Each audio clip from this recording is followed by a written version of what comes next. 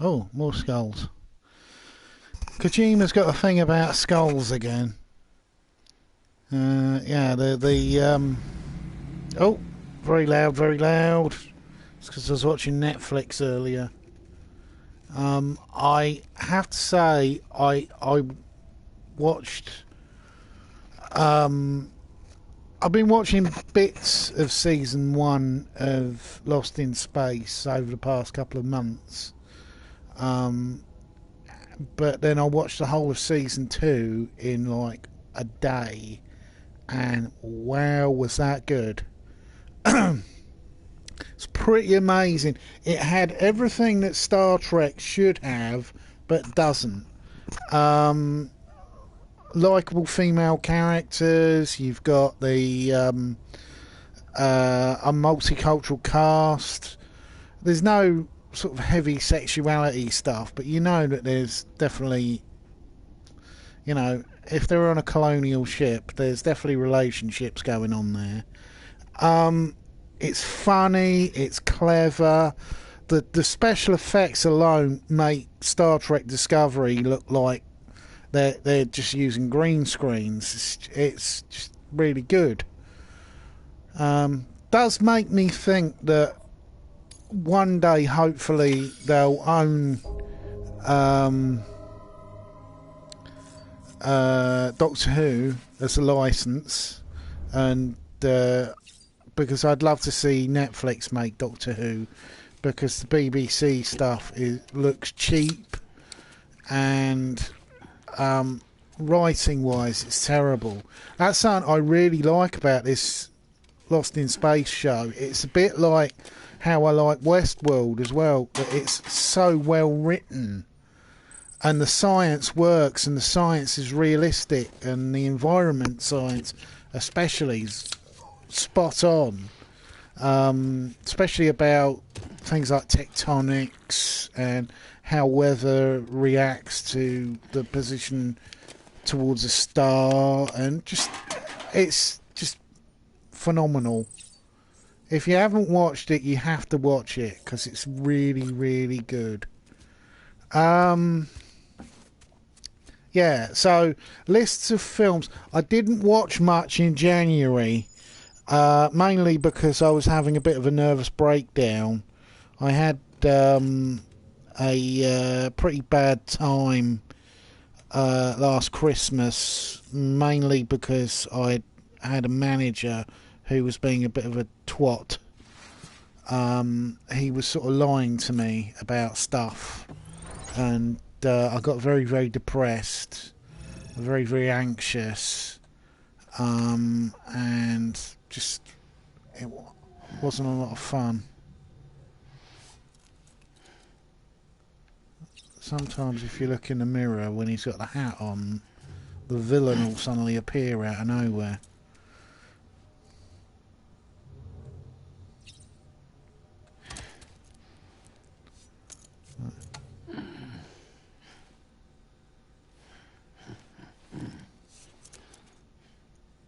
Nope.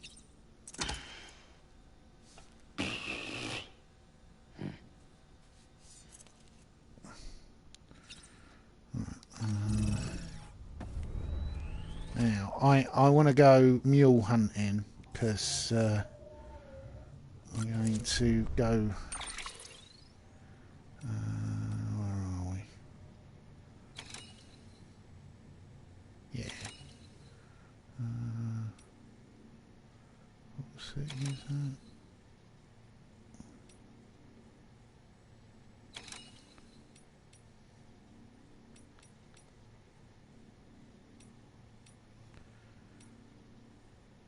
Yeah, that's the one.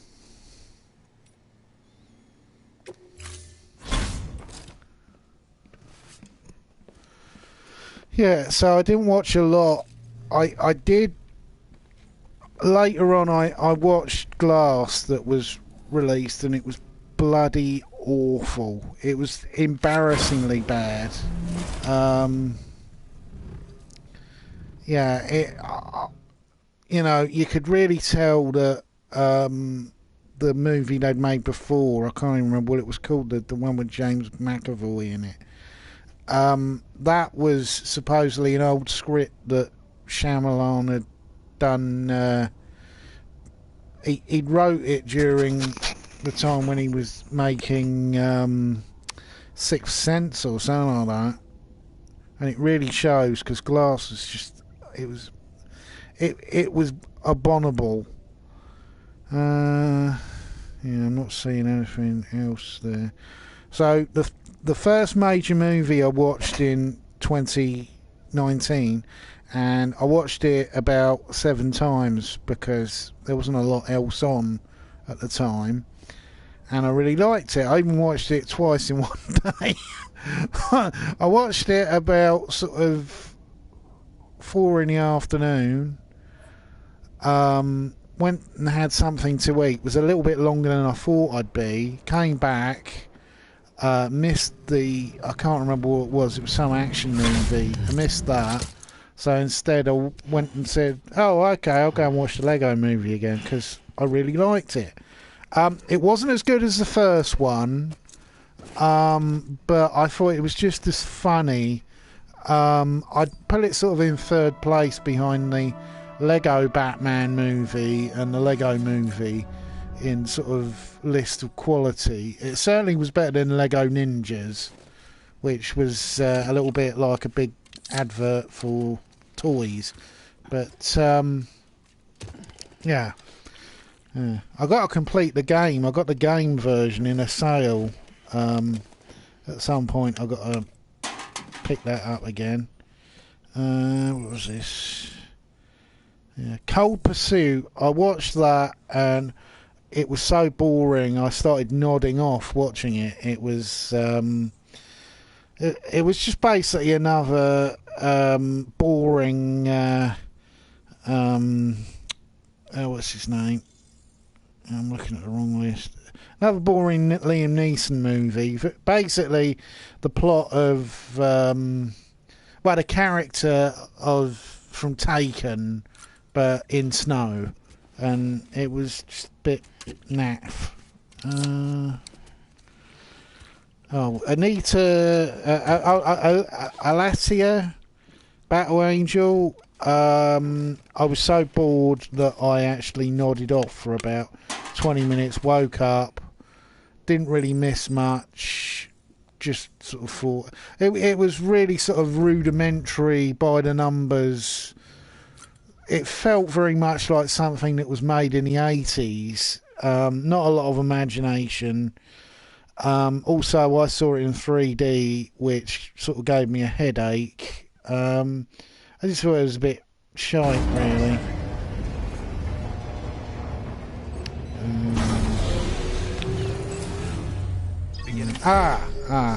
The first completely awful film I saw this year was Captain Marvel, which I really, really hated. I hated it with a passion, mainly because it was very badly made.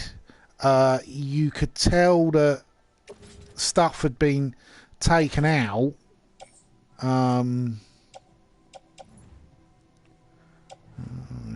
There we go.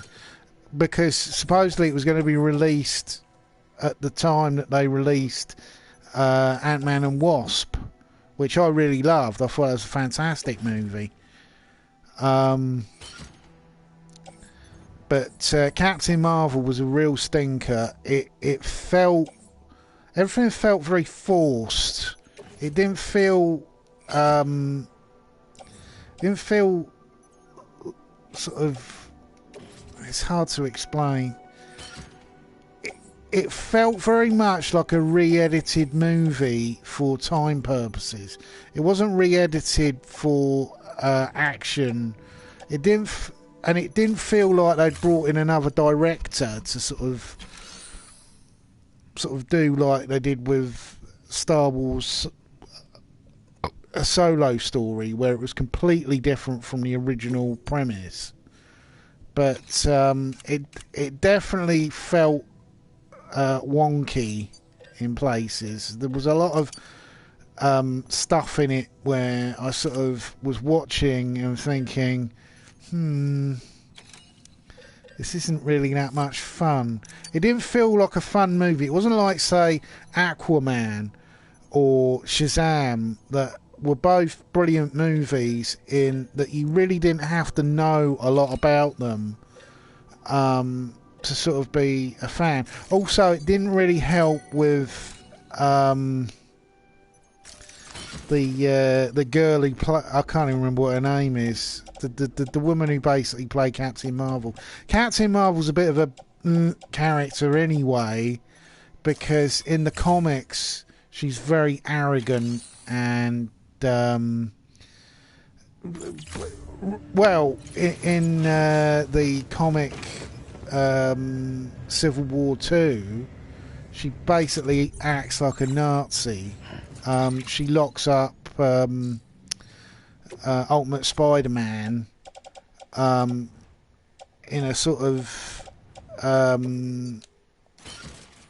like prejudgmental way, because the main plot line is a person claims that they can see the future and that they can see Ultimate Spider-Man killing Captain America. And it's all about, should people be locked up? It's a little bit sort of anti the Patriot Act, because there's elements of the Patriot Act where people could be locked up indefinitely for potentially being able to commit crimes, which sort of brings into play stuff like, should someone be held accountable for a crime that they haven't even done yet?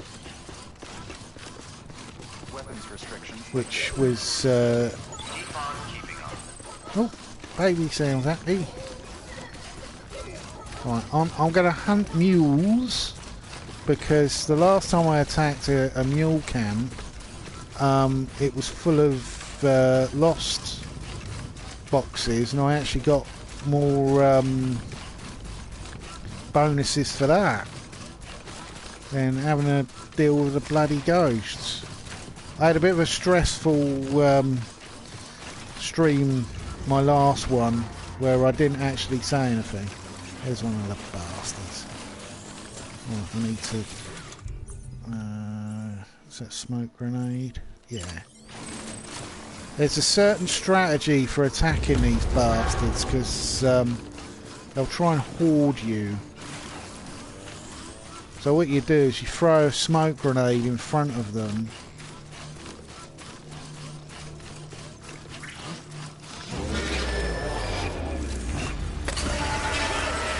And you beat the crap out of them.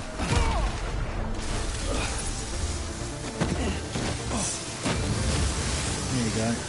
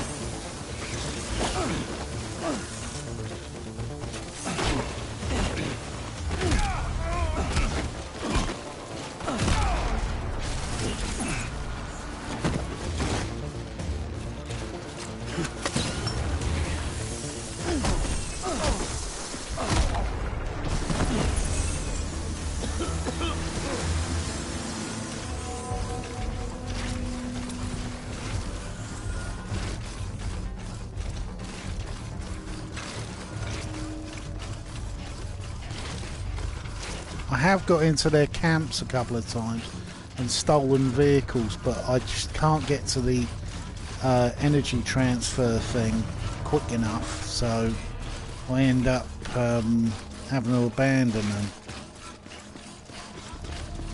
I'm going to take this little lot back straight away.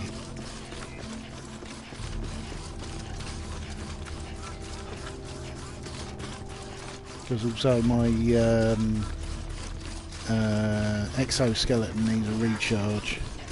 Yeah, Captain Marvel was bad, mainly because I've got a feeling that the studio panicked. It did feel very much when I was watching it.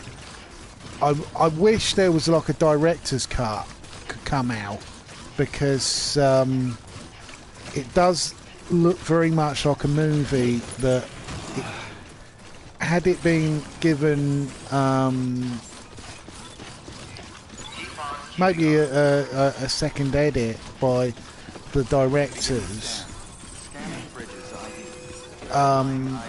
it might have been a good film. But you know, I've seen that happen quite a bit lately with studios. They get these art house directors in, and then they panic that the art house director can't do the job that they want them to. So it sort of seems a bit pointless. Why have someone in a studio movie, especially somewhere like Disney that's got loads of money? Yeah, it doesn't help that the woman that they've chosen, she's not exactly very good as a public speaker, and she has a touch of foot and mouth disorder, and she has said some pretty stupid things, you know. Yeah.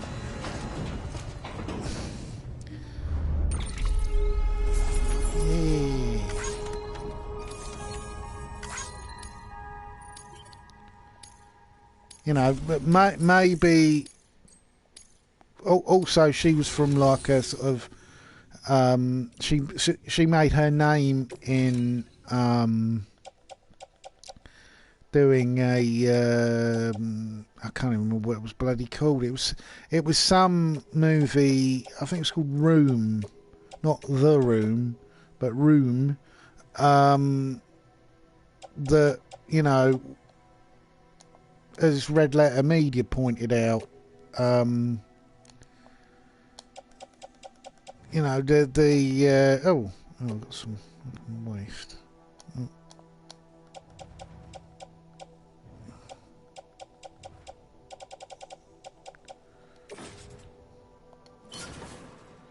Yeah. Done.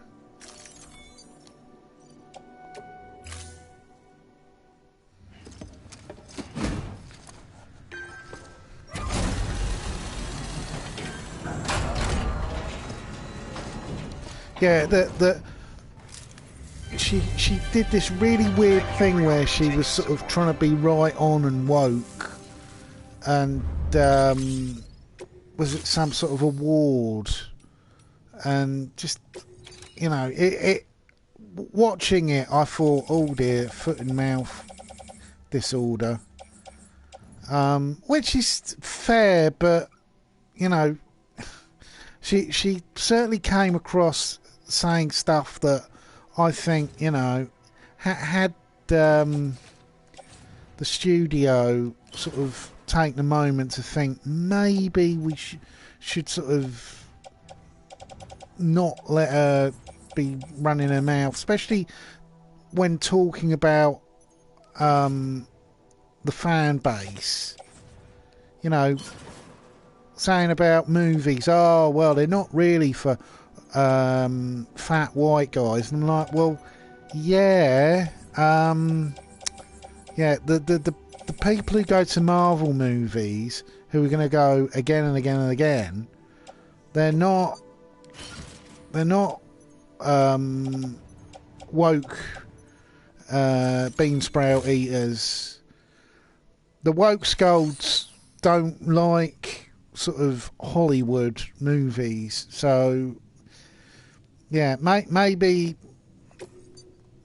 maybe just sort of think before you speak.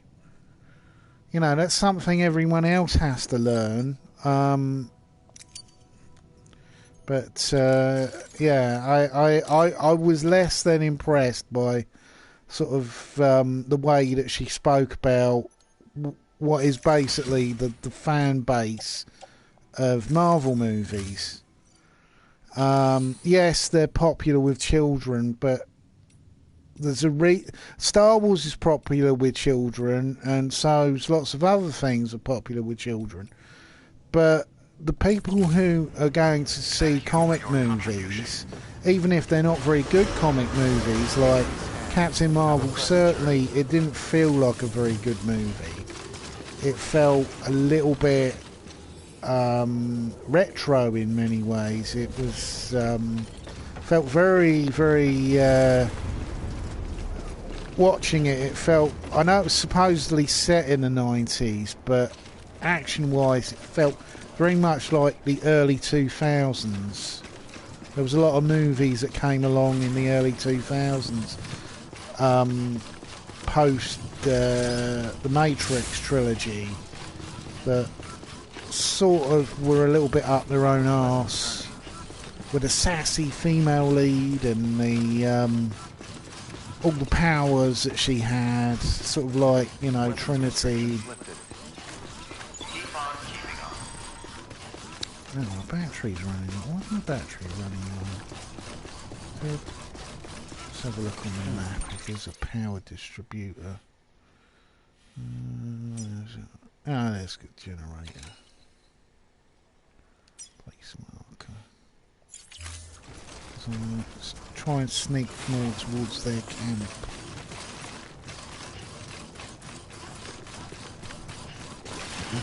Oh.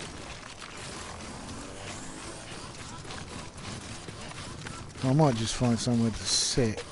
And, I shouldn't be draining this much energy if I'm not carrying much weight. Oh, there's science lost already. Mm.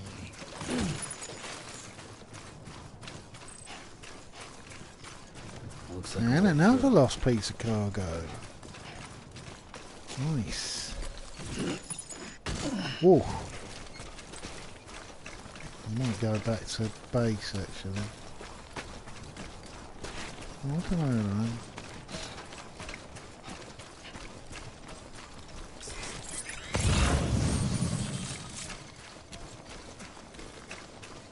There's another bit. I always like the quiet.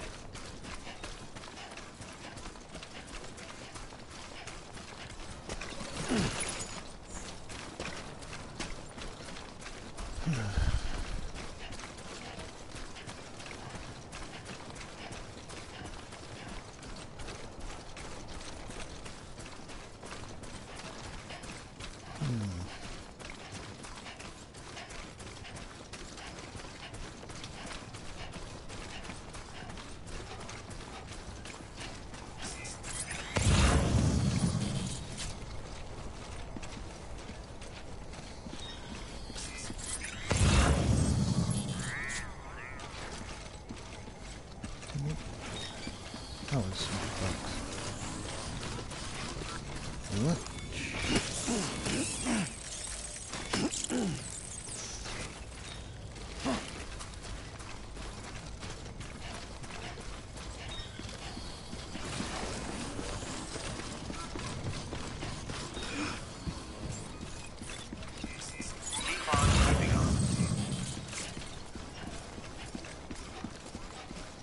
Beginning scan. Scanning bridges ID. Verifying ID. Clear. Weapons detected. All weapons will be locked until departure. Cargo verified. Thank you. Welcome to Lake Knot City. Proceed to distribution center.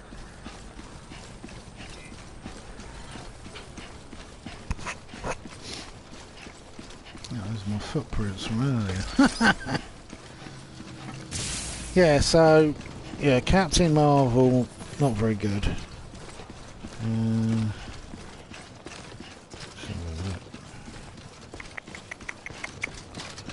seen a lot of stuff here. Was it? I can't remember if I saw Aftermath. I don't know.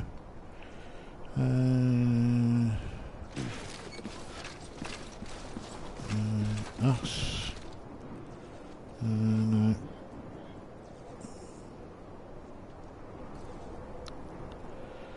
No. Dumbo, I almost went to watch, but it just, I was really put off by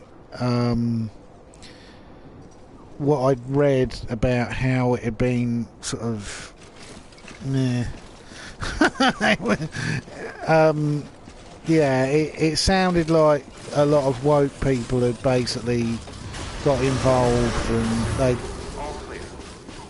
really, I find most of these Disney live action movies pretty dreadful.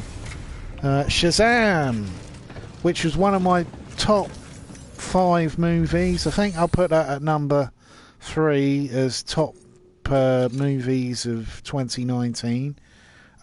It was everything that a DC movie should have been before Zack Snyder got involved. Really,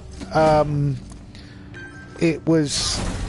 I know it was based on a slightly updated version of the story, but Captain Marvel, the proper Captain Marvel, or Shazam as they call him, the whole history of why Marvel's got a Captain Marvel and DC's got a Captain Marvel and the rights over the name is just absolutely bonkers.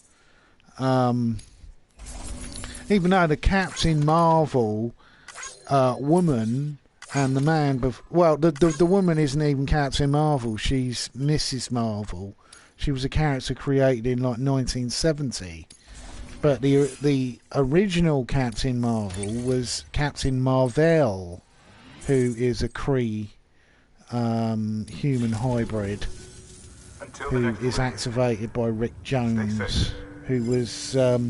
basically the assistant to the Incredible Hulk, and then became the assistant to Captain America. He was the second Bucky. Have a pleasant journey. But everything was brilliant in Shazam because it knew exactly what it was making. It wasn't trying to be all, we're so heady, we're so important. We're sort of highbrow. Like, I didn't like Wonder Woman for the same reason. I liked Aquaman because Aquaman had humour and it knew exactly what it was going to be. It wasn't trying to be a world changer. It was pretty much a 90s action movie made in 2018, and I liked it for that reason. It felt very much like when I went and saw the Mummy movie back in the 90s. You know, it had everything done right. I'll have a little snooze, recharge the battery.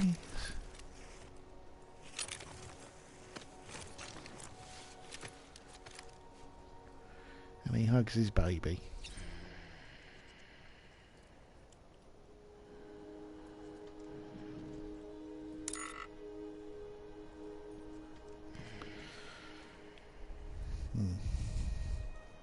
As soon as the leg light turns yellow, I'll move again. Yeah, so it was funny and it was interesting. It was really well acted, especially the kids in it. Because sometimes child actors can be pretty dire, especially when it comes to superpowers and superhero movies. But everything was really sweet. That bit at the end where they all turn into Mary Marvel and all the other Marvel characters, because that was in the original comic. You had the kid on the crutch who was Captain Marvel Jr., which was his friend, and and Mary Marvel was his sister that he didn't know about. And it was just, everything was really cute and sweet and lovable, and I just hope that it's one of that. They hope they make a whole series of those movies, because Billy Batson, as well as being an interesting character, because it's a child in a human's body that, you know, has that sort of big quality to it. It's just such an innocent, interesting character, and it was everything that Man of Steel wasn't. Man of Steel just felt po-faced and miserable and just blech, you know. You didn't feel good when you left the cinema after watching something like Batman versus Superman. Everything felt bloody miserable and grey and ugh. Anyway, the next on the list was Pet Sematary. I watched it. I thought it was really boring. It's the sad thing about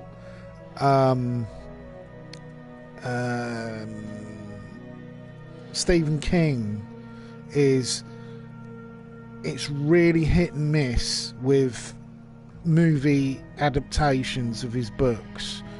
And this version of Pet Sematary was worse than the TV movie.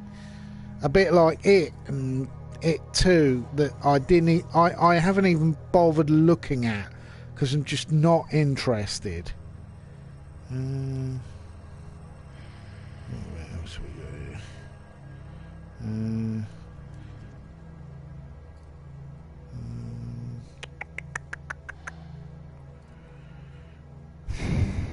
Hellboy. I gave it a watch. I found it was really disappointing because it's a Neil Marshall film.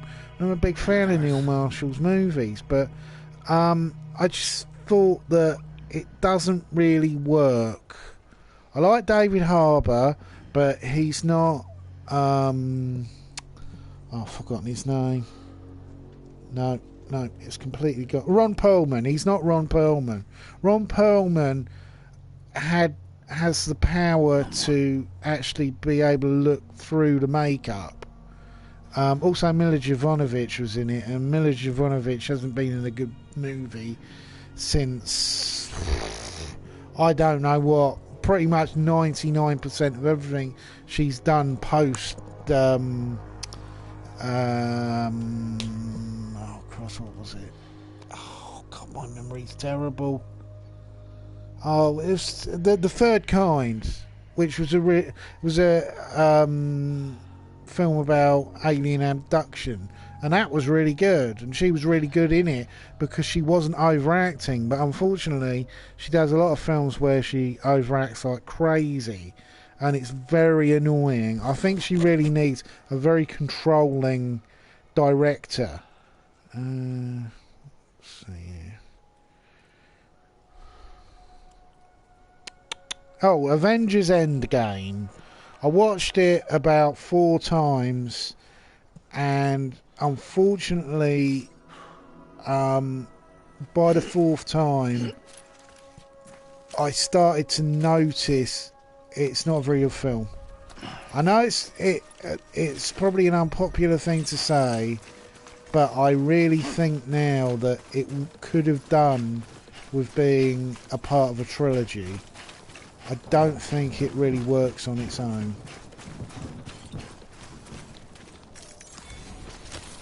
There we go. I had that feeling as well when I watched Star Wars the other week.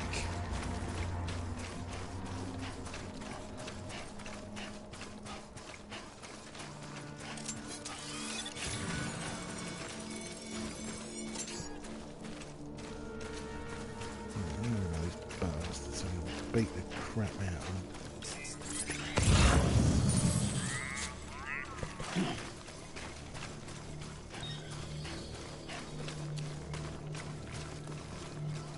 The power booster.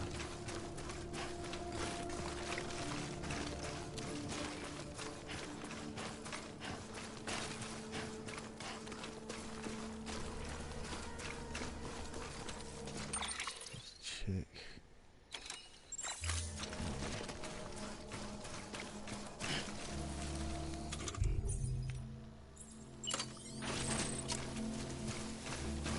Where's the smoke? Yeah, there's the smoke.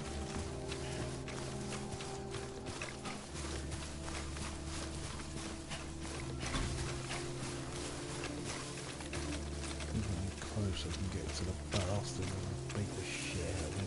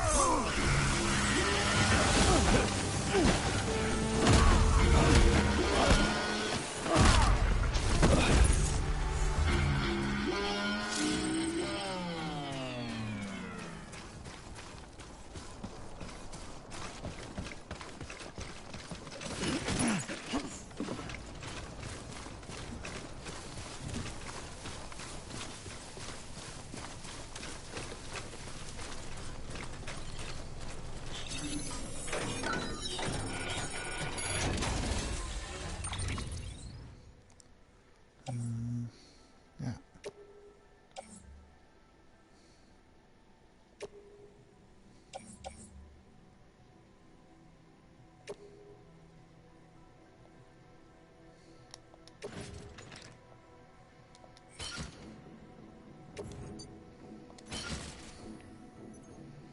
Nice.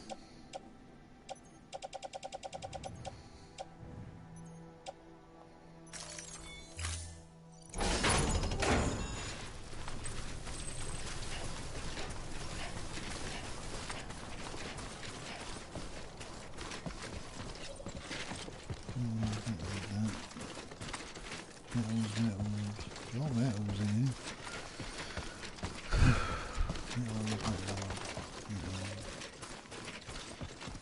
There's no truck though. Damn.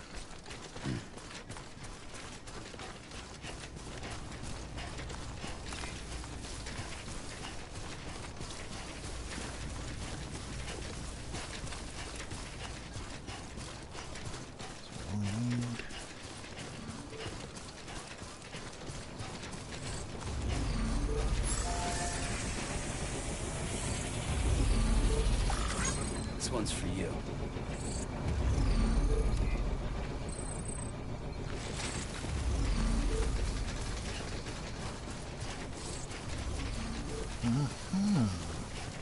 A hiding place. Oh, it's a hologram.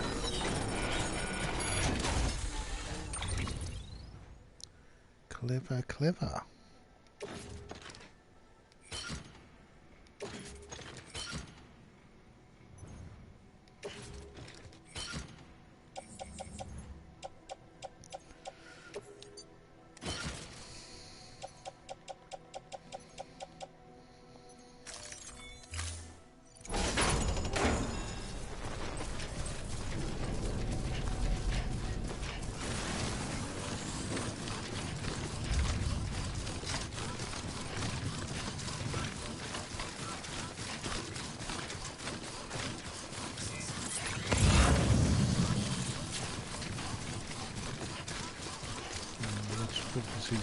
Here, I think. Right, so yeah, end game. I think really they should have made a trilogy. It the same problem I had with the Star Wars movie was everything felt a little bit too rushed. You know, I can understand. I could understand if it was a struggling studio, but Disney are like the biggest game in town now. I don't understand why there's the necessity to save money on a franchise. The Star Wars movie was so rushed that there's bits that don't actually make any sense, like all that stuff with the knife, because there's nothing on the knife saying exactly where on a beach you need to stand to line it up with the Death Star to work out where the room is. And you're just like, that doesn't actually make any sense. At least in the Goonies they had a map, so they knew exactly where they were supposed to be standing on a beach. But, you know, really, I think that Abrams is a bit of a hack, really. It was like I was saying about when they try and get in art house directors, like they got Ryan Johnson in to do the last Star Wars movie, and didn't work out too well because he was a little bit too artsy fartsy and challenging expectations and all this stuff. Hey Sam, good to see you. Guys like you make me proud to be part of Bridges. Oh yeah, Thank whatever. you. Whatever, dude.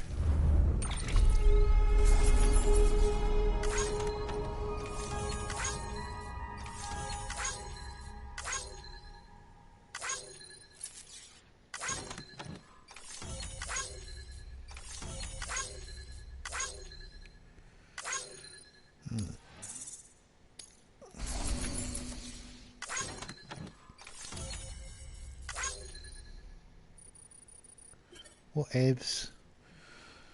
Yeah, so what did I see after Endgame? Because I did. It's an enjoyable movie. It just feels a little bit. There's the first like half an hour I really enjoyed because they took it all slowly, but then all of a sudden they rush everything, and yeah, it just felt a bit. Meh.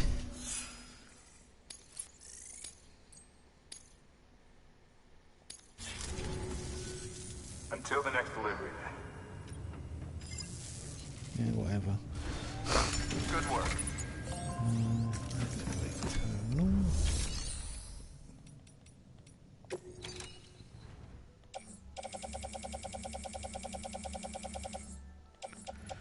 Lose some of this.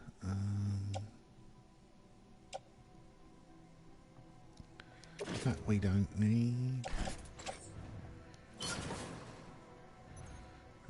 That we don't need. It's not raining.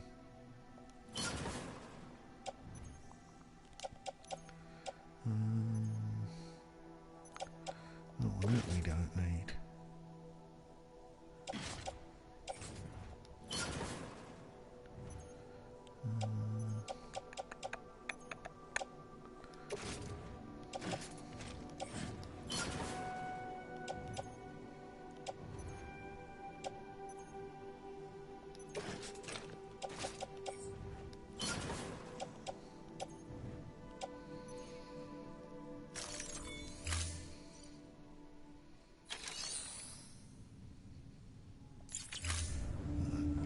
Get out there and beat up some more mules. Have a pleasant journey.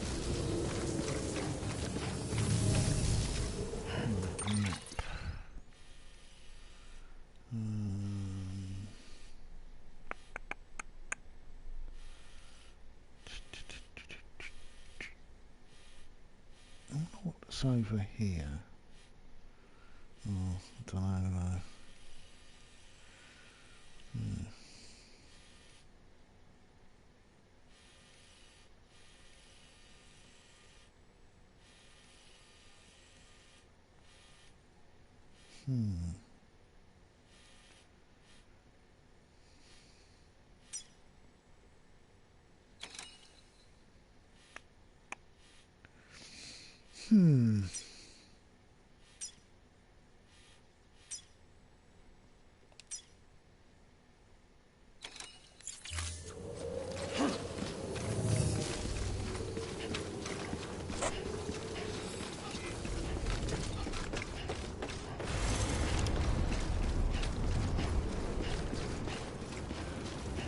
Pokemon Detective Pikachu. I watched it, but I was drunk, so my memory of what actually happened in it. I know there was a lot of laughs in it. That's what I quite like, because I was a bit depressed at the time.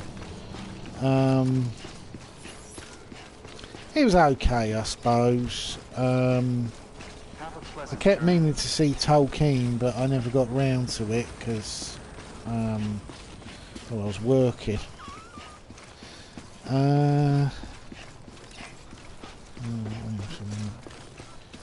John Wick, I haven't watched any of John Wick films. Keep on keeping up.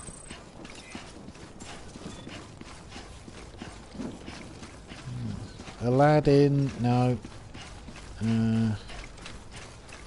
Brightburn, I didn't actually see it at the cinema, but I saw it recently. I think I was looking on one of the hubs. I won't go too deep into that, but someone had uploaded it to a hub, a something hub. So I basically watched it for free, and it was okay. It was it was one of those things where it sounded like it was good on paper. I can't see messages. I got the messages turned off on the phone. Yeah, it was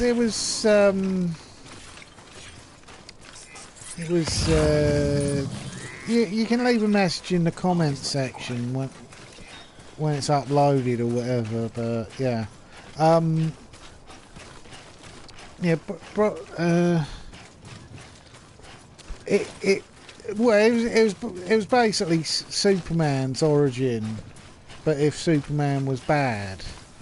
But there's been lots of comic versions of that over the years, particularly Superman Prime, who is like the Earth equivalent of Superman, turns into an evil Superman, and he's a lot more violent than in the movie, which did really surprise me. You know, if you've got superpowers and you're able to, you know, you're pretty much indestructible. I was expecting a lot more violence, but no, you know. Also, I suppose it's because it was a child. If it had been like a teenager, you know, because there was that movie a couple of years ago, the Josh Trank one. I forgot what it's called. It's a found footage movie about a bunch of teenagers and they gain superpowers.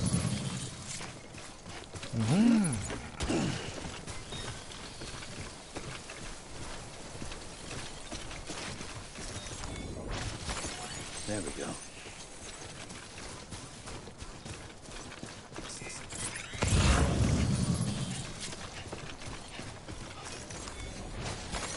Nice.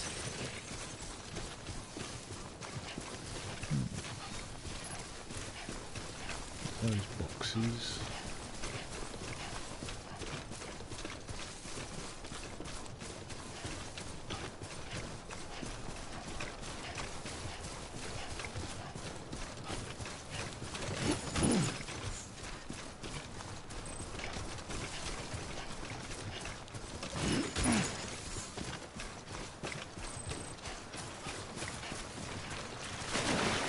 Oh, bit deeper than I thought.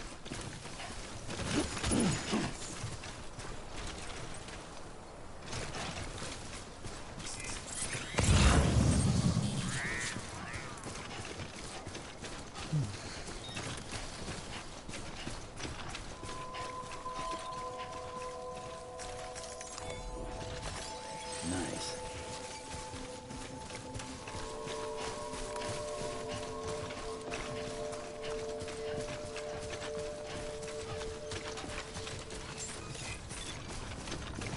Beginning scan. Scanning bridges ID. Verifying ID. Clear. Weapons detected. Let's get All that weapons box will be over locked there until and departure. work back Cargo now. verified. See the engineer. Weapons restrictions lifted. How you doing, Sam? Oh, he's talking to himself again. Still, I'd do that. Jesus. That comes with the territory if you live on your own. You end up sort of having whole conversations. Oh, there's another box over there. Beginning scan. Yeah, Scanning damn it. bridges ID. Verifying ID. Clear. Weapons detected. All weapons will be locked until departure. Cargo verified. Yeah, whatever.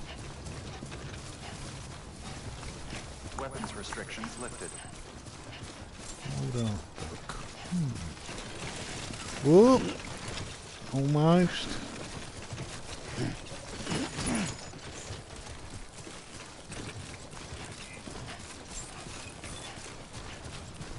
Beginning scan. Scanning bridges ID. Verifying ID.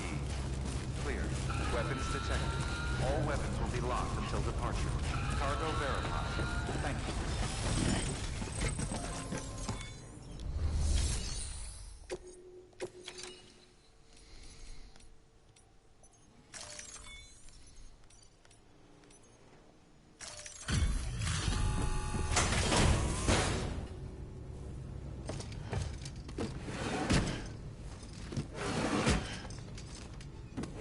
Delivering cargo.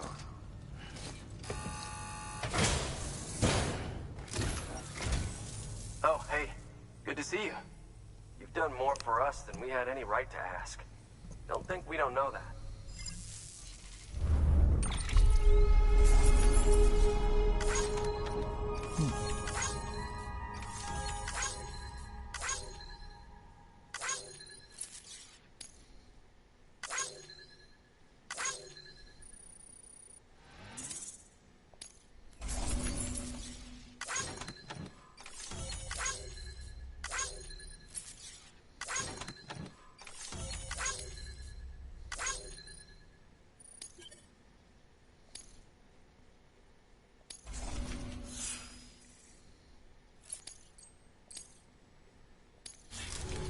Thanks.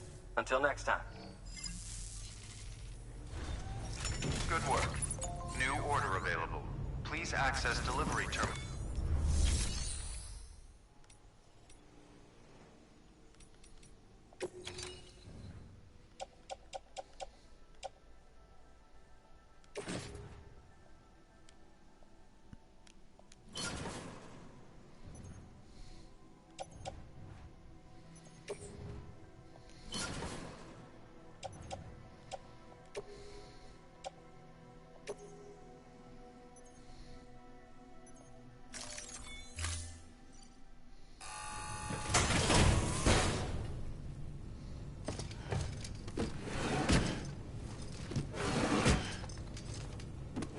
Delivering cargo.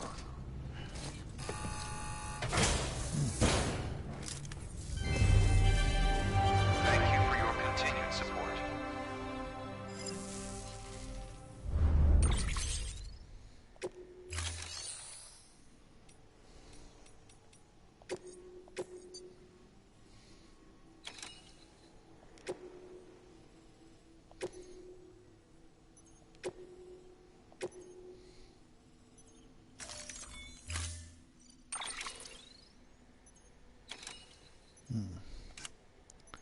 They get some of those grenades for dealing with the ghosts, because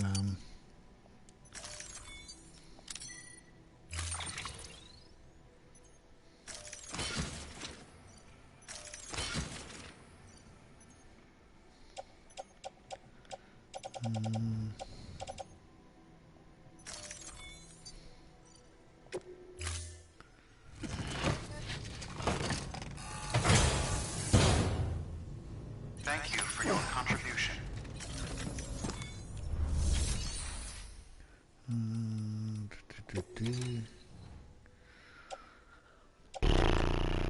Oh, I'm got nothing in this private locker. Suppose I could leave some smoke grenades.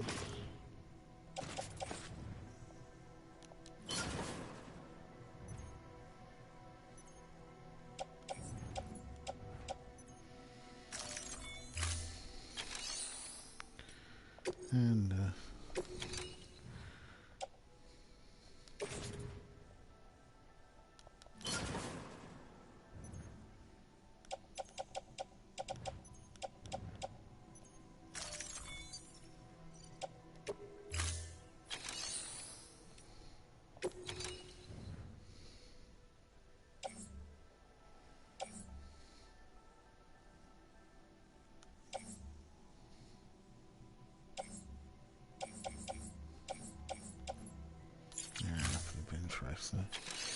Right.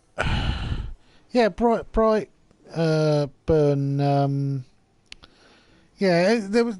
I did like that there was a lot of sort of nodding to the fan base, and it is interesting having the idea of a superhero horror movie. Supposing New Mutants was released this year, but I didn't see it. I didn't even know it was out. But I'll probably have to look that up on Amazon Prime then when it's finally released, because yeah, I didn't hear anything about it at all. So let's,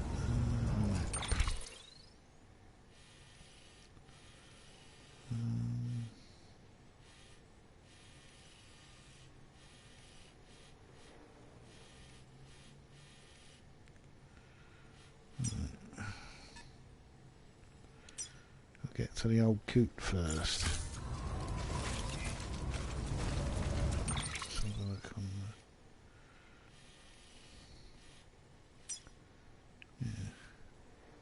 It's not that far away, actually. Until next time.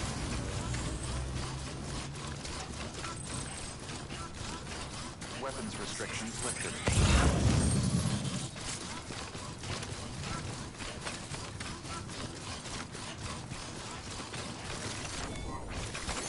Nice.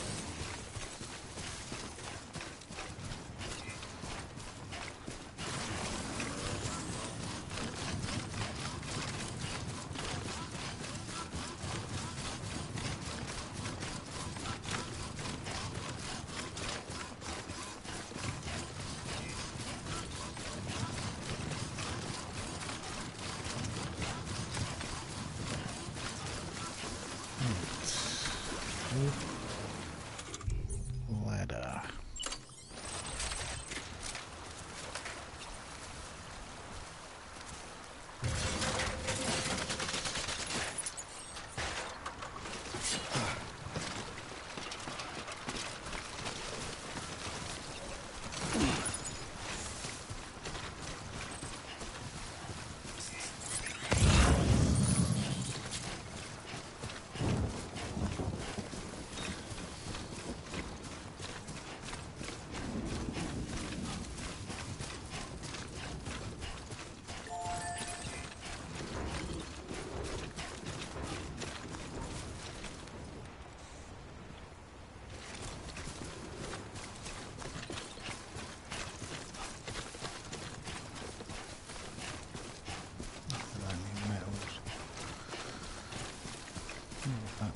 Two wheels up.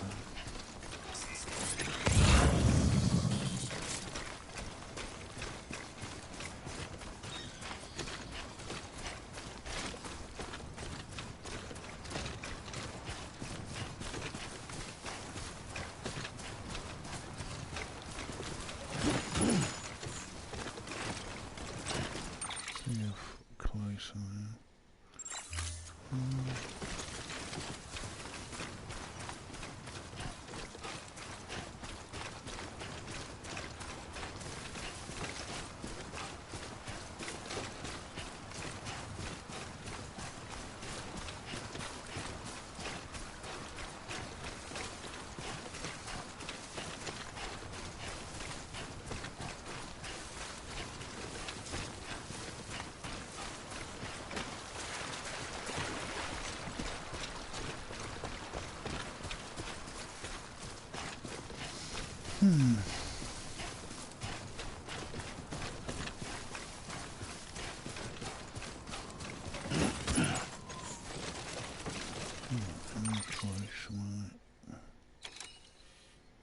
He's on the other side of that hill.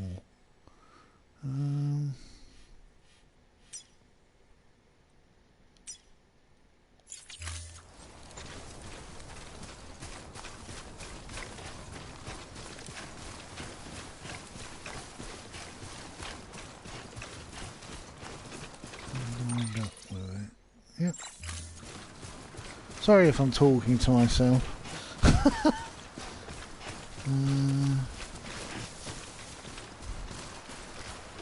Godzilla King of Monsters. I really wanted to like it, and I didn't. The problem is the Hollywood versions of kaiju movies are really not very good. There was an interesting environmental message in it about, you know, it's odd because there was a similar environmental message in the King Kong movie that I really liked, but here it didn't really work. I think the problem is that it was a movie that couldn't really decide what it wanted to be.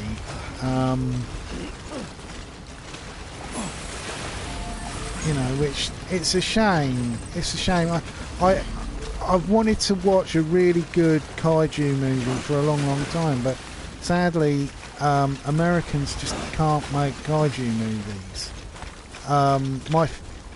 One of my all-time favourite kaiju films is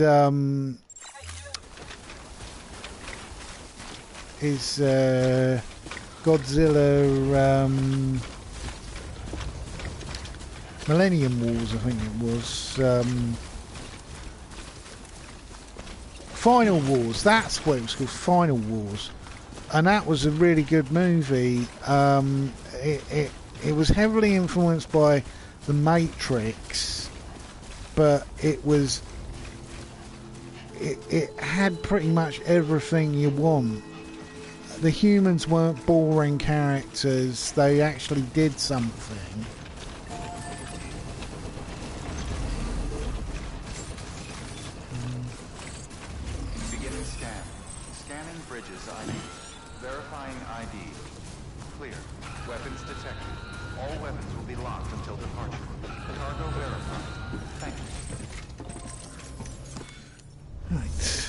Deliveries stuff.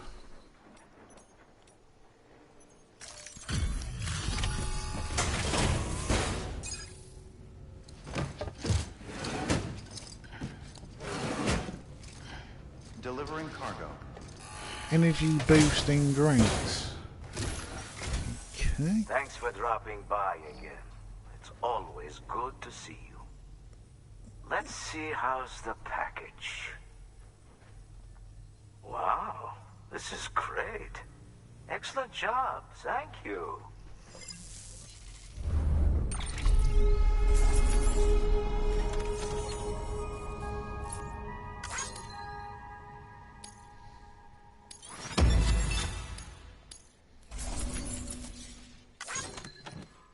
Emergency fuel.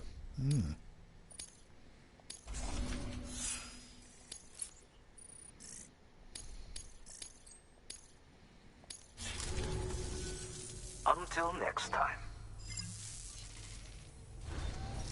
Good work. New. Let's get rid of some of this. Oh, no, that's orders. Lost cargo.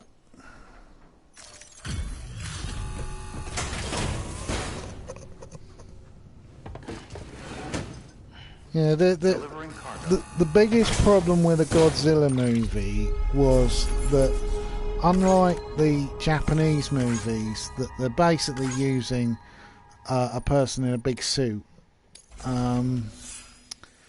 Everything's CGI, and CGI, it's good, but it's still not as good as you want it to be.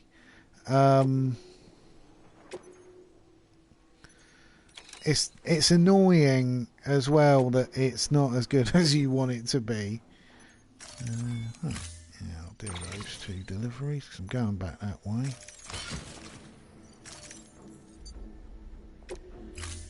Yeah.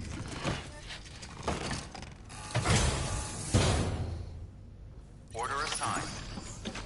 Useful tip: take the route that I took, because going the other way, there's loads of ghosts, and it's a bit of a handful having to deal with them all.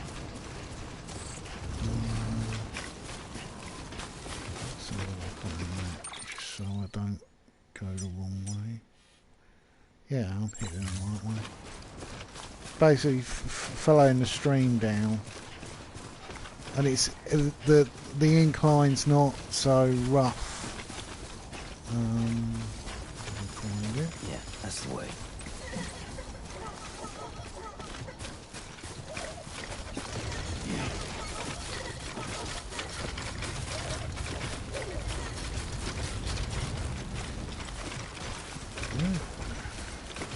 Just make sure you don't go in the water too deep because you can slip over and your stuff can get damaged.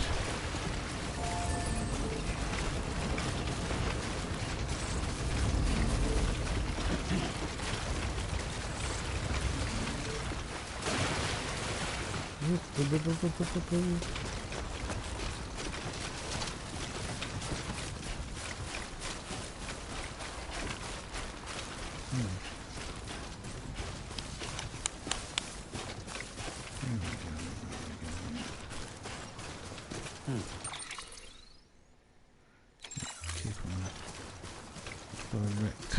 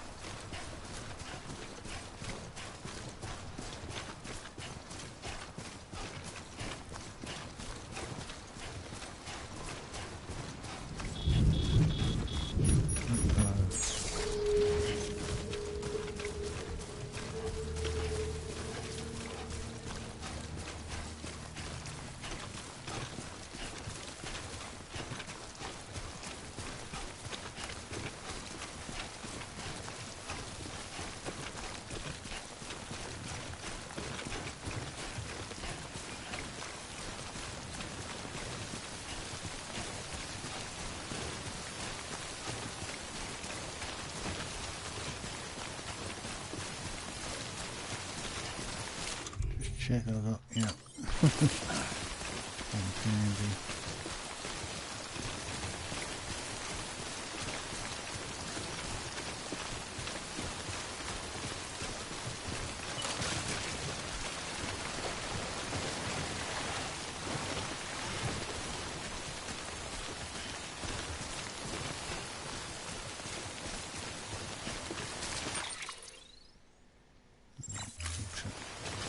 A little bit more here again.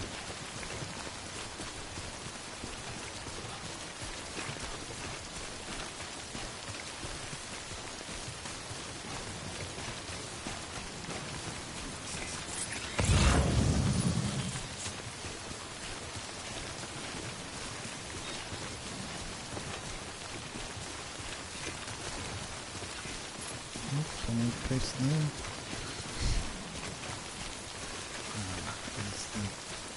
Engineer.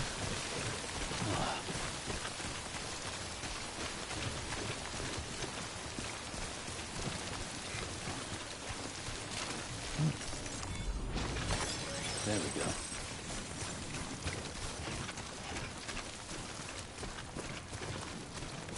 It's funny if you want to avoid the mud a little bit because you can actually slip over. I didn't know I was going to do it. I thought, you know, I was completely stable and I was running and I got a little bit downhill and then it slipped over on my arse. I was like, oh god. Beginning scan. Scanning bridges ID. The most nightmarish sort of area to be in with the ghosts is definitely the forest, the one up near the wind farm. That is real, you know, you'll be pooping yourself with fear at you know, especially dealing with the ghosts, as well as the terrain is really unforgiving and you can't run very quickly because there's so much that you can bump into, like trees, and Hey, Sam. How's it the going? incline of the ground is really all over the place. Well, the cargo's in great condition. So, yeah, King of Godzilla, King of Monsters, not very good. Rocket Man I was going to see with a friend, but I couldn't be bothered in the end. I find modern biopics are a bit too soft on their target.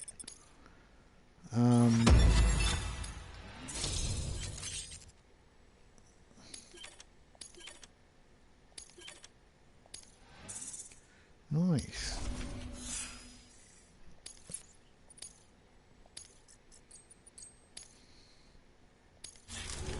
Thanks. Until next time. Good work.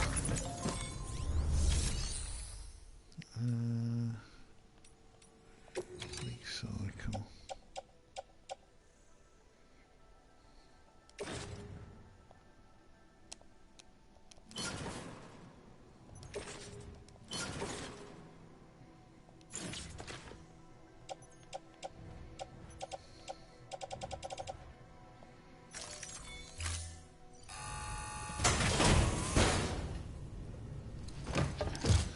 Ah, Dark Phoenix. Yeah.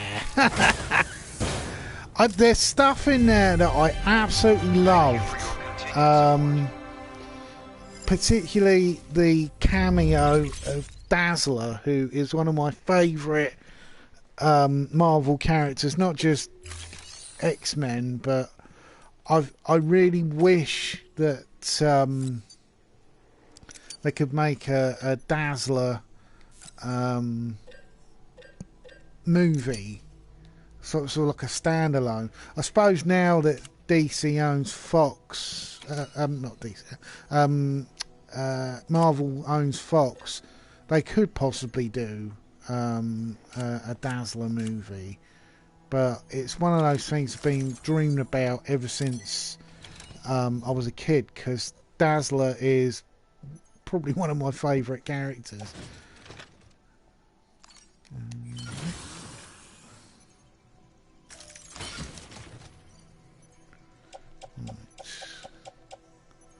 Confirm. Right, recycle. Let's get rid of the old.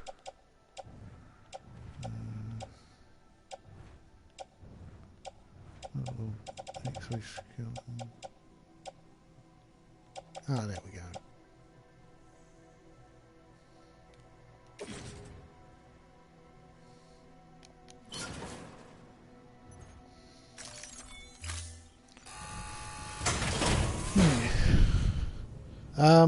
The movie itself, it was, I wouldn't say it was bad. I think really the big problem was that it did feel very much like the budget had been trimmed. Supposedly Fox, one of the reasons why they had the big sellout was that Fox Studio hadn't had a hit in such a long time that they had been looking for someone to buy out Fox for quite a while. Mainly it had been run into the ground because of the bad management from the top. Basically, Rupert Murdoch being a greedy, stupid man who has not an ounce of artistic ability in his soul. Just wanted to sell movies that were popcorn crap. You know, it's pretty amazing when you watch Logan, or actually I the one that I liked of that series of Logan movies was the Wolverine. I thought the Wolverine was really good. That was another film that suffered. It could have done with a bigger budget, like the X-Men movie, because for some reason Rupert Murdoch wanted to make loads and loads of money out of Fox, but was a little bit picky about the budgets, and it's just a really weird thing. There was the whole thing with Matt Groening or Groening or whatever his name is, saying about the Simpsons, that the Simpsons they seem to leave alone because it generated its own money. But there were lots of times there were other projects that they wanted to do, but they were given the excuse that it wouldn't make enough money. It was like they were the plans for the Simpsons movie go back as far as like I think it was some really insane, like 1993 or something like that. It was around the fourth season of The Simpsons, because it was very, very popular, and loads of fan base was saying, why don't they make a film version? And they left it so late that in the end, when it was finally made, the people who were the fan base wasn't big enough anymore to sort of make a good movie. Oh.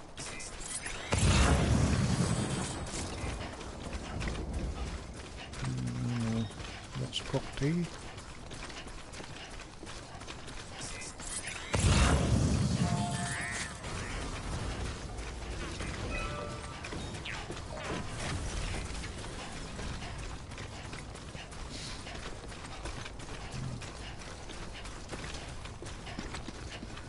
But now Fox is owned by Disney. Hopefully a lot of movies won't have that tight-fisted right-wing twat Rupert Murdoch saying, oh, we can't afford that, we can't afford that. We've got an international studio, but we can't afford that.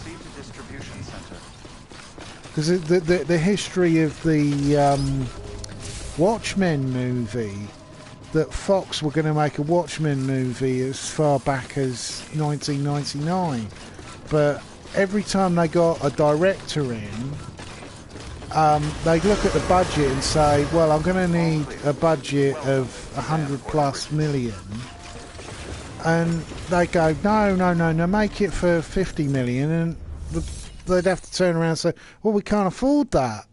You're not going to make a decent movie. And they go, oh, well, it's only a comic book movie.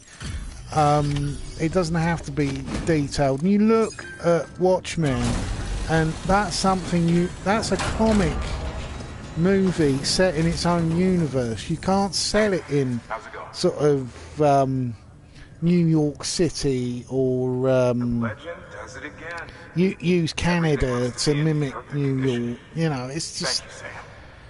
Oh, so stupid, so short-sighted as well. There were lots of series that they could have done so much with Rupert Murdoch putting money into 20th Century Fox, but he was always tight-fisted about it. Secret Life of Pets 2, I think I watched that, I can't even remember now. Let's see.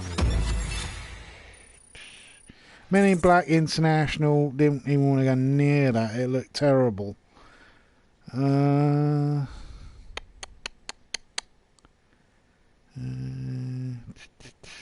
Toy Story 4, I absolutely love.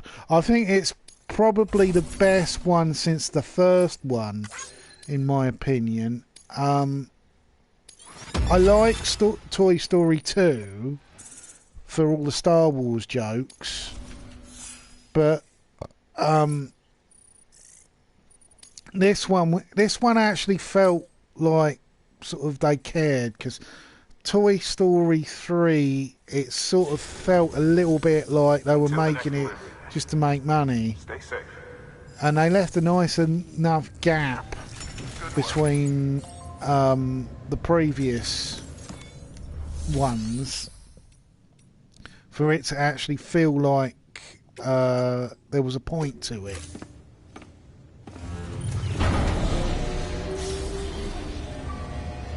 which unfortunately sometimes with movies, they make movies just to make money off of the previous movies.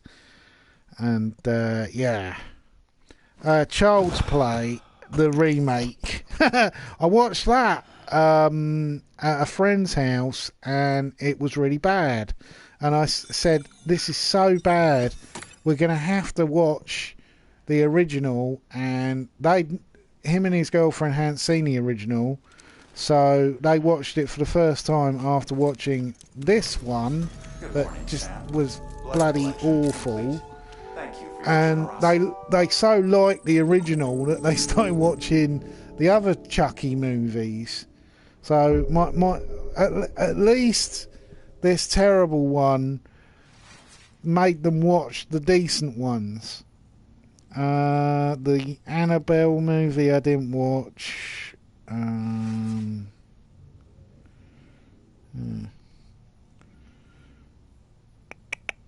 didn't know. I watched stuff a few times at the cinema. I didn't watch a lot at the cinema this year. Spider-Man Far From Home, I watched that 3 times. And it was really good. And it was really clever. And, you know, there was all this stuff afterwards about Sony and Disney not wanting to do work with each other anymore, and would they be able to make another Spider-Man movie? And I thought, oh, for God's sake, does everything have to be reduced to money about everything? But, you know, it's nice to see that's not come to anything. And it had a sort of link to, I think they're called Sword, they're like S.H.I.E.L.D., but it's set in space. And had the scrolls in it again from Captain Marvel. They were the only sort of slightly interesting thing from Captain Marvel. You know, certainly more interesting than the bloody CGI cat. I really enjoyed it. I liked the fact that the villain wasn't sort of a straight villain from the start, and I did like that sort of Ocean's 11 feel when they've tricked Spider-Man into giving him the Stark Enterprise glasses. You know, and you find out all these people are linked with stuff as far back as the first Iron Man film and Stain, and I just really liked it. It was interesting. It was set in Venice as well, because Venice quite recently has flooded. So it was lucky they did it when they did, because, you know, Venice being under, most of the cities now, most of the buildings in the city, there's already evidence that their foundations are going to start collapsing, which is pretty sad, really. But it is a port city, and it's, you know, climate change, all every prediction about climate change that the right wing claim hasn't happened has happened. It's like at the moment, a whole section of Australia is one giant inferno, and that was predicted as far back as 1986 that would happen. That the Australia gets, because Australia has a large flat landmass not broken by water, air temperature can't go down. Air temperature is affected by water. That's why the UK is cold in winter, because we don't have the land mass that is dry to begin with. But it's going to be pretty funny in the next couple of months with the possibility that some Australians are going to have to move to the UK, and how the right wing try and spin it that, you know, they're not being racist when they wouldn't take in people from, say, Syria, but they'll take in loads of Australians because they're white. That's what it's really all about. It's like the whole Brexit thing. All that bullshit. It's just racism. But, yeah. Well, I've got about another 5 minutes of talking about politics, because start of 2020, I'm spending a year off of politics altogether. I might pay attention to the American elections, because the American elections are such a load of bullshit that they're actually quite funny. Let's see, now use toilet standing. Need some piss grenades. There's the Escape Plan sequel that I didn't see, even though David Bautista was in it. I might actually look that up on DVD because I quite like David Bautista. He was very good in the last Blade Runner movie. The Lion King, I hilariously watched whilst I wasn't paralytic, but I was a little bit drunk at a friend's house, and the kids were there, and they had it on DVD, and I watched it, and I was like, I said again, we got to watch the original. And then that, you know, I can't remember the name of the little boy and the little girl, but the little boy hadn't ever seen the cartoon. And my mate said, you bastard, you got him to watch the cartoon. He keeps following us around the house singing Hakuna Matata now. Because the live, well, it's not live action, it's CGI. And it just, everything about it literally, I couldn't work out what was going on with those lions. That they looked like they had Botox injections. What the world looked like. Hundreds of millions. Oh, I've seen this cutscene. There's just one big continent. And It's really showing the you cutscenes. know what this is?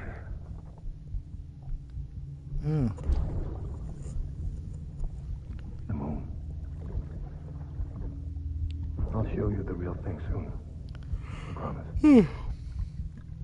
Yeah, and it was just really, and I was so surprised it was a Jon Favreau movie, because it just, everything was so flat and dull and a little bit too realistic, but there was that uncanny valley thing that the animals just didn't.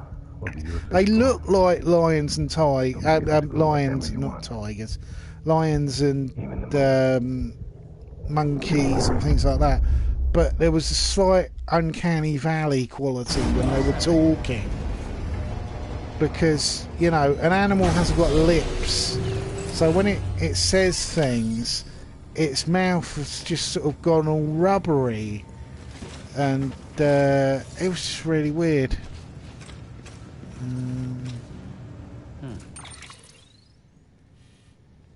Look, what missions am I on? Orders.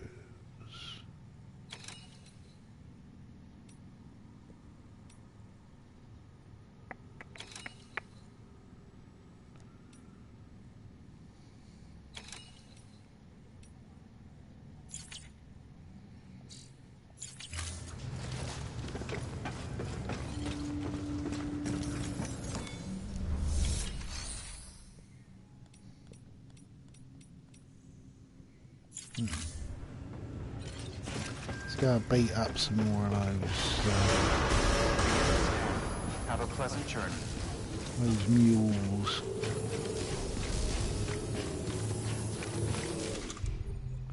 Put a hat on.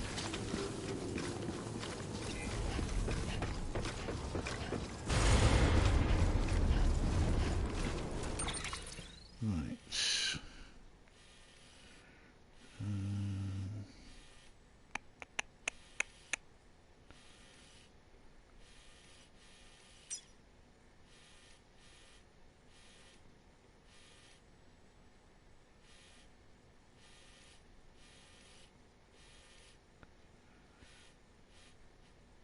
I'm gonna try and get to the airport. See how far I can walk out.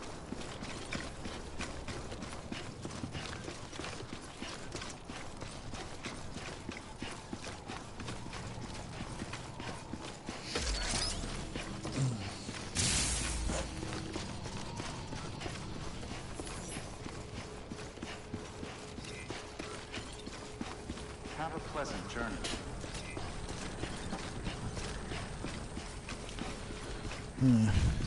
Once Upon a Time in Hollywood. That was a really good film. That's I think it's number 2 in my top 5 for Weapons restrictions lifted. 2019. I really enjoyed it. It's a little bit slow burn to begin with. It's one that, you know, I think it's probably the most intelligent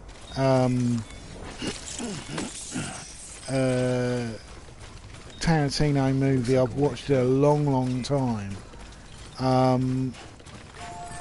You know, I like The Hateful Eight, but The Hateful Eight actually felt more like a stage play than a sort of movie, which was it's an interesting film, and I've watched it lots of times on Netflix, but it didn't really feel like a Tarantino movie at all. Actually, it felt more like a sort of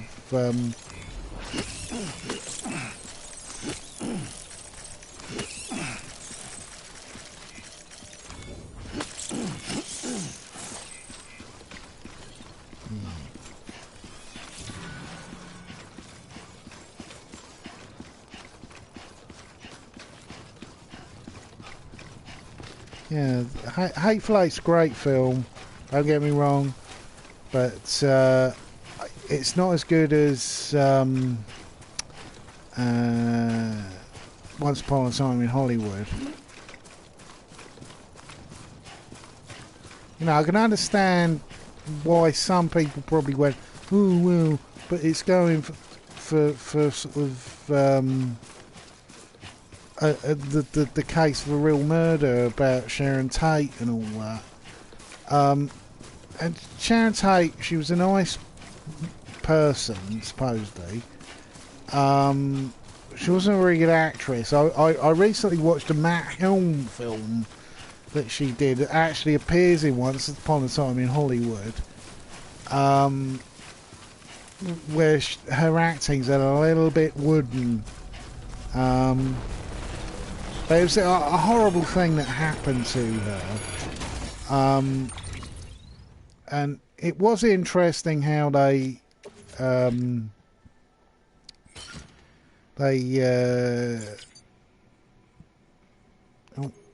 the what if there'd been a bloke who'd beaten the crap out of the family, the Mansons.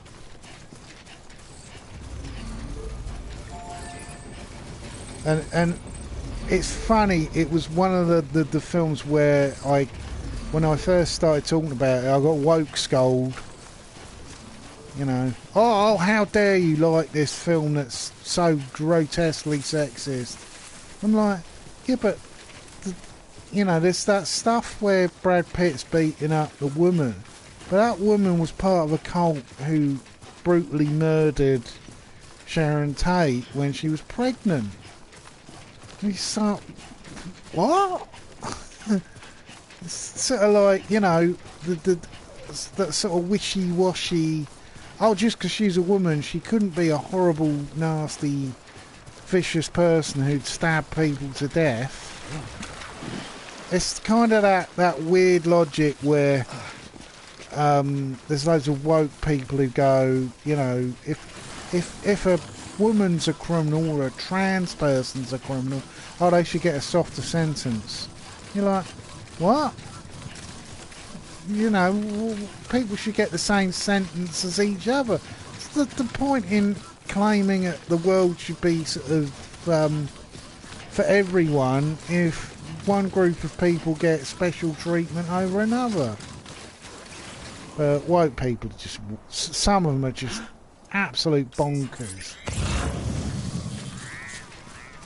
You know, I like some woke people, the ones who aren't constantly going on and on and on and being snobs. I can't stand snobbish people. You know, there's people in my family who are snobbish and have a tendency to look down their nose on different social groups, and I just find it always really sort of dumb. I've never really understood sort of racism anyway.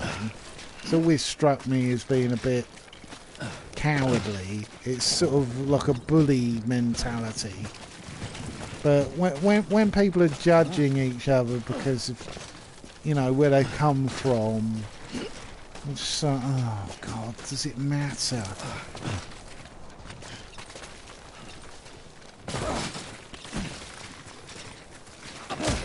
Oh, hang on, calm down, calm down, calm down. That's my luck. Calm down, baby, calm down.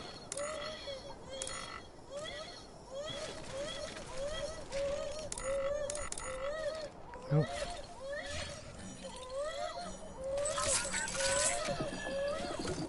all good. It's all good.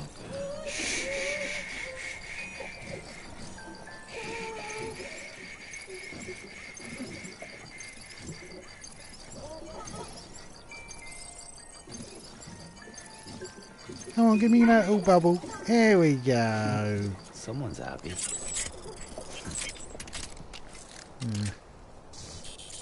Another friend of mine recently, she had a baby and she kept making me hold it, because every time she holds it, because she's been a little bit ill and gets sort of, you know, when you cough in your throat and you're trying to control it but you can't sort of breathe properly and you make like, sort of thing. And baby doesn't like that. Baby starts crying whenever her mum does that. But the cold she's got, she keeps getting from the baby. But sat me and I really needed to go for a pee. But the baby was so comfortable, and she was saying, "Oh, she's finally nodded off." And I was like, "Oh," I'm sort of sitting there trying to cross my legs and think of deserts because I was bursting for a pee. But yeah. So it's something about the size and shape of my belly, I think, that babies seem to love. It's like a sort of hot sofa for them. Because my niece used to sit on my belly all the time and be really comfortable. Unfortunately, also, she'd fall asleep on there, and again, I'd be like, oh God, it's having a weight on you whilst you're trying to hold in a pee.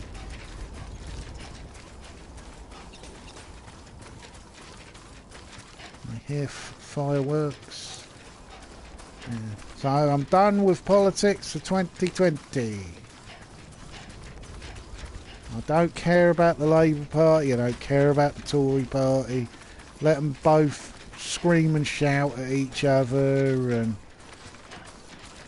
threaten to privatise the NHS and then decide that they don't want to privatise the NHS and keep dangling that twaddle in front of everyone, both pretending they give a monkeys about the working class.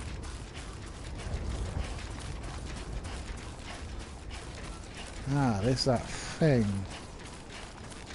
I saw this briefly when I was playing the other day. It's like a totem pole of those funny maggots things. It's like the coral stuff. On the map. Yeah.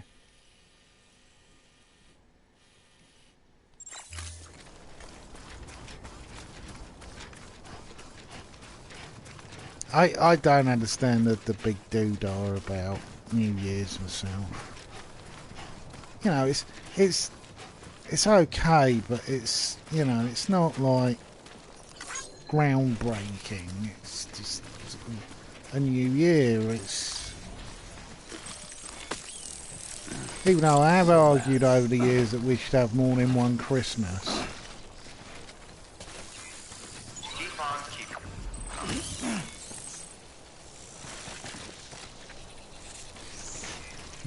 I had an interesting Christmas. Especially, actually Boxing Day was better than Christmas. Christmas Day was a bit crap.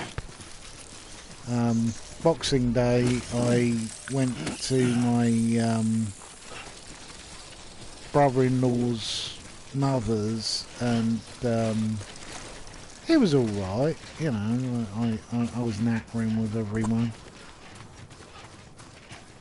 I did apologise if I freaked anyone out, because I have a tendency to talk. They talk about real humdrum, boring nonsense stuff, you know, like sort of car boot sales and stuff like that. And you know, I get into the conversation and I'm bringing up stuff like quantum singularities and yeah. I'm not very good at small talk. But being autistic anyway, I can't really pick up the social cues that people are confused about what I'm talking about.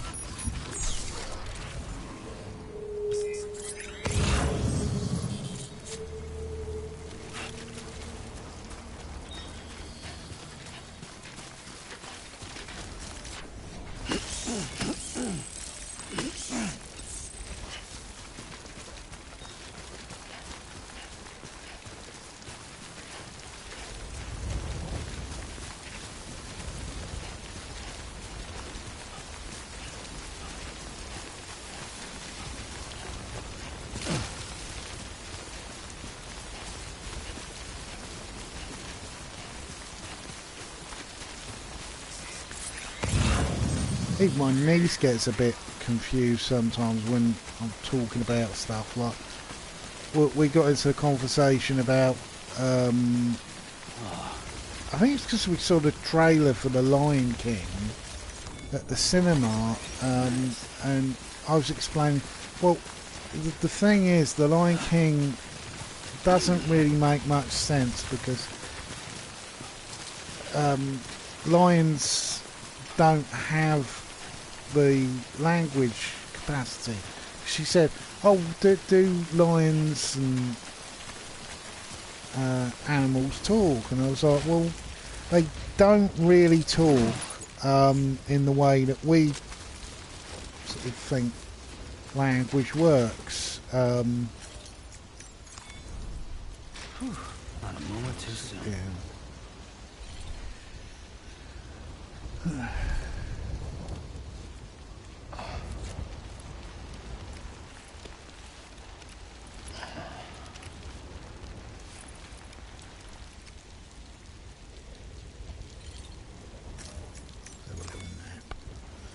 Yeah, they don't understand social cues. Most animals talk with body language. And she was like getting really confused. I was like, well, you know, it's not really about they don't talk like a human being would, because we use both sound and gestures. We're not just using one sort of communication. And in the end, she went sort of changed the subject. Fast and the Furious presents Hobbs and Shaw, probably the best James Bond movie I've seen since Tomorrow Never Dies. It's exactly everything that James Bond movies aren't anymore, which is pretty much fun. Most modern James Bond movies are boring and too long and artsy fartsy, and I couldn't give a shit. You know, when I watched Spectre, at least tried a little bit to be a little bit Roger Moore James Bond. opposed to the completely dire Skyfall, which just bored the life out of me. I was so bored watching it. The action in it was okay, but there wasn't enough of it, and it's not fun. And seeing the trailers for the new one, they're sort of going back to trying to make another Skyfall, and I'm like, oh please don't. I don't want to watch more of these pretentious bloody films with James Bond just being a sort of like killer. He's a killer, but is he too old? Is his knees up to it? Oh, but there's a woman now as 007. And so, oh, does it matter? Can't you just have him doing stuff like flying a plane out the back of a horse box? Nice. But Hobbs and Shaw had all of that and more, and it was interesting and it had humour, and I loved the way that Jason Statham just constantly taking the piss out of The Rock, and you could see that they had camaraderie, and you know, The Rock could be doing any movie. He's charming and charismatic, and he doesn't take himself too seriously. Oh, where are those bastards? I want to fight you, you bunch of post-stealing people. There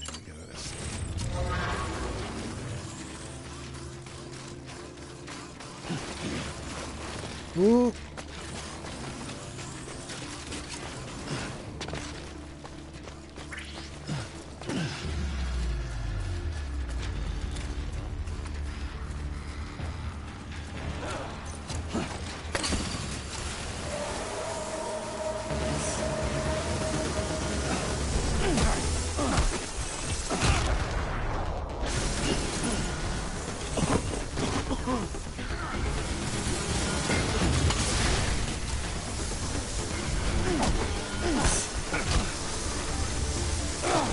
Oh, god damn it.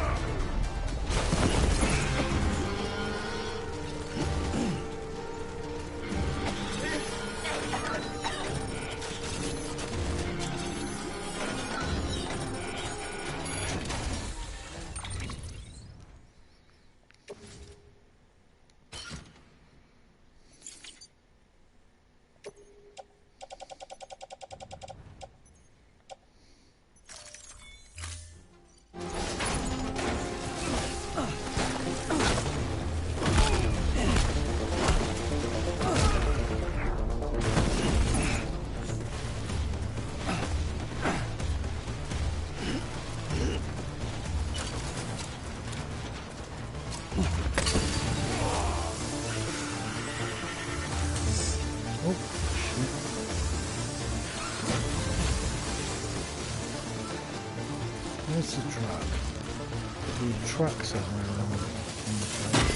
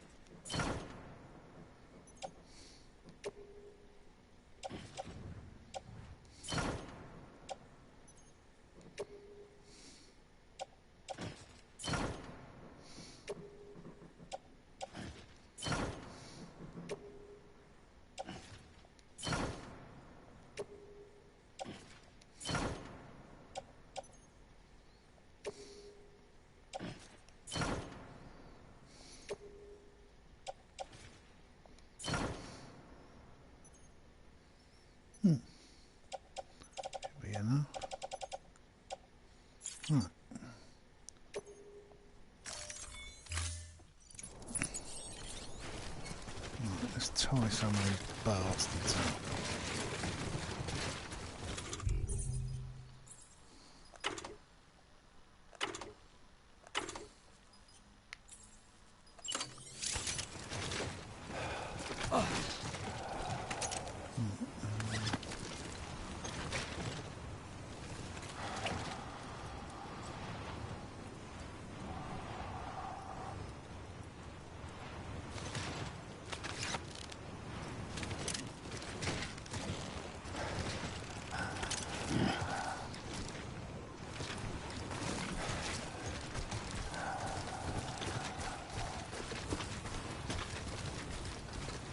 Oh, it's for melee attacks. Oh, I've beaten them up already. Doesn't matter.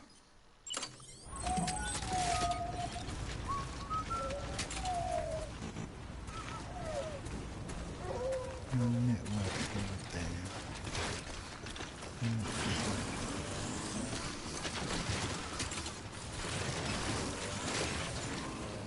Yeah.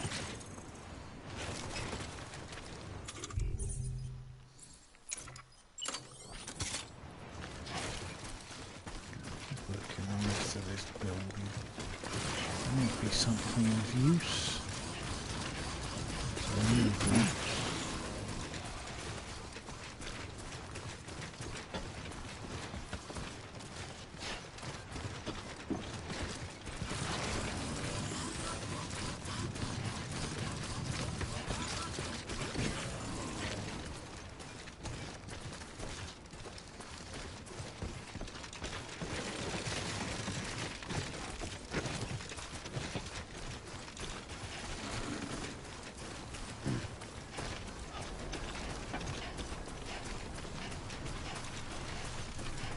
Check that again, see if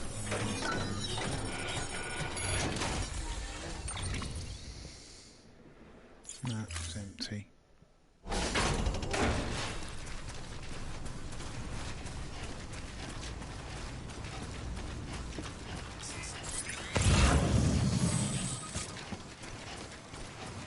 No hollow rocks.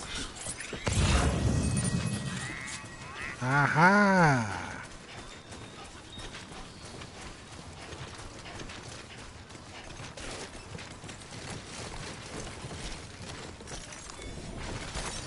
Nice.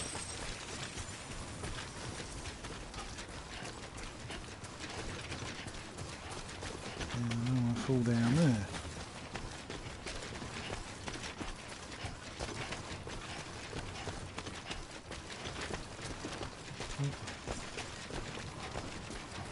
Got a nice spot to use a ladder.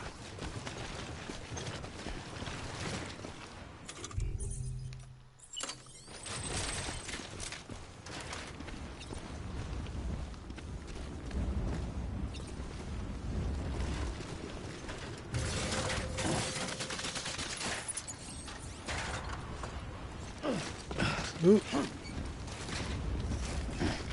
Ooh, shit. Oh, get on there.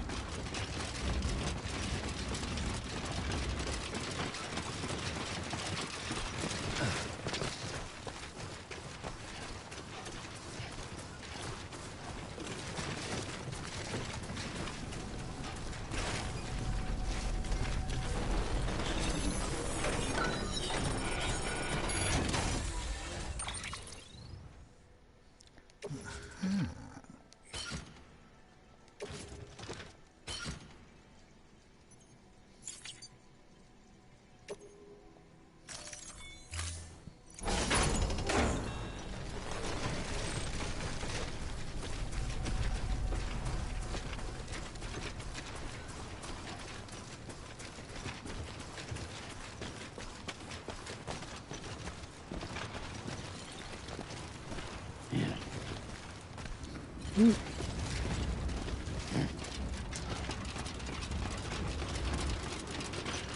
Oh, fall down that is. Shit. I'm gonna fall down there.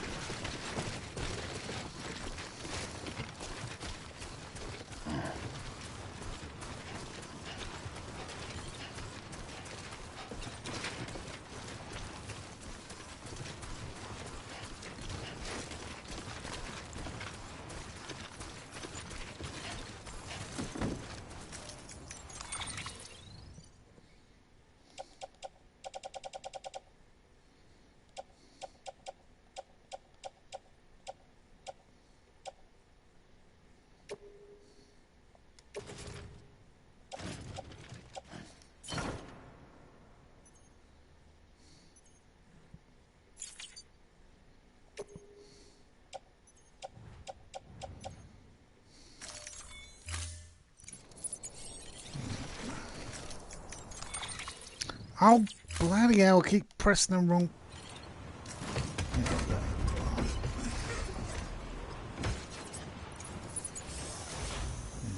Work out exactly how far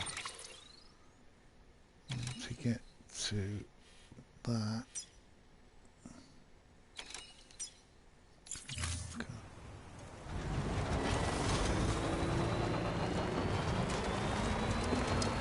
Because driving these things, that because the network's not working, they're literally running on a battery. And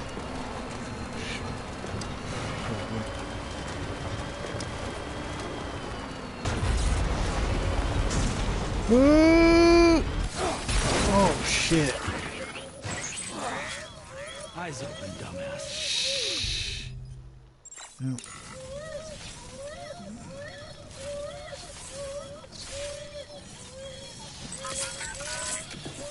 There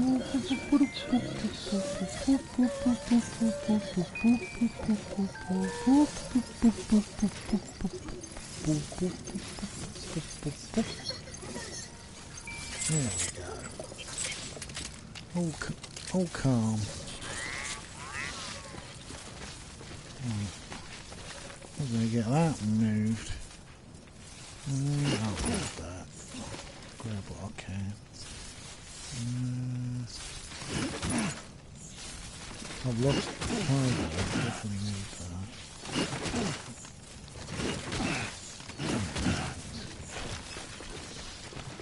I've got to find a way out of here. Yeah.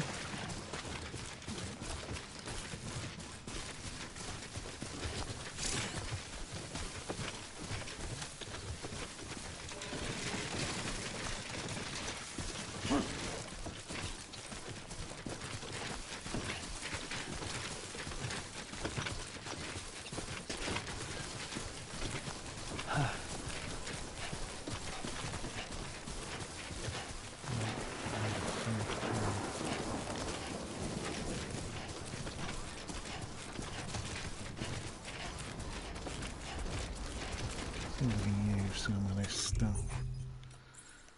That's the one.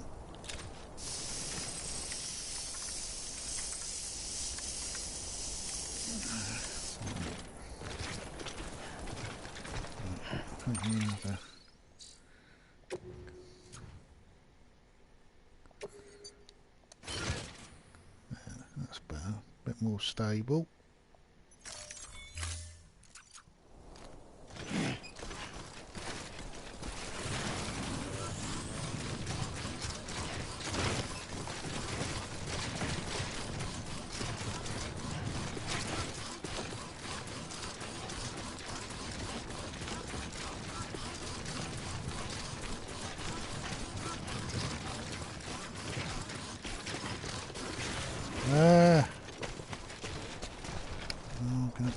I've got another ladder.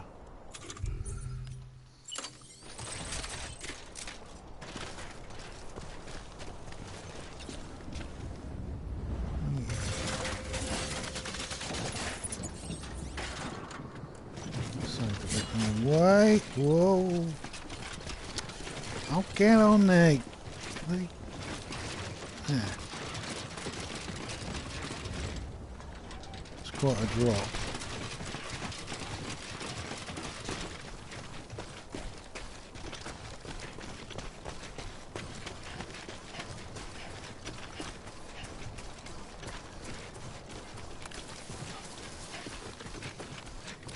Two wheels up.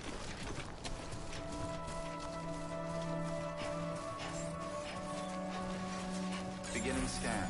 Scanning bridges ID. Verifying ID. Clear. Weapons detected. All weapons will be locked until departure. All clear. Welcome, Sam Porter Bridges. Utah. I think this site's offline though. Most of the systems aren't working here for some Decontaminating reason. suit. All clear. Welcome, Sam Porter Bridges.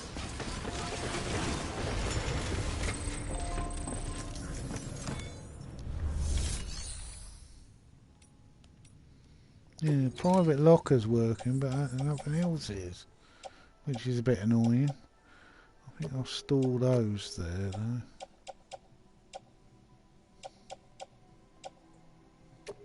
And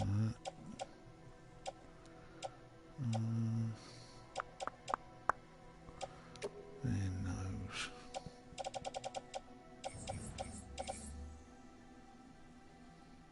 Oh, I don't know. No. Change my mind.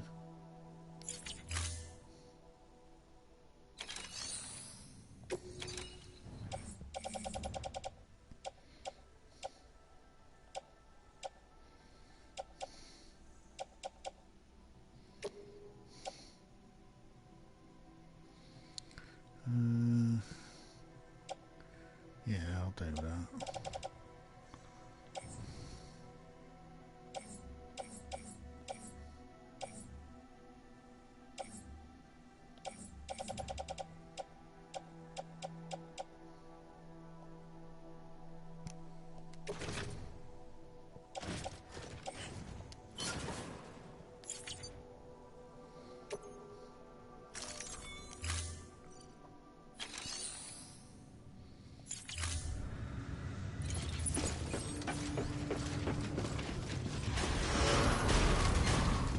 Beginning scan. Have a pleasant journey.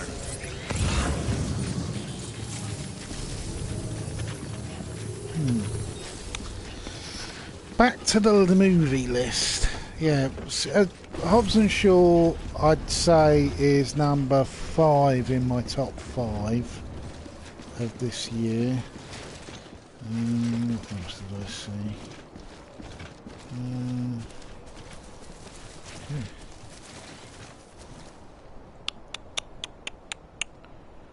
God, there's so many movies that I didn't watch this year, because some of them didn't come to my cinema, but others I just wasn't interested in. This is one that I went to see because my mum wanted to go and watch Downton Abbey, and I can't stand Downton Abbey because it's a bunch of snobby bullshit. Weapons restrictions lifted. That sort of, it's a maudlin view that. Whoa, is that? No. I thought it was something else. A giant lump of that stuff that the beasties are made of. The ghosts. Whoop.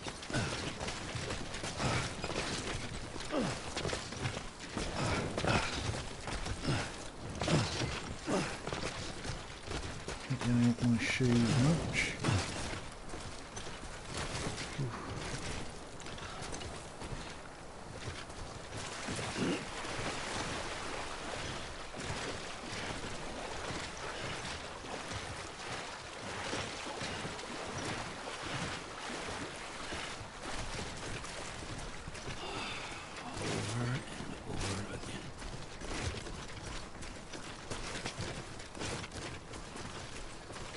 It's volcanic.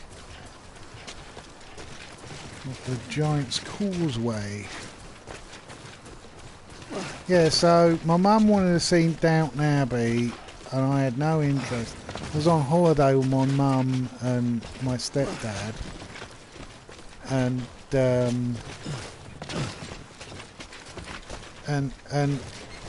I watched the absolutely dreadful London Has Fallen the night before because my stepdad loves. That's his idea of a really good action movie. So I said, "Oh well, there's the sequel to that's out."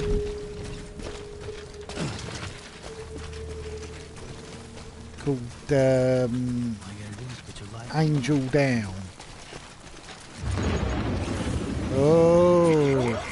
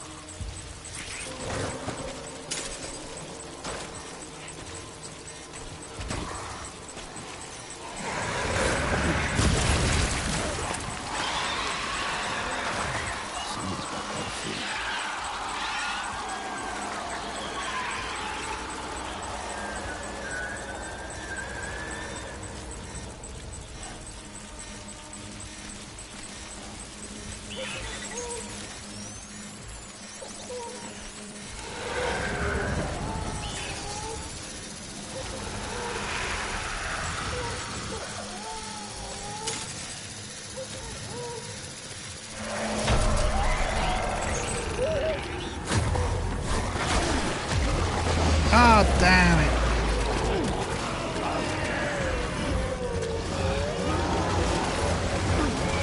Get off, you bastards.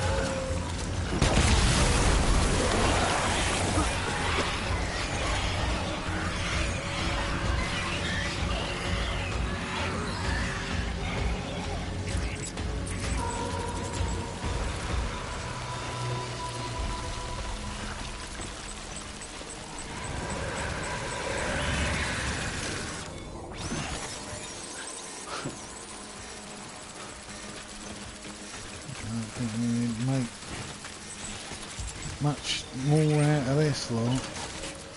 I'm gonna have to go back, I think.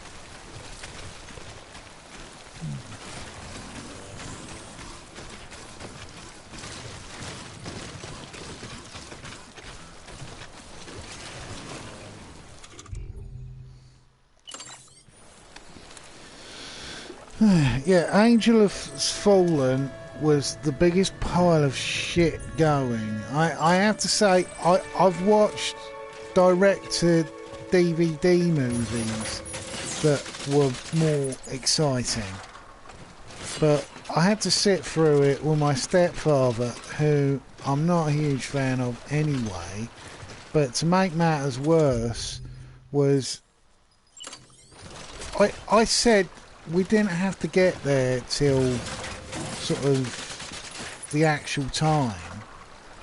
But because my mum and my stepdad are difficult and everything's will be in a hurry, as soon as they're ready, we've got to go, can't wait around. I said, you do realise that most of these movies, especially at somewhere like a View, you're going to get a lot of adverts. Oh, we're all right. They can't be that long. And I'm like, my mum and my stepdad haven't been to a cinema in quite a while. And I said, you know, you might think that, but, you know. But, yeah, they didn't listen to me.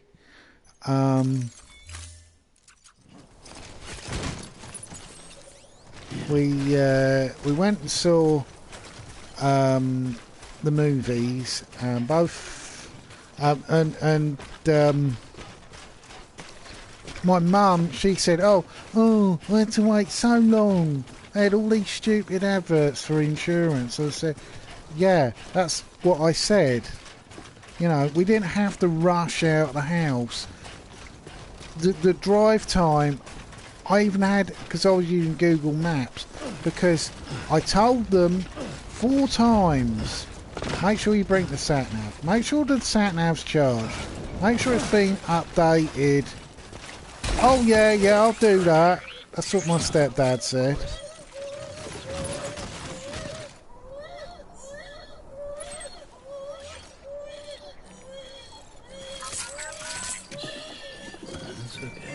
There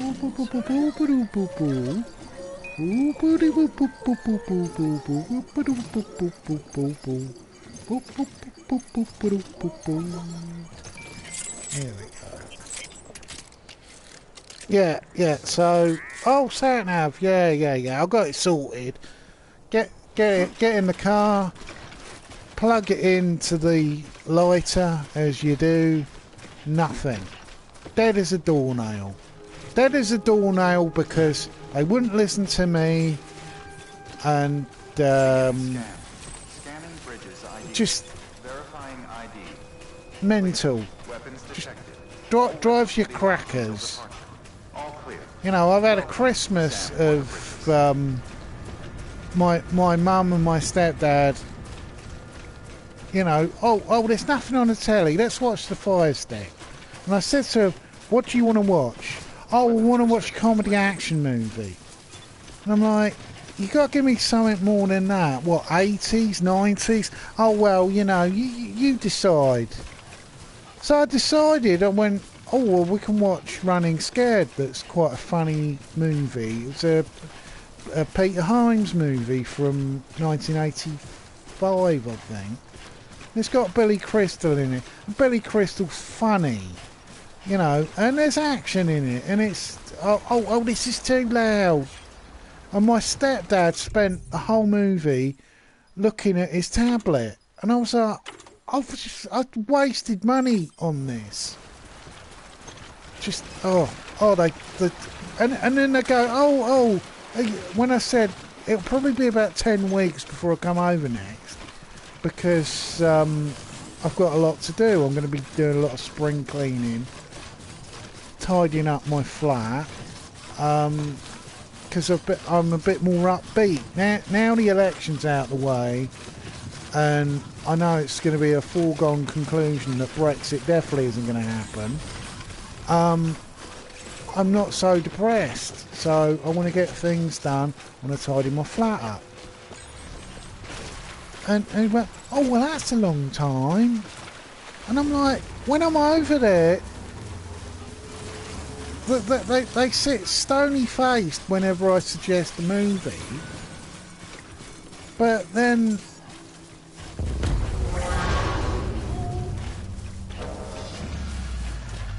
Don't worry, baby. I've got this sorted. We're going to deal with those bastards.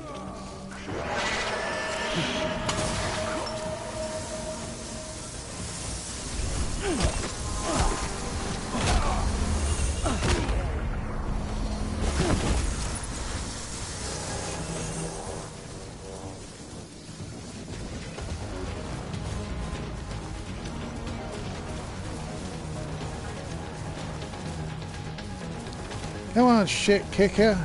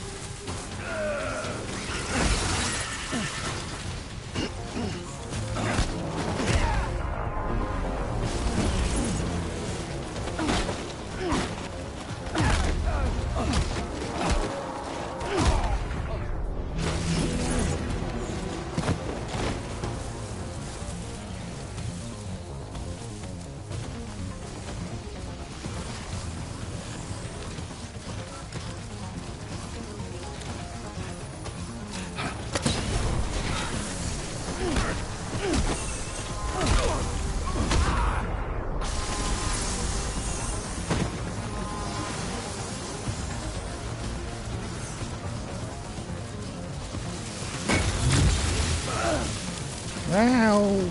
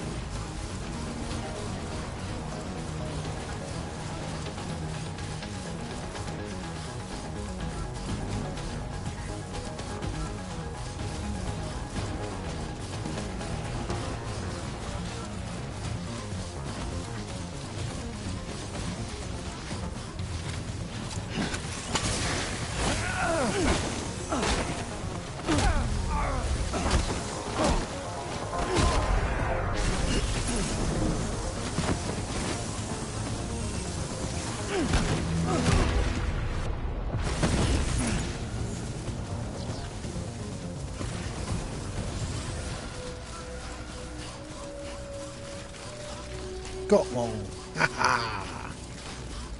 Right, let's change my boots because they're beginning to wear out.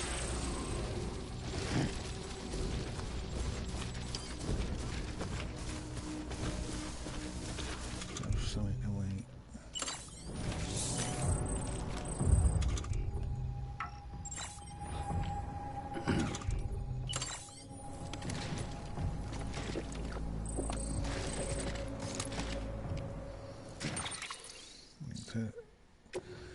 Need to alter my load. There we go. Right.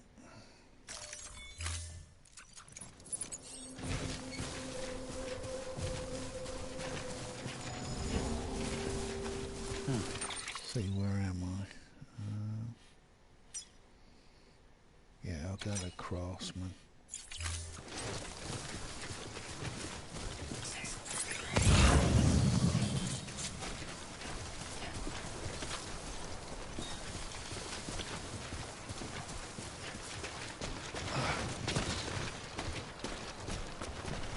Another ladder if I got one. Lots of tethers and bloody... Let's just try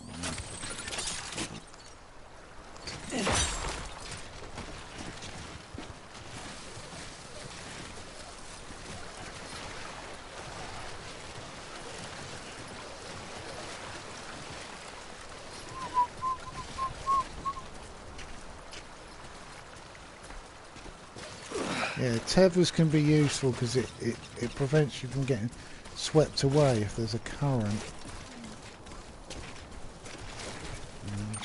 Oh, my load again. Ugh.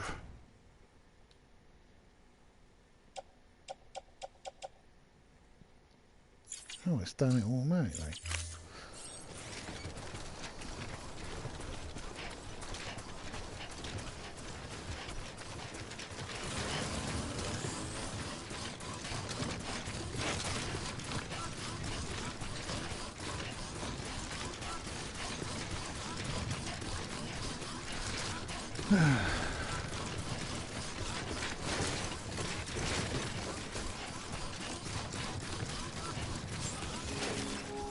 Beginning scan.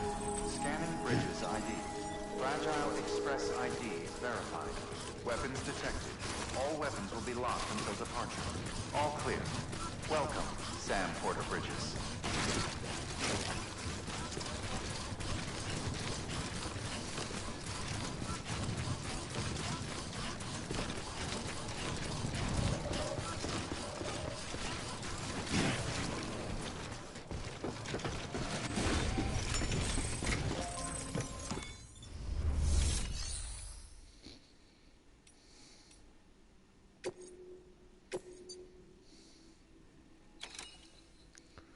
Ooh.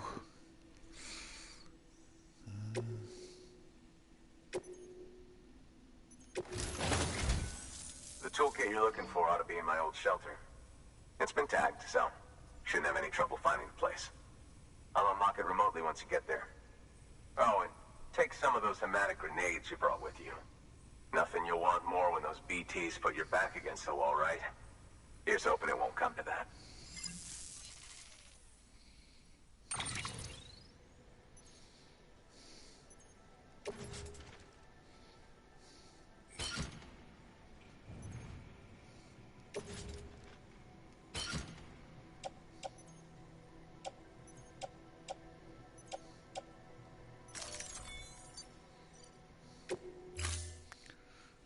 Store some stuff because I'm getting a little bit overloaded. Private. Oh, actually, one minute. Oh.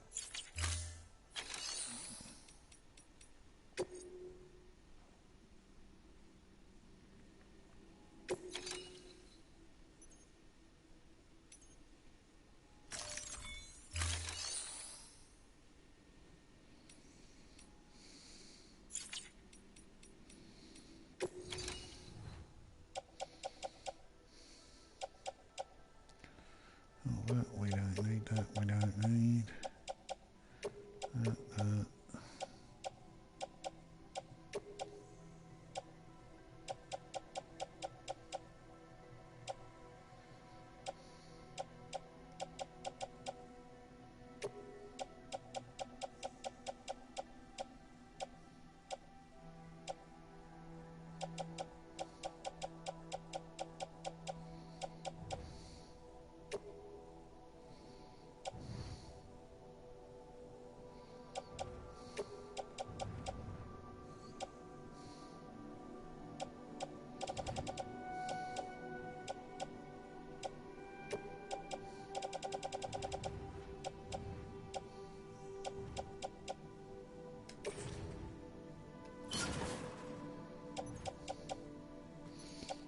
Oh, that's much better.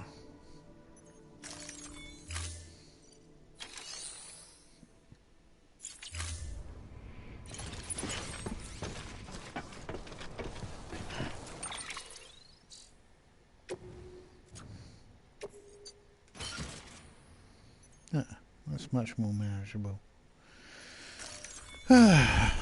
Back to the movie list.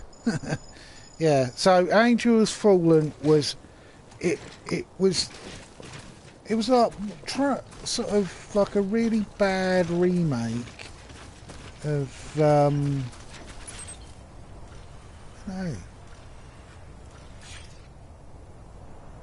So like a real bad remake of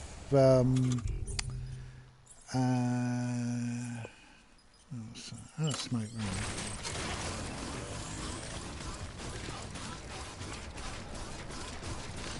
Weapons restrictions lifted.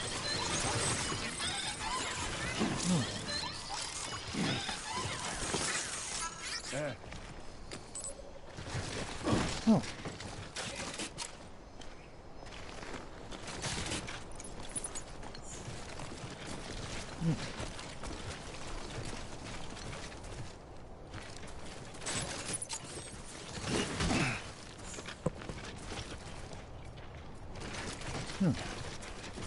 Whoever that was. Beginning scan. Scanning Bridges ID. Fragile Express ID verified. Weapons detected. All weapons will be locked Oh, until portals. departure. All weapons restrictions lifted. I've got this smoke grenade away. Right. Where am I headed? There we go.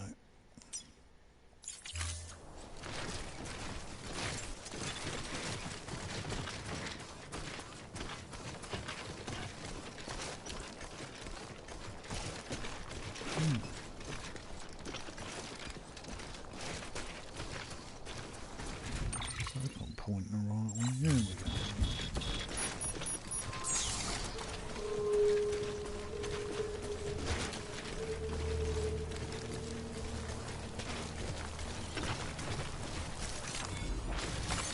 There we go.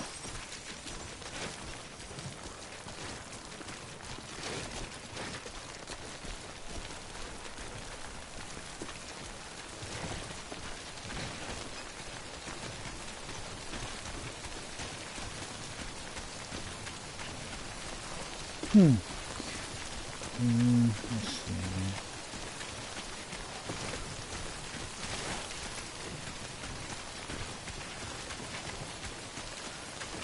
Enough already.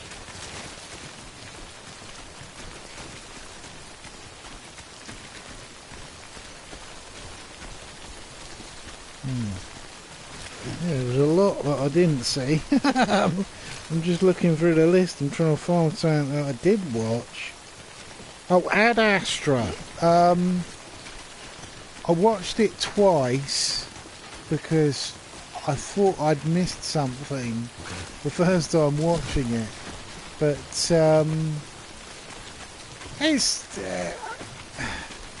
it's a science fiction movie using real hard science. There's a few problems with it. It's sort of the way they build it. It was going to be like 2001: A Space Odyssey, but it wasn't. Oh God.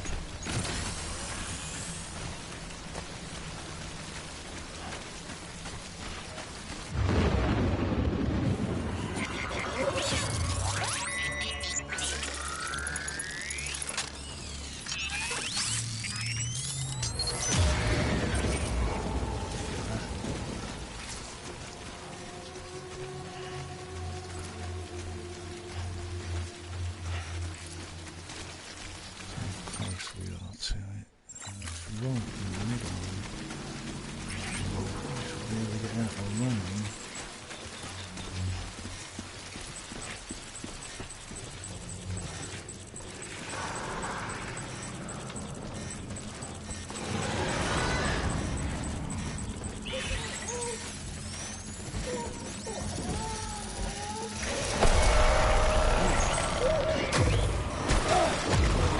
Oh shit!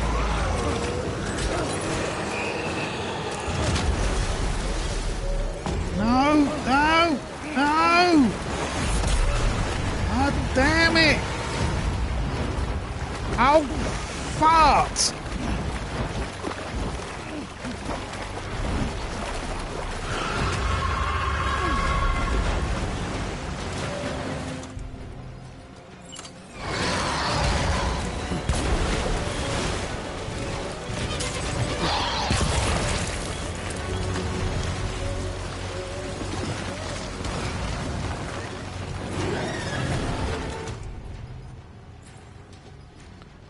Shit. Oh, bollocks! That grenades, I'm going to have to go all the way back there. find my grenades.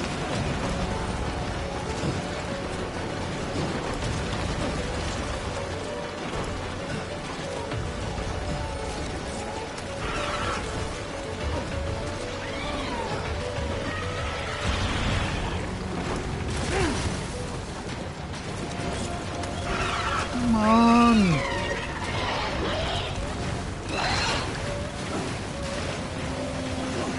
Yeah, shut up, baby. I can't do anything.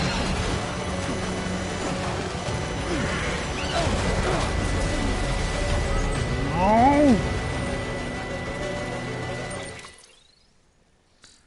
Oh, and just load it.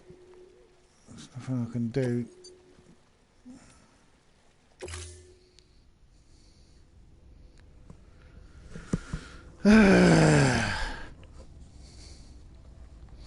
Yeah, Ad Astra,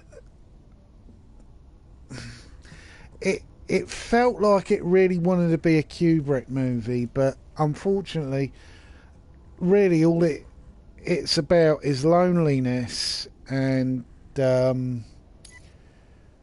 it's got stuff in it that doesn't really make sense. There's a scene near the end where Brad Pitt's character's crying, but it's in space, and you can't cry in space because tears running down your face is gravity, and that just doesn't make any sense. It's you know, I wish there was like a simple way of going around the old problems of stuff in space, but there isn't. You have limitations. I'll keep that. That I don't need.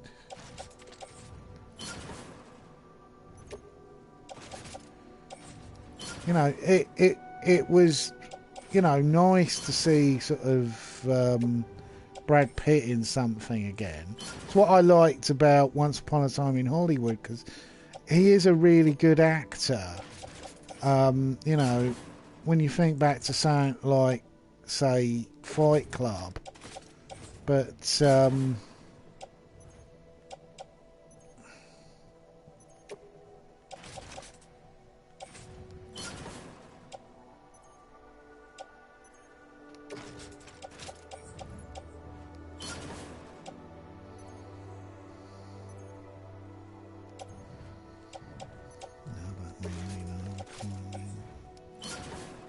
that there too.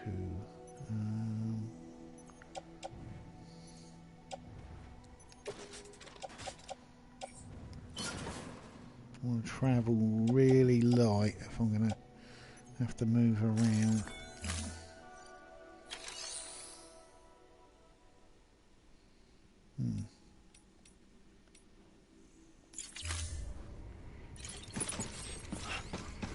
See how many grenades I've got. 2 grenades. Jesus.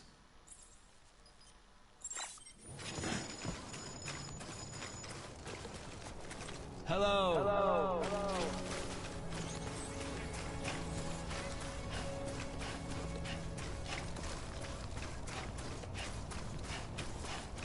Weapons restrictions lifted. Ah, no! Shit! Sorry. Sorry. Oh.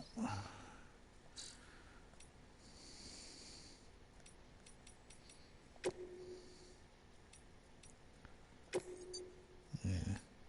I know exactly what I'm going to do now. I haven't got enough grenades to get that thing, so I'm going to save time. I'm going to go to the closest other fella, drop off as much stuff, and then double back, and I'll have to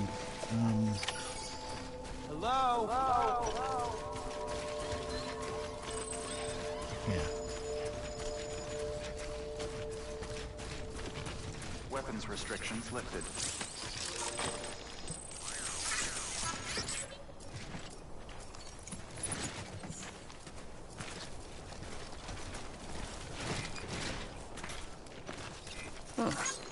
Thanks for the help.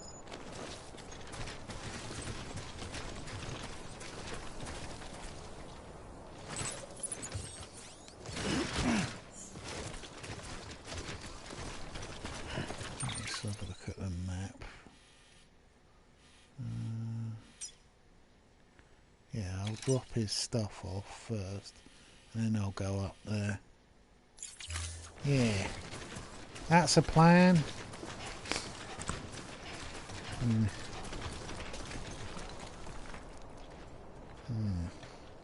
Oh, Rambo: The Last Blood, absolute pile of shit. I watched it. I was drunk. My mate took me to see it because we were both a little bit tipsy, and he said, "Oh, you'll really love this. It's Rambo. I've heard it's as good as the first one." And that was like famous last words because it was horrible. It was like the only thing I can think is that Sylvester Stallone had played oh, I can drop that. 5. Yeah, he played Max Payne. I'll drop that as well. Too much of this stuff. I'm going to lose balance running. Oh.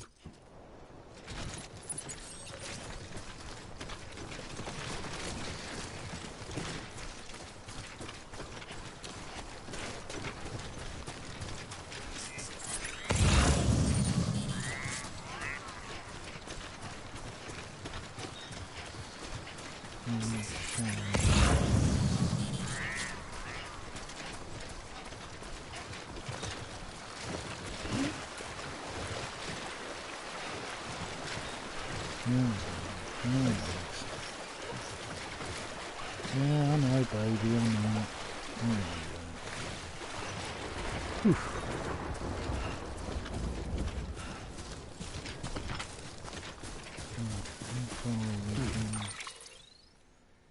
Shit, it's hard.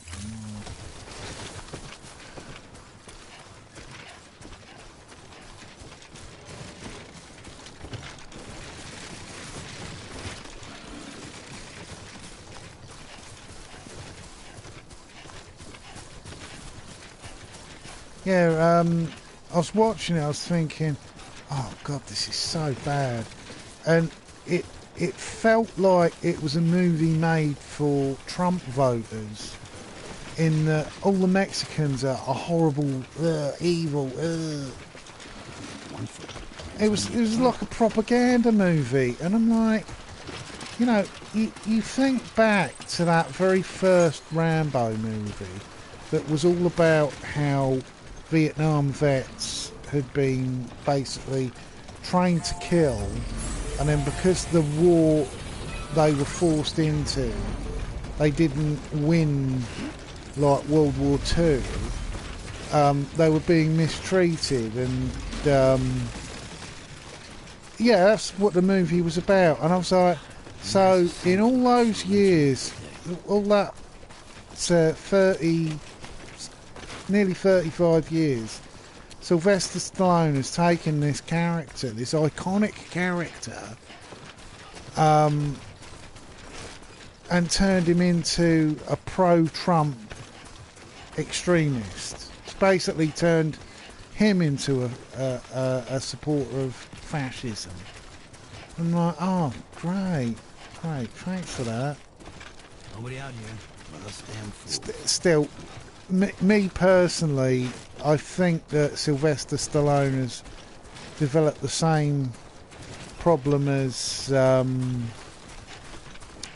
Bruce Willis, that he doesn't really seem to have his heart in it anymore.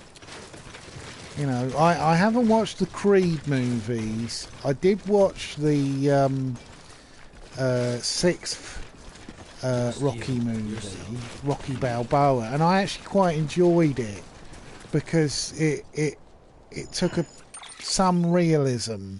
It wasn't trying to be sort of like sort of macho propaganda, like say Rocky 5, which is just like the most ridiculous movie. Nice. It's funny, Rocky 4 and 5 have dated a lot worse than Rocky 3 and 4, which is really strange.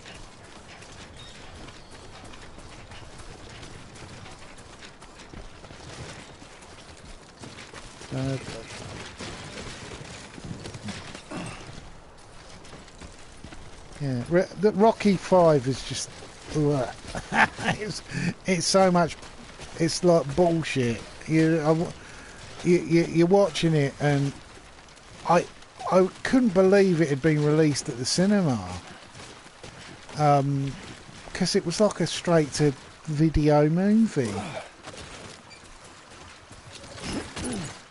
It's interesting because Sylvester Stallone, his real sort of comeback was Cliffhanger, which I really like. Calm down, baby, calm down.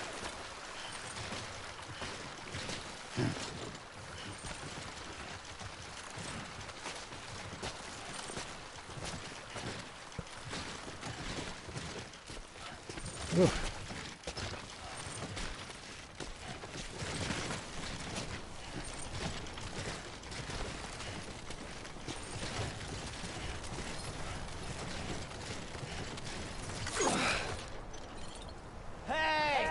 Oh, no. Hey! This one's for you.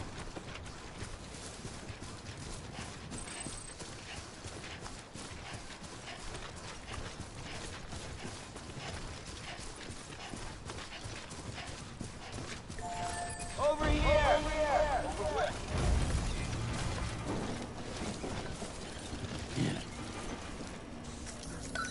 Services in lost property. Make a delivery. Lost cargo.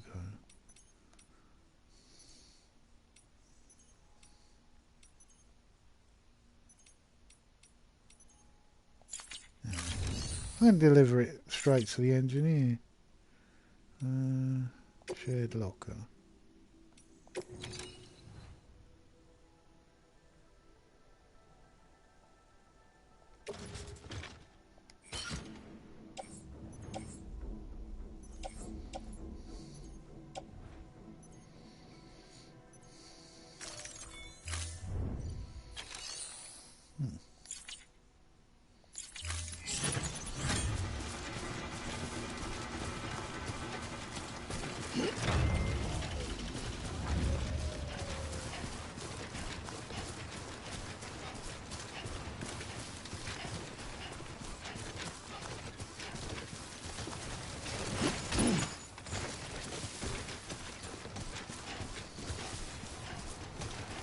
Must have looked like that woman from Labyrinth. How far from now? Be careful I don't wander into the enemy's territory. Whoa!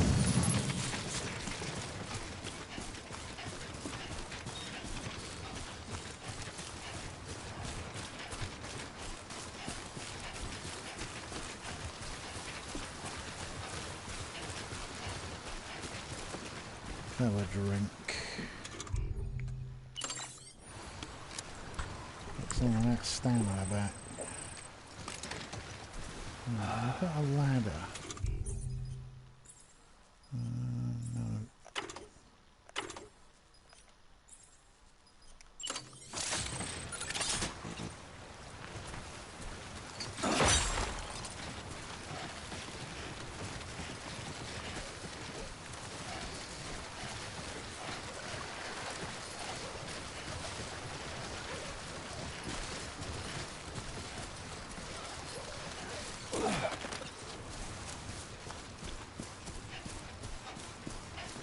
Just how many streams are there?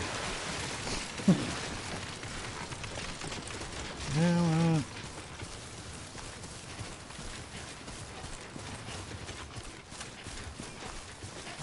Hey, mine's heavier.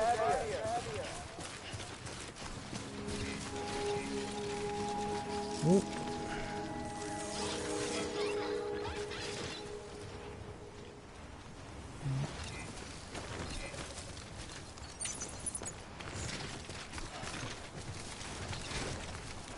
Yo. Hey, mine's heavier. Keep on keeping on.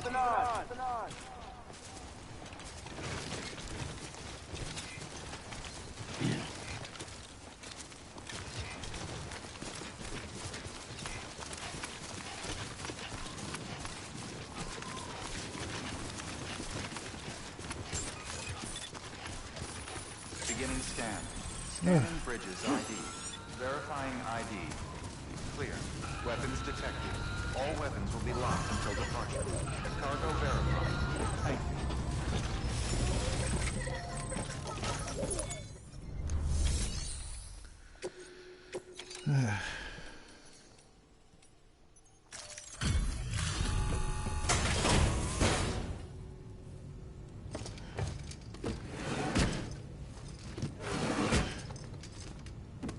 Delivering cargo.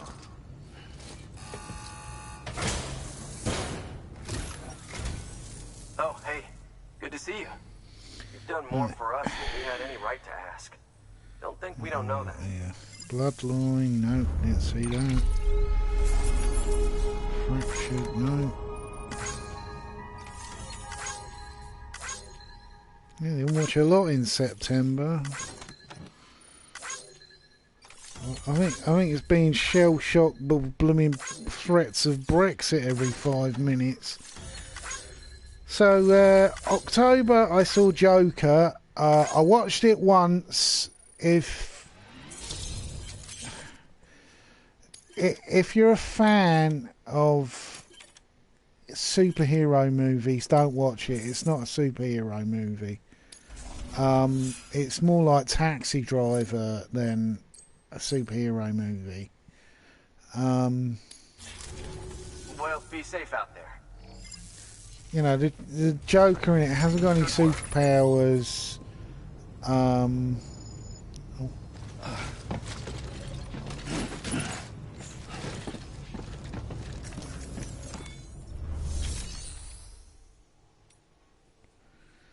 Let's see what I can recycle.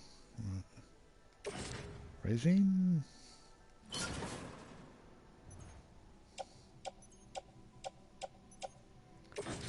Metal.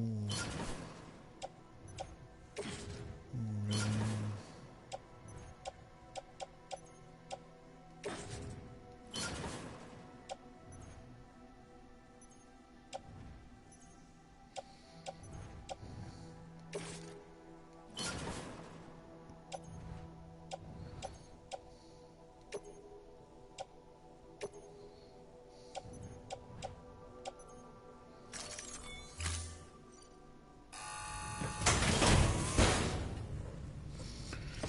Yeah, Joker is it's a movie that was I couldn't believe some of the literal bullshit surrounding the whole thing. People claiming that it's pro incel, it's not.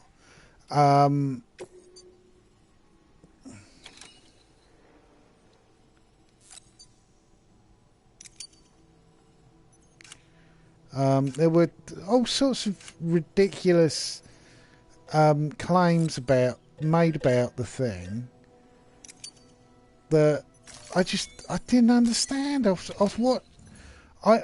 watched it and I thought, what movie are they talking about? This movie isn't about incels. It's literally just a movie about a very sad and lonely man. Yeah, I was pretty much flabbergasted when I was watching it that anyone would treat this film as some sort of major earth-shattering type film. You know, it's quite good. I certainly wouldn't say that it's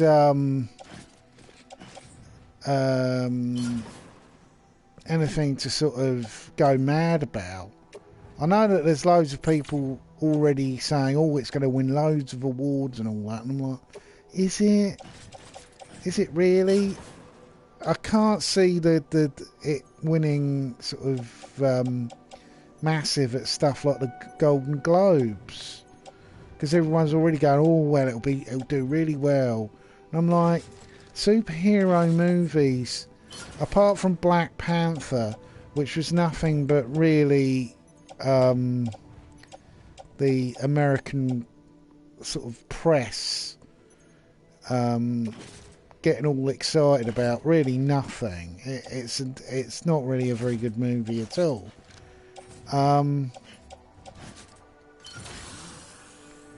You know, I know that would probably frighten the crap out of all of the woke scolds. I go, ooh, you can't say that. You know, the movie that has got computer graphics in it that look like something from a PlayStation 2. It's the greatest movie I've ever seen. And I'm like, no, it isn't. Why are you lying? Black Panther is just, it's like I wouldn't even say that it's not the worst, it's not the best Marvel movie. It's pretty just a functional, rudimentary superhero film. It's certainly not you know, oh, it's got a big cast of black actors. I'm like, yeah, so what? It's got Martin Freeman in it doing the most embarrassing American accent I've heard in a long time. It's up there with Hugh Laurie in what's it called? The one about the mouse. I can't even remember what it's bloody called. Stuart Little. Yeah, it's up there with his faux American accent that he used to when he used to do a show with Stephen Fry called A Bit of Fry and Laurie. It was a joke. That wasn't supposed to be an accent that he was doing as a like true sort of take on the American language. That was him making fun, but I don't know.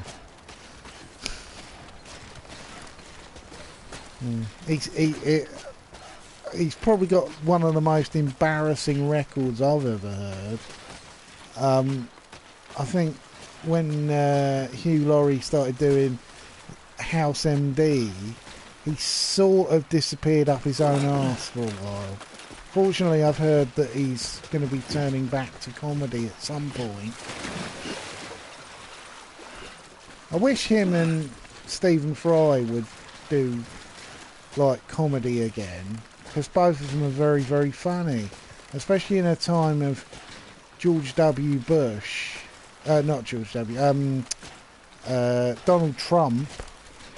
I think that they're particularly mocking of America is really prevalent, especially the sort of America that Trump is a advert for.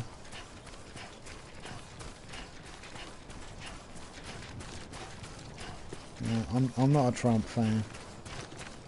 I'm amazed that he's lasted as long as he has. You know, the Republican Party aren't well known for being charitable to people they don't they don't want to stay in power, but I think it's pretty much because Mitch McConnell is such an absolute piece of shit that he'd have anyone in charge, really, because the bloke has got absolutely no morals at all. It's like, I'd say he's probably the worst American politician I've ever seen in my life. Even under Bush Cheney, Dick Cheney had his faults, but bloody hell, he wasn't as just revelling in doing nothing like blooming Mitch McConnell, and attaching legislation. Can't speak now. Legislation that really affects people to things that the Republicans want, even if it's completely non-beneficial to the American public. Like, I couldn't believe what I was watching when you know, it was brought up by what's his name, Jon Stewart, about there were the first responders at the 9/11 attack. Many of these people are suffering with lung cancer because of the smoke and dust that they breathed in from that attack, because the Twin Towers being buildings that were made in the 70s contained asbestos, and asbestos gives you lung cancer if you breathe it in. And Mitch McConnell's attitude to this it's astounding. Really, he shouldn't be in the job, especially when all that stuff came out about him being financed by Moscow. I'm not surprised at all, because he's blocked things that are completely sensible, normal news, like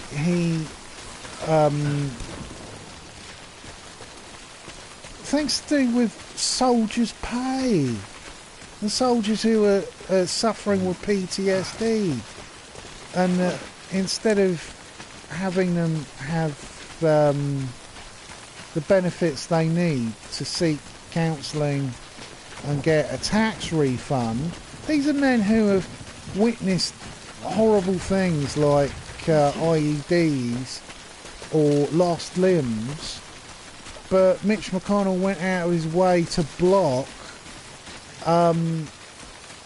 the movement of bills that would help these people.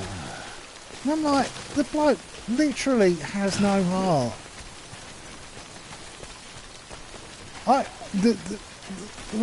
Just the treatment he's done to serving soldiers, I'd actually consider that as betrayal, and that he's a traitor.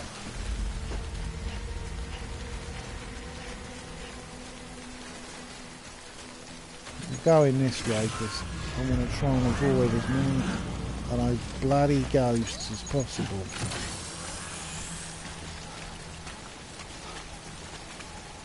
Let's have a look in my little toolkit. Right.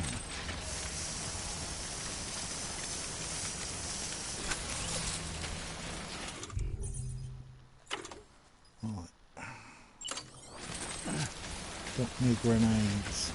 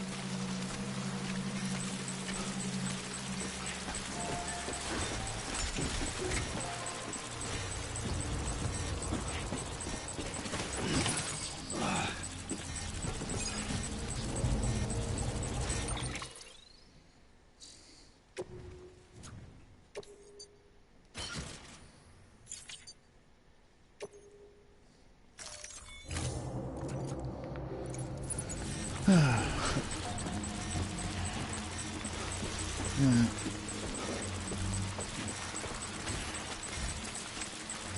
Oh, I need to charge my phone. My phone's just died.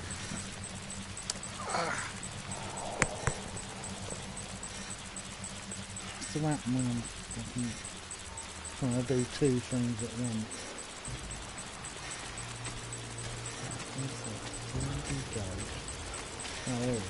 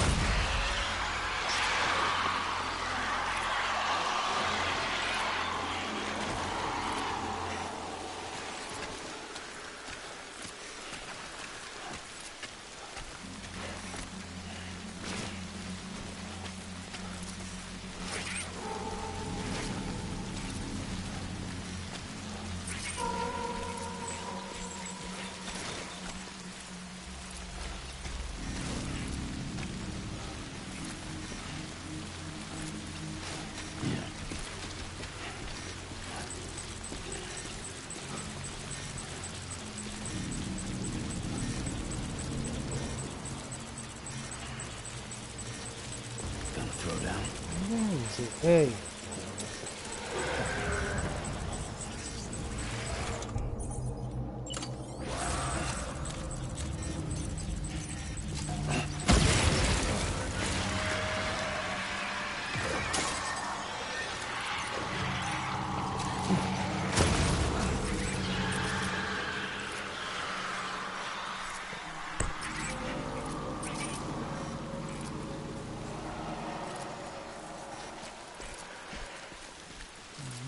Bastards.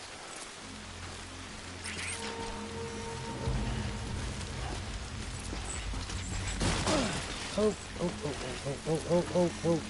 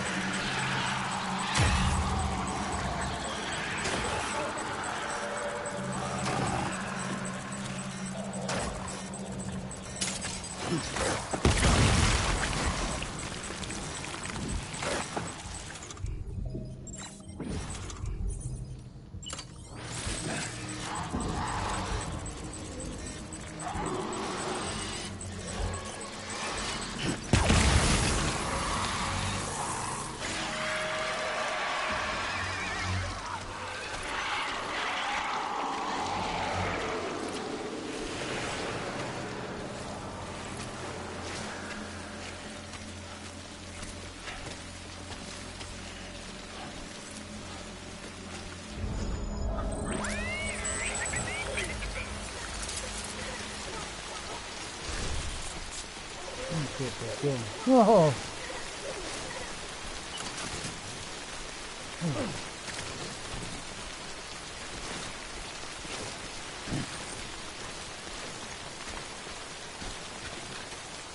Come on, baby. Gotta get out of here.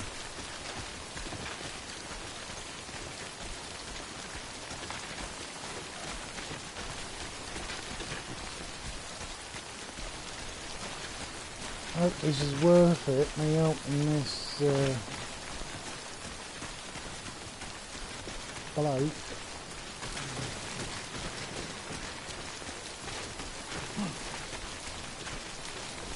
Oh, look at that.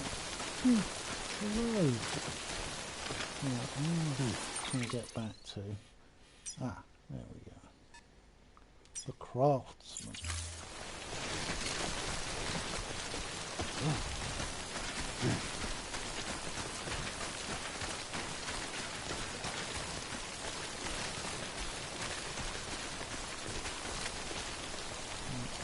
Get some.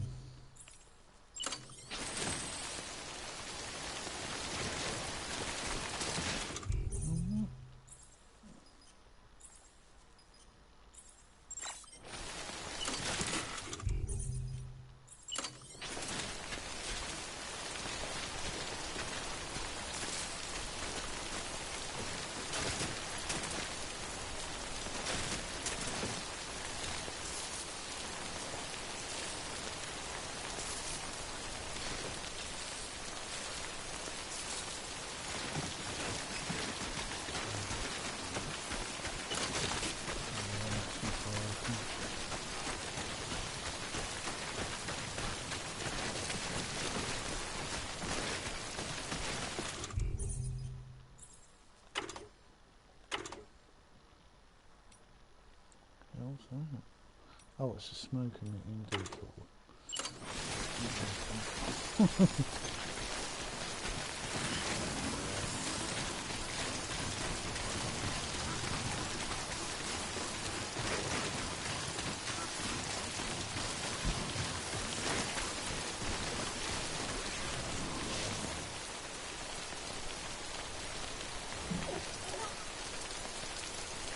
Baby's laughing at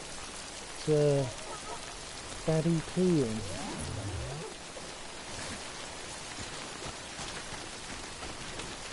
It should leave some interesting marshmallows or mushrooms or whatever.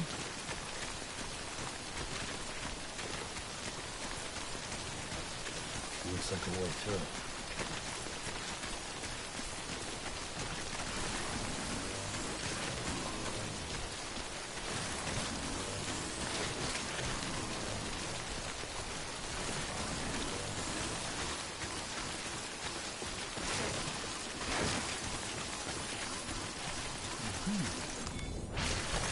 There we go.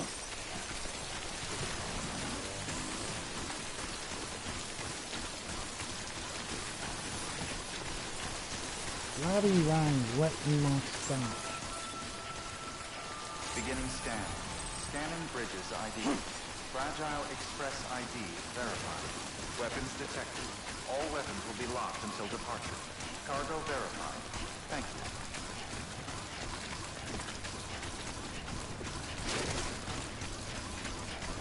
From the looks of the standard tech in this game, it must be a really sort of futuristic society.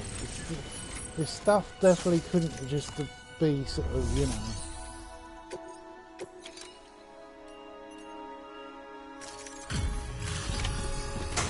Couldn't be 21st century. This is probably something like the 24th Delivering century. cargo.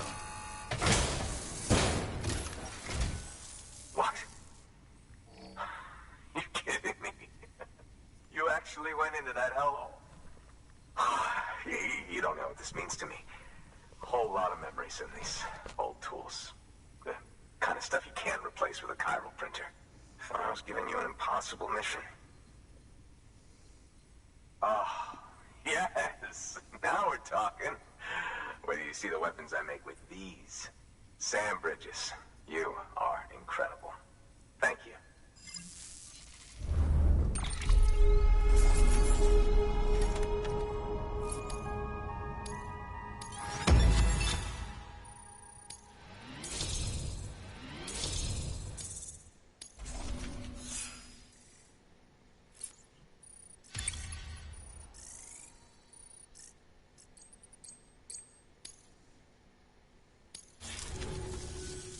Now, to be fair, Fragile and her crew never did me wrong. Could say I owe them even. But they're running with Higgs now. And that makes them as bad as him, don't it? It's as if all the motherfucking terrorists are coming together like one big happy family. Might be time for us to do the same. Maybe there's hope for us after all. At least if there's more folks like you in the UCA. Safety in numbers, huh? And the new America to boot. Connect me to the chiral network. Oh, at last.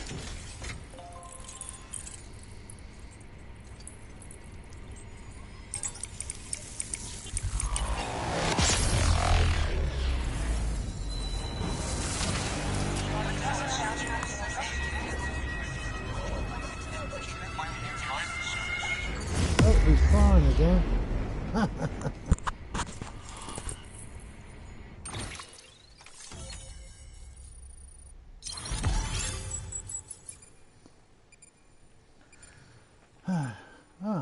Well, that's opened up some stuff.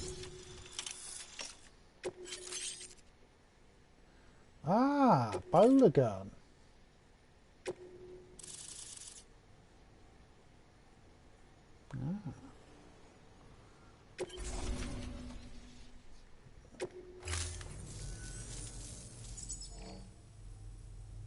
Right. Now that you're looking out for me, it's only fair that I look out for you. So, as long as you keep me connected, I'll keep on supplying you with my best tools. And together we all might live a little longer. Oh, by the way, check out this beauty I made. Oh, It's called a bowler gun. I forgot to Keep anyone mention from giving you trouble for a living. in the It's not lethal, of course. Won't leave marks, you know, the link that's okay. thing you If put you at think the you can use bottom. it, I can't take think it. of the word. I mentioned Harvest Gold Mead, and it's this delicious mead. I got it off of That could come in Amazon. handy. As is, you can use it to restrain human Mead targets is without killing. basically But swap out those fermented. wires with strands spun from your blood, and it might even work on BT. Go ahead, give it a whirl.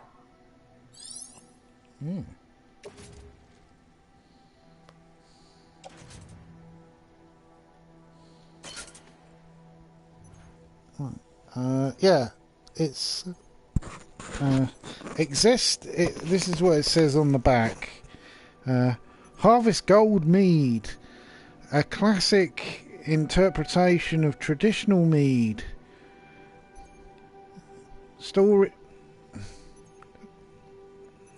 Storied drink of ages. I don't know what that means. Existing 10,000 years ago. Mead is very likely the oldest known alcoholic beverage. Indeed, pages of time replete with reference to it. All replete with reference to it. Delicious English tipple blends the finest ingredients to provide a delicate, sweet, mouth-watering flavour of rich golden honey colour. Yeah. It's funny, it doesn't say which brand of honey it uses. Contains sulfites, but loads of stuff contains sulfites now because it stops the stuff going off. It's a yeah.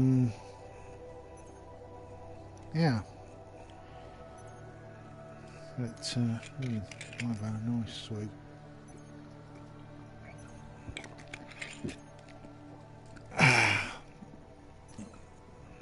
Always like mead because it's something that the Vikings invented.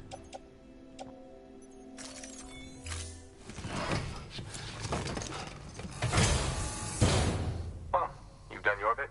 Time for me to do mine. Good work. New order available. Please access delivery.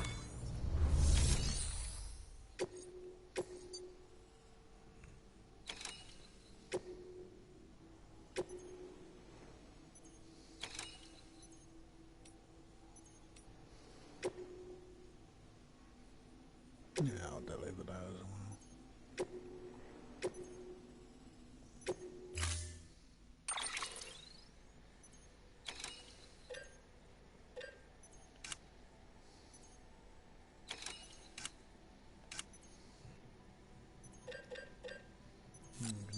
some of that.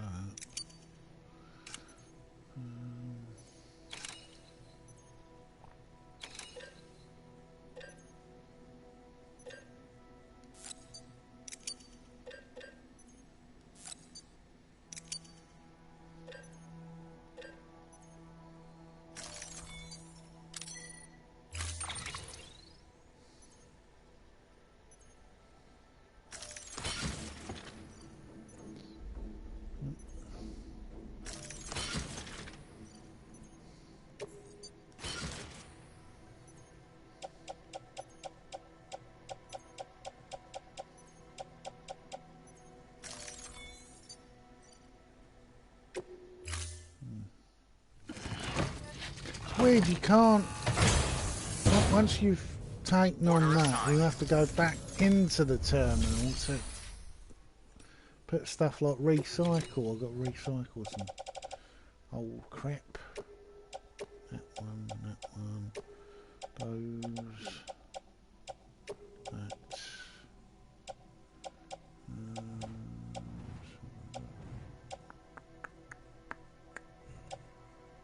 They're both okay.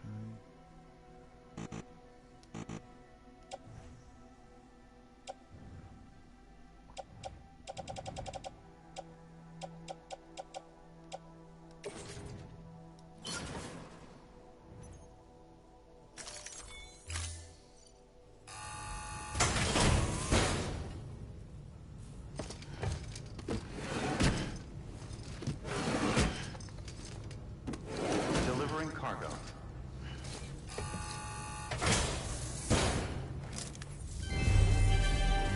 Thank you for your continued support.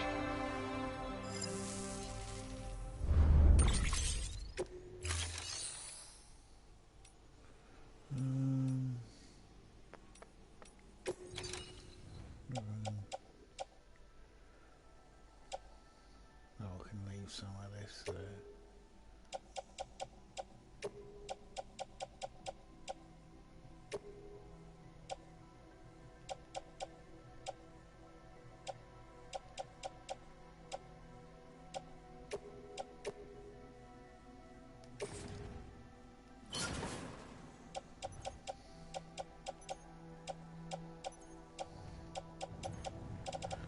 Yeah, that's enough equipment.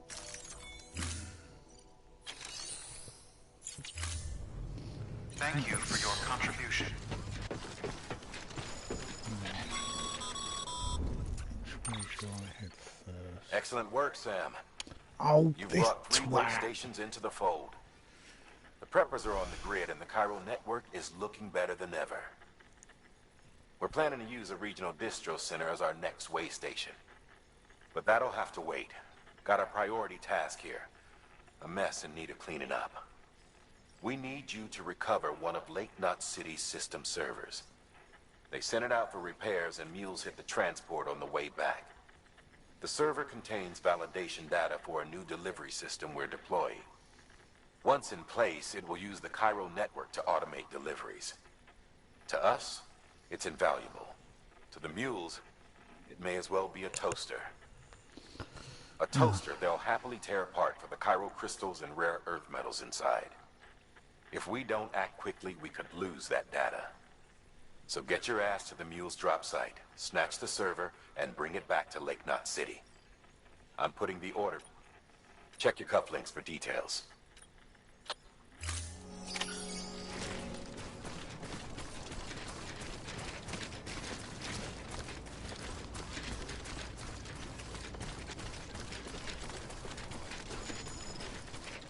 Weapons restrictions lifted.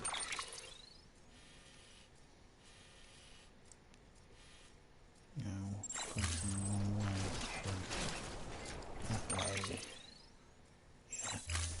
Keep on Split keeping this up. group.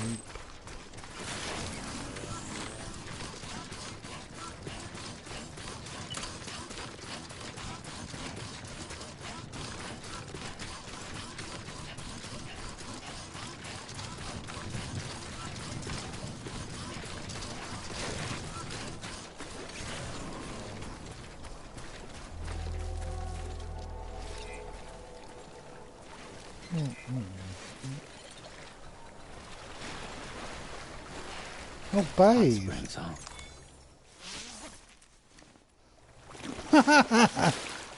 Oh, hello.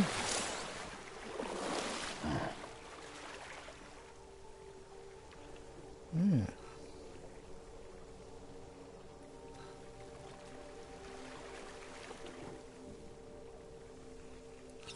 It's a thing of interest. I don't prescribe to the idea of babies actually being alive inside the womb. I think they're just a part of, organically, they're linked to the mother. But I do find it interesting that you know, the whole concept of babies are basically they're bathing in a liquid that you know, it leans more towards the evidence of life forms starting off in the ocean, especially when you look at the early stages of embryos, that they look more like a fish than a mammal. You know, humans go through different stages of development.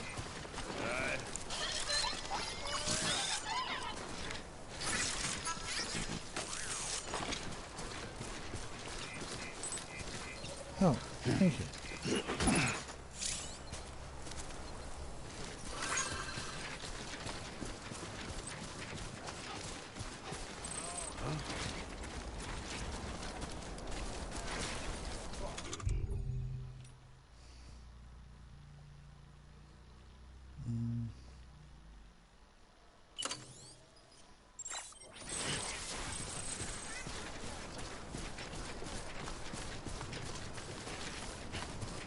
Oh, smoke.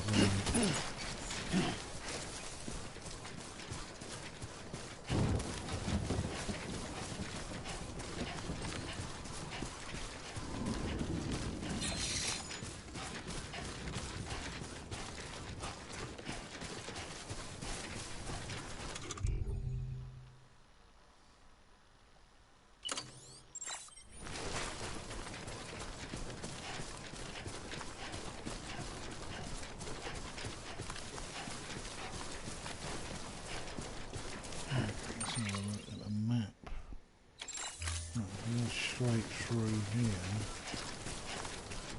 Oh, what that bridge thing is?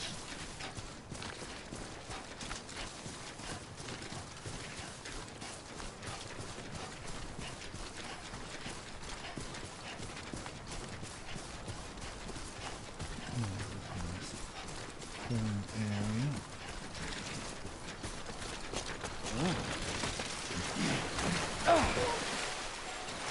Calm down, baby. Calm down. Calm down.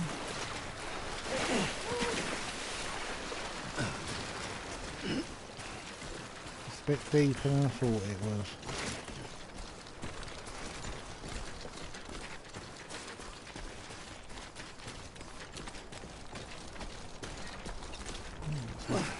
Road or something. Surely it's got something to do with a mission later on.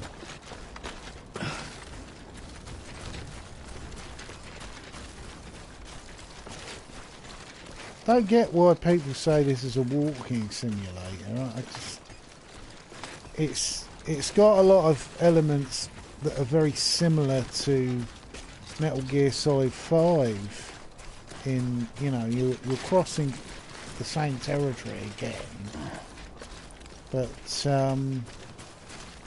it is very interesting. I have to say that it's got a uniqueness, a sort of loneliness that I haven't seen in many games for quite a while.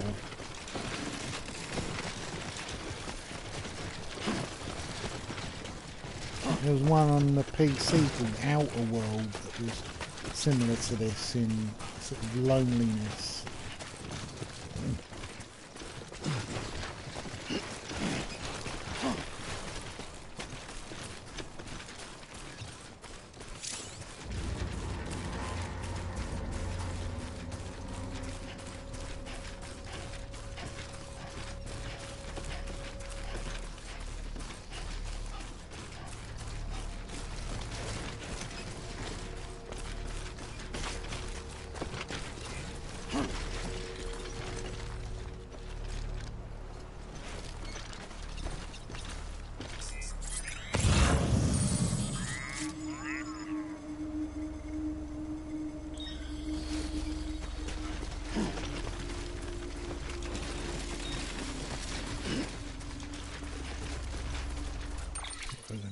Oh, I know.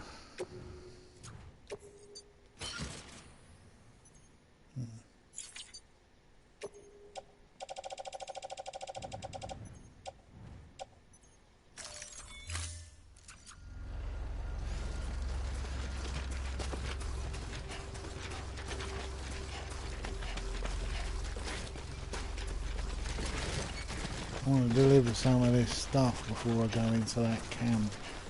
Because if it's a gold mine of equipment, I don't want to be having to drop stuff that I need.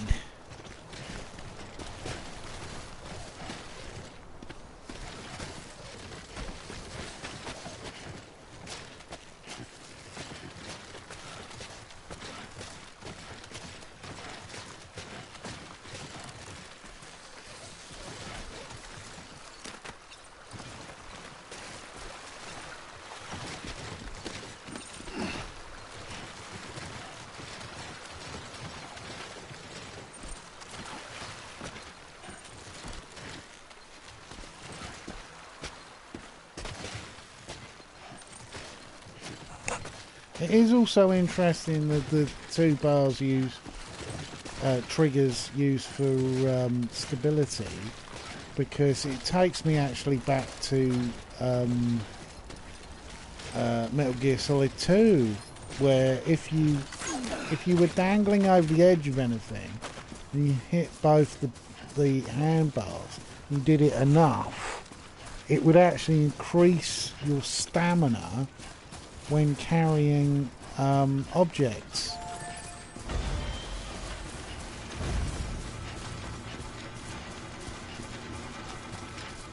So, you know, if you did it enough, you actually built up arm muscle, which would help you later on in the game, especially if you were dangling over something and you were losing sort of stamina. It was all really sort of interesting and clever. Oh, never mind. It was like one of my favourite things about Snake Eater, Metal Gear Solid 3, was you could destroy the larder and the armory of the enemy. If you destroyed the armory, they couldn't carry heavy weapons anymore because they didn't have the ammunition. And if you destroyed the larder, they were all walking around hungry, and that added to an extra brilliant sort of thing where you could use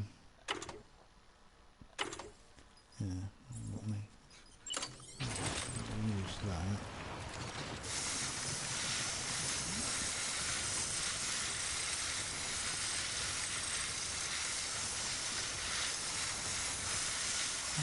Useful.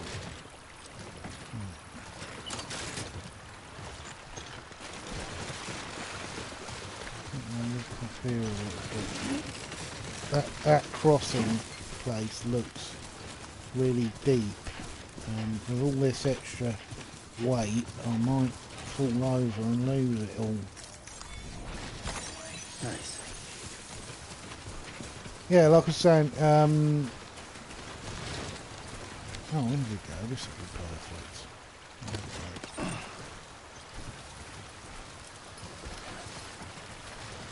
Yeah, if you destroyed their larder, they walk around going, "Oh, I'm so hungry, I'm so hungry." And add to that, you could pick up, you could kill animals that were poisonous, and they produce toxic food. It's actually a major part when you're having to defeat, I think it was the Fear, who's this like sort of spidery type boss. you throw down food that's toxic, and because he burns up energy really quickly, jumping all over the place. And then he to kill him, he goes, it's poison, and you wipe him out that way.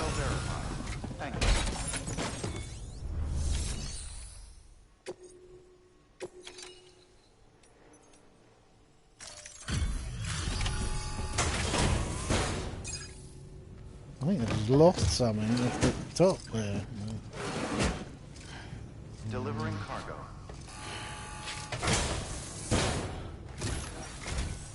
Hey, Sam. How's it going?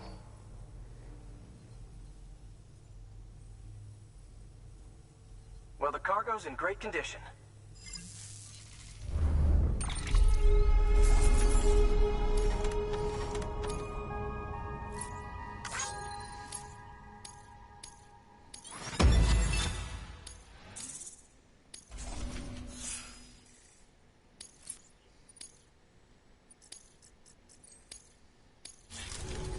Well, be safe out there.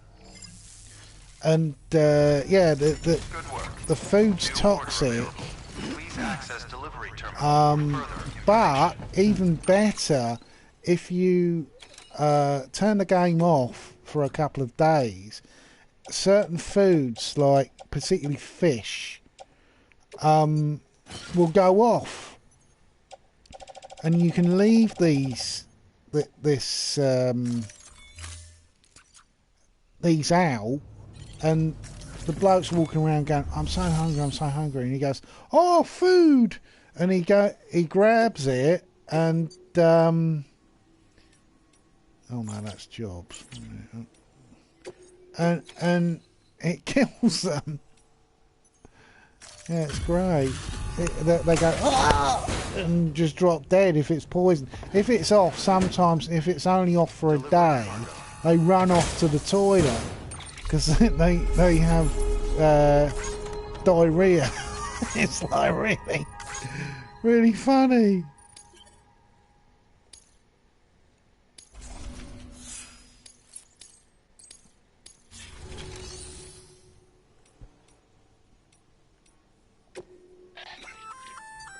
Sam, if you'd like someone to... Yeah.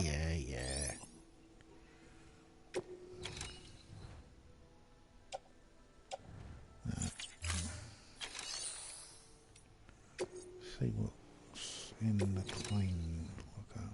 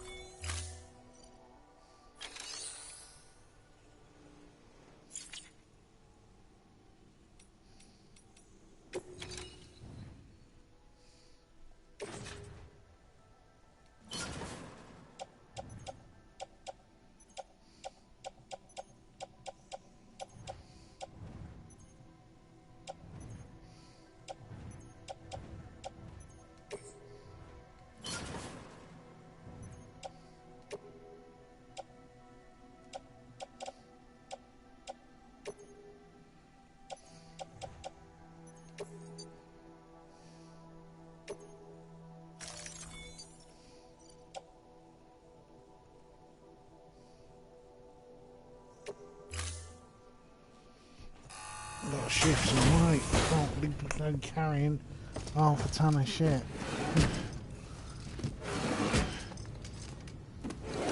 But still, I'm confused about all these materials thing. They keep going on and on about materials, and it's... Thank you for your continued support. I think a lot of this game I'd probably get heavily into once I play again. I spent a lot of that first 10 hours running around not actually understanding everything that I was doing.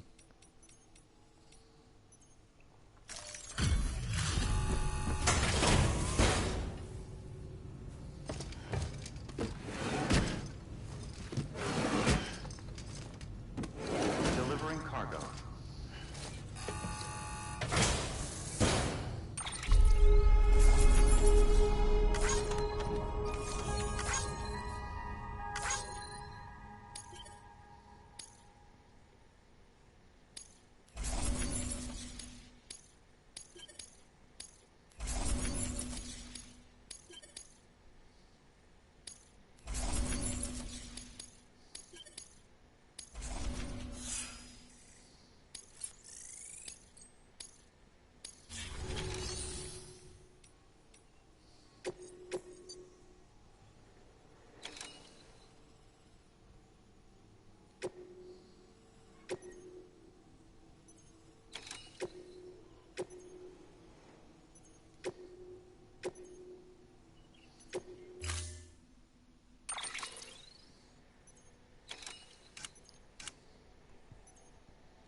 Anything.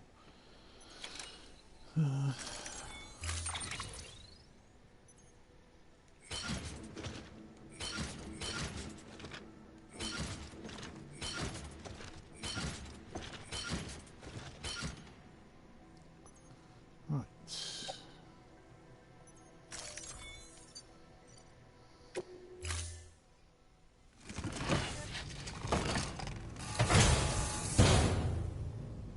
Thank you for your contribution. Oh.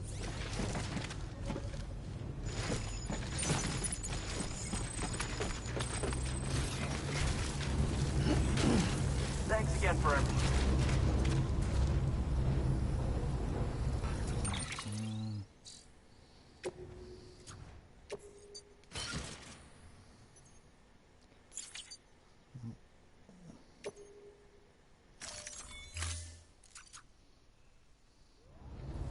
Head back to base first before I deal with all those bastards. Right, I need to go there.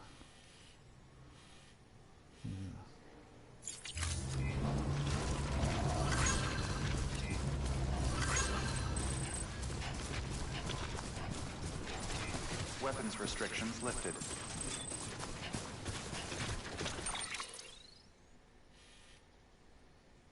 Whew, it's going to be tight. Yeah, I need to go to Knot City first.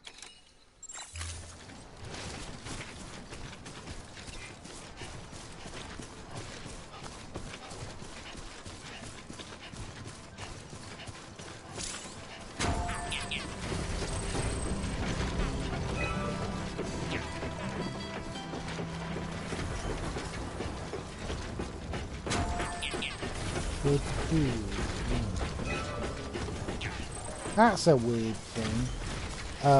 The popularity of Deadpool now compared to when I first saw Deadpool, it was in, I think it was the first X-Force comic. And I never thought when I first saw him that he'd become popular, because it just looked like a standard Rob Liefeld character who basically looked like Spider-Man. Because Rob Liefeld, completely unoriginal, everything had to be ridiculously muscular, couldn't draw feet to save his life. Pretty terrible all round. Take all this shit to the base first. Check what I'm doing. Ooh, I'm skirting. I want to bit more around the enemy than go right through them, so we're going to get rid of a lot of this shit there.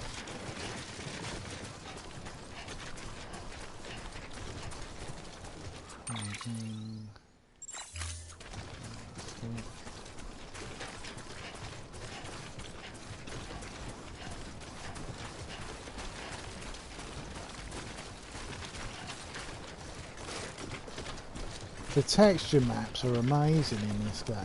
I've only seen one texture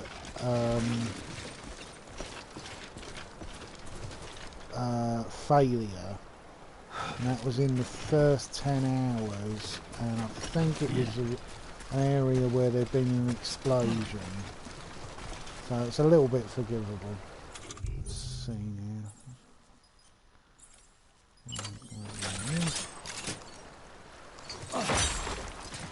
Just in case this water's really fast running, so I don't want to get swept away.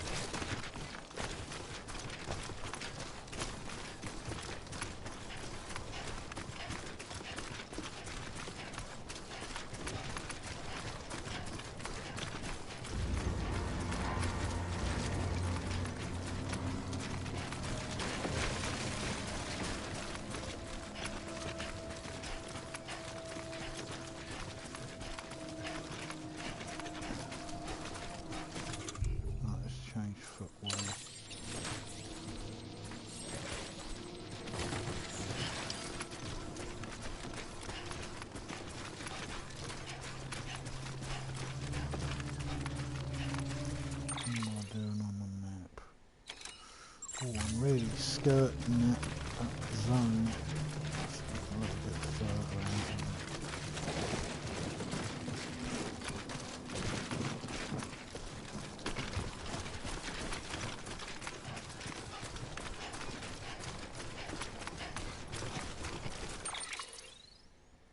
Yeah. You can just see that bridge and that zoom back in.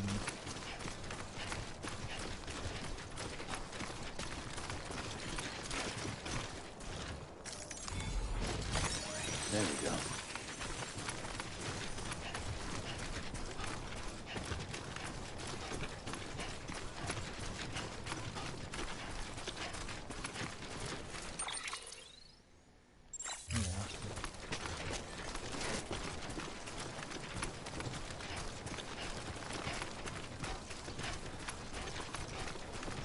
Supposedly there's a mission, I don't know where it is, but I heard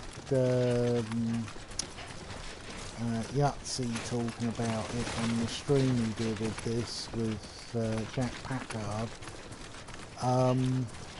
where you have to take an item in your hand all the way through, and you need to hold the trigger down at all times. Bridges wants you.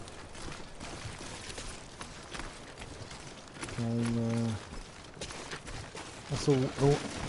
When it gets to that mission, I should be pretty good because you know, this game's all about sort of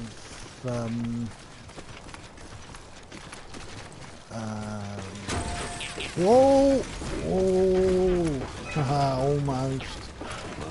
At least we're getting the steps up. A lot of it is pretty much reading the situation before you get to it. I'd say it's a lot like if you've ever done off-roading or off-road on a bicycle. You need to sort of assess the ground before you get to it. Especially on a bicycle, because you don't want to go too deep into water because you lose the ability to stabilise your momentum and you can fall over, which is never nice, especially if you're in the middle of a giant muddy puddle. So yeah, being able to read the way that you're going before you get there is quite important. Oh, I forgot to say, my number one pick film of 2019, I don't think it came out in 2019, but I saw it in 2019, is Neil Breen's Twisted Pair, because it's probably the best film he's ever done. I still quite like Double Down, merely for the way that he did it all himself. I'm always inspired by independent film production anyway, and just the laptop scene and the eating tuna as he's driving along scene. I think that Neil Breen is really underrated, and I think that it's just a shame he can't have huge Hollywood budget, because the sort of movie that's in his head would be just amazing. Twisted Pair, he's playing two roles, and it's like sort of Cade and Kale, they're called, and they're twins who are augmented humanoids by aliens, and they're protecting the Earth. And it's like a superhero movie, except for it's done on a really low budget. But I just think that that's wonderful. It's what makes Neil Breen's movies just fantastic.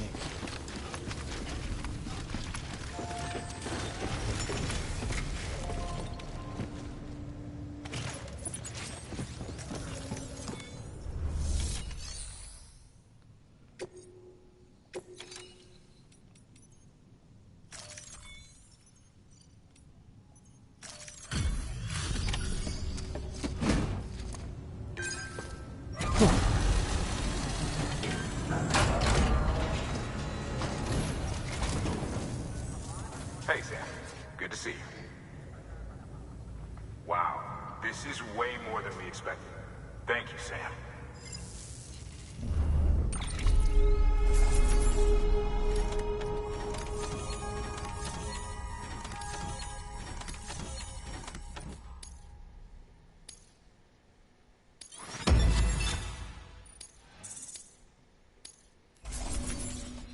It's weird. This area is a lot easier to do deliveries than the other one, mainly because the terrain is a little bit drier. I know it's got areas where the land's wet. It's not so much a hassle as it is on the first stage.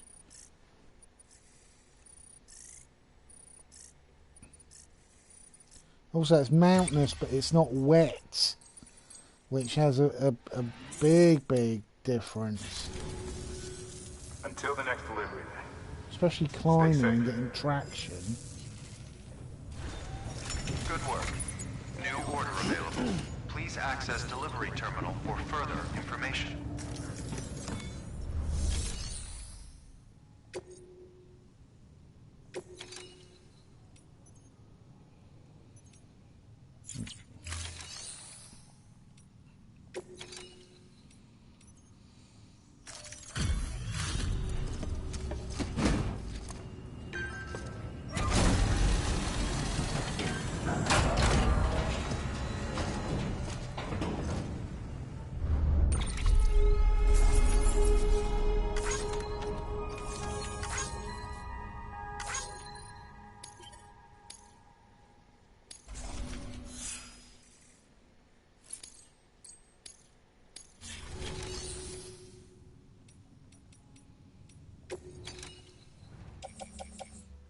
can put some of these.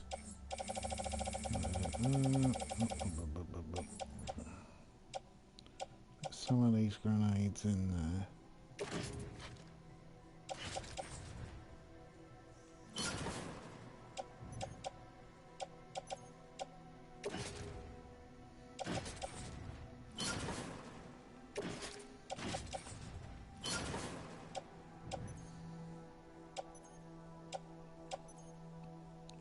High performance underwear.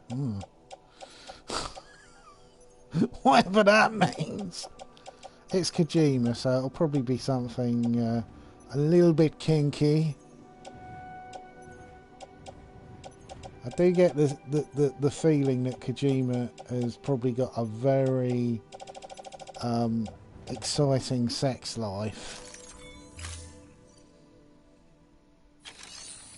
You know, I don't think he's 100% heterosexual either. I get that feeling when there's definitely more going on in especially Snake Eater. There's definitely something going on there, and Raiden, who looks like basically what the gay slang term would be a twink. When I first saw him in a magazine, I thought, oh, it's a girl. And no. Twink fetish is something that, you know, it's there's definitely, yeah. I'll deliver his high performance underwear then.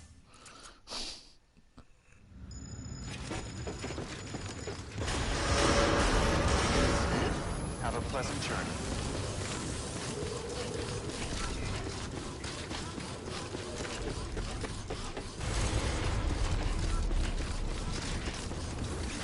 One night.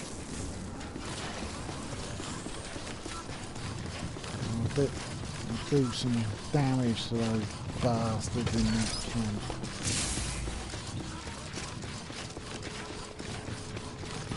Have a pleasant journey.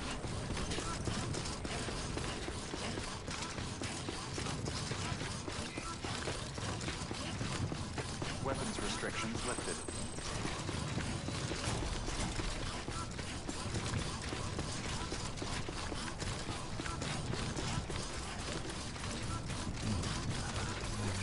Let's have a look. Where's that camp?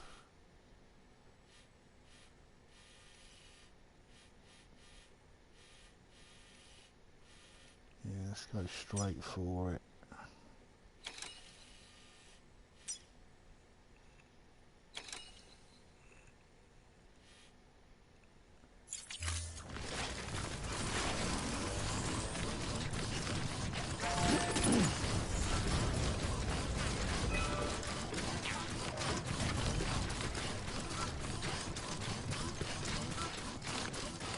I'm ready to kick ass and chew bubblegum. More out of bubblegum. Have a drinky. Drinky poos. Get some stamina back.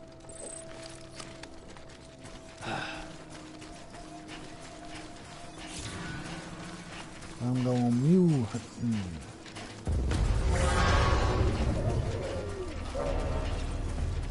Sorry, baby. I'm gonna kick the crap out of this guy.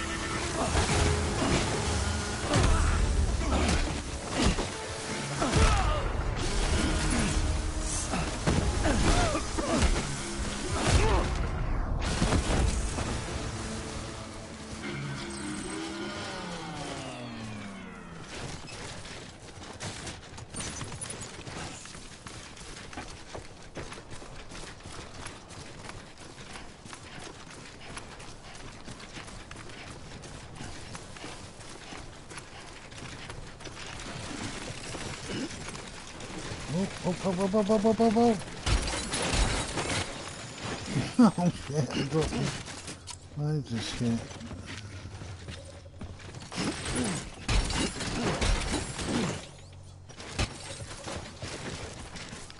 Let's lose some of this fucking...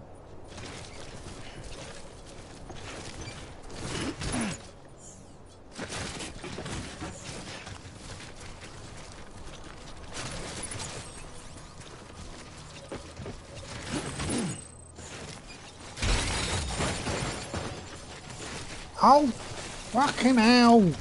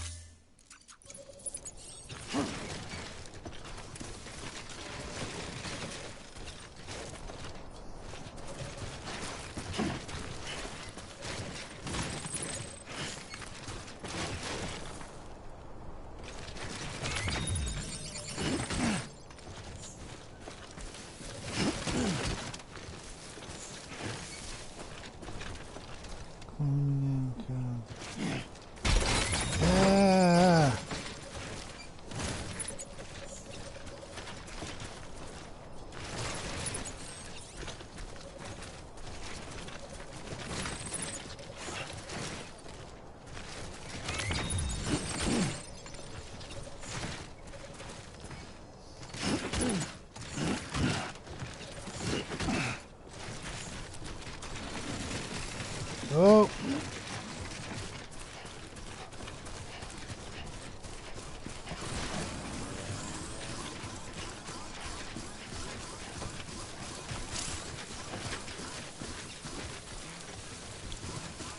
Oh, come on, stay stable. Get rid of all this metal. Back to the main base. Offload it in. Should have one of those motorbikes right now.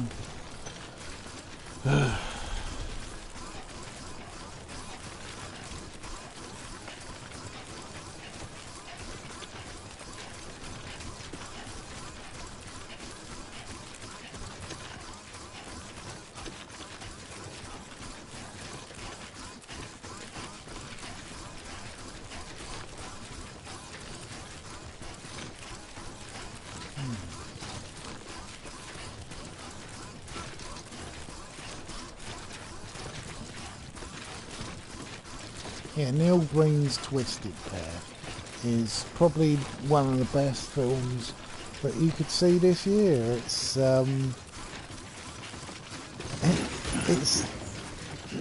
It's very pretentious, but it has an innocence to it in that it's because modern movies now are very much a collective effort.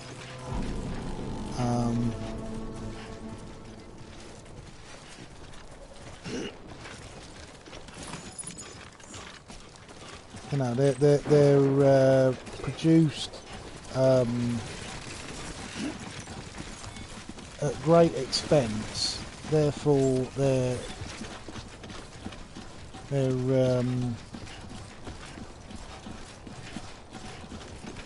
Beginning scan. Scanning bridges ID. Verifying ID. they become, because so much money's involved, they don't really have a single person's vision anymore. They become like a committee movie. It's the biggest problem with Sony has been that they make movies with a committee mindset, so they produce a lot of crap.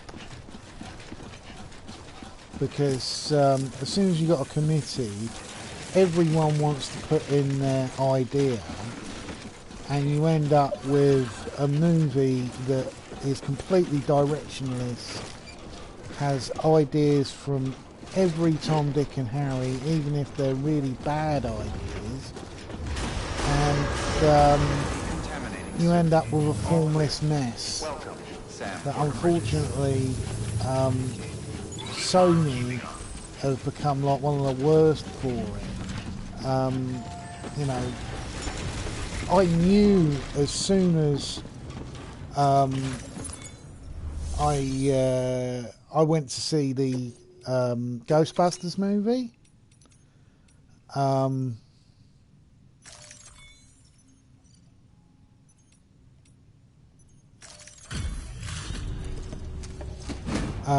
I knew that it was going to be absolutely dreadful because, you know, just instinctively. Guys like you make me proud to be part of Bridges. Thank you, Sam.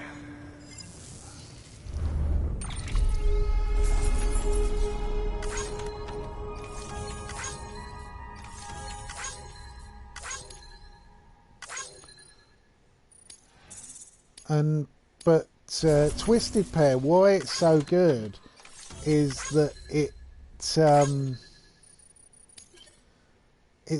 it's basically one man's whole dream. It's got some surreal scenes and acting that is just, it's either the greatest or worst acting you've ever seen in your life, because that everything's sort of hyper realised, and people are talking about things that are major scientific ideas, but then they're saying things that are just like nonsense.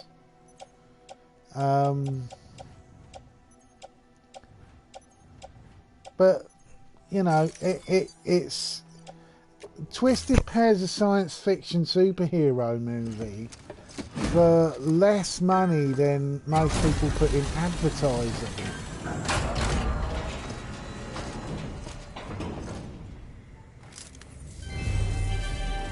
Thank you for your continued support.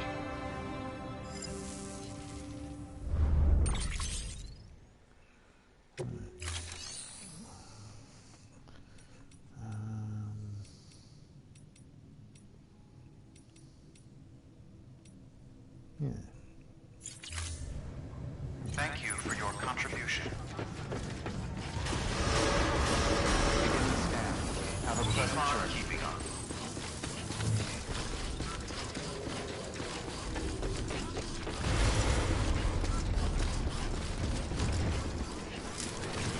Also, Neil Breen's probably one of the few directors who casts himself as like the lead, and he's like a Superman, literally like a Superman in this one. It had this fantastic green screen, and you watch each Neil Breen movie and there's stuff added to it where he's basically like been doing a media studies course. And Twisted Pair was the first one to heavily use green screen and editing, and there's even scenes that are laughable, but at least it's a one-man effort. It's not someone who's sort of got a whole team of people who can do his special effects. So I find it a little bit more honest than, say, Michael Bay, who employs tons and tons and tons of artists, and you end up with a mess like, say, Transformers 5 The Last Night, which is just pap. You know, Anthony Hopkins is in that movie, and it is literally like Michael Caine in The Swarm. He just gave no shits. He performed the lines really well, but you could tell he was just doing it because they turned up with a like truckload of money and said, "Oh, do you want to be in our new movie?" The most amazing cameo in The Last Night was Rebecca Front, who is like, she's a comic comedian actress who's been in stuff like The Thick of It, and then she's in that, and I was like, what? They got Rebecca Front in a Transformers movie. Oh.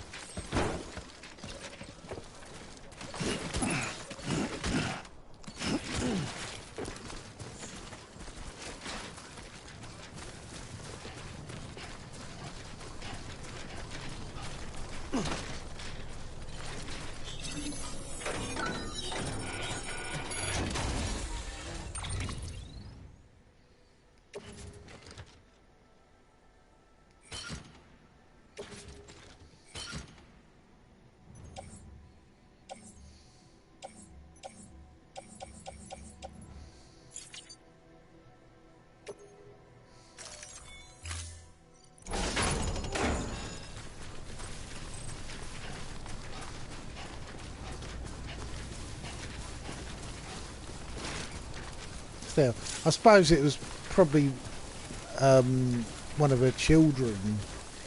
You know, I've heard that some actors did Doctor Who back in the past because their children had sort of not thought of them as real actors until they appeared in Doctor Who.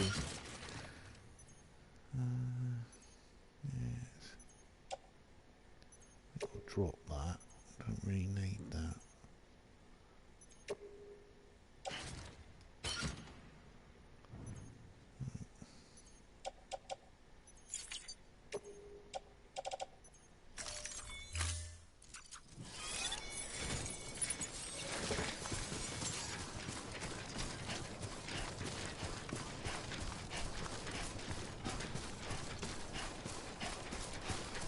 Metal.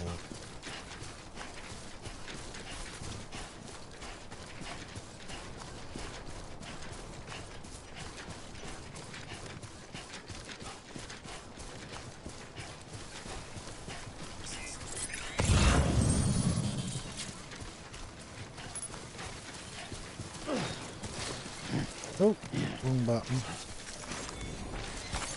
Nice.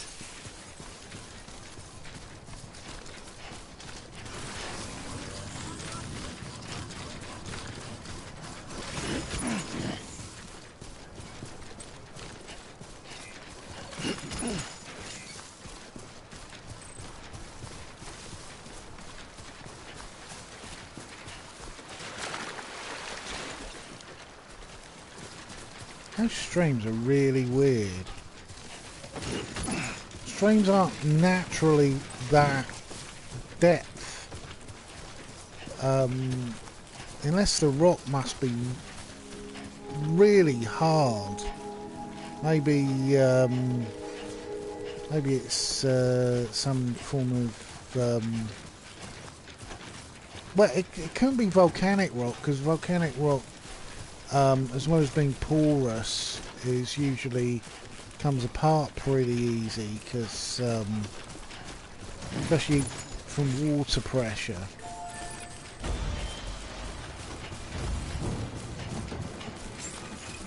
So I doubt many of the physical laws are very realistic in this game. Clear.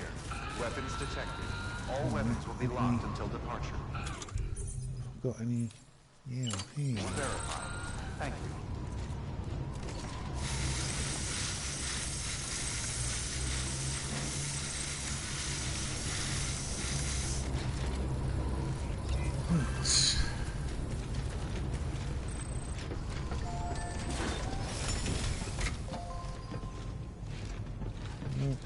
Oh, point the right way, you bastard.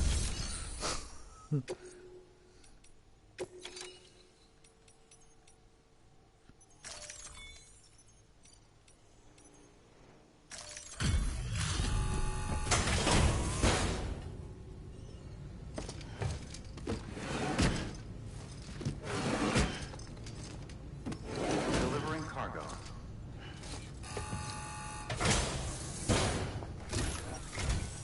Oh, hey. Good to see you. You've done more for us than we had any right to ask. Don't think we don't know that.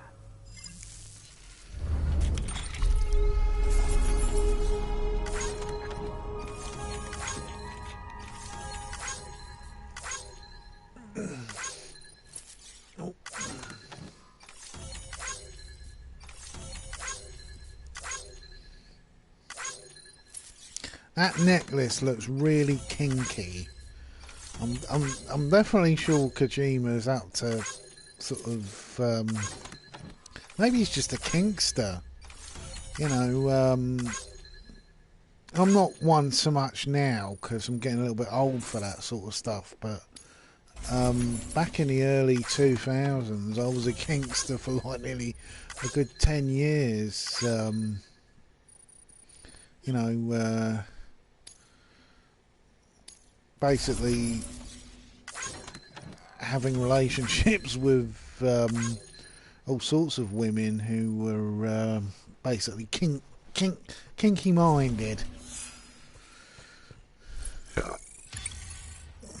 Only thing is that most of those relationships,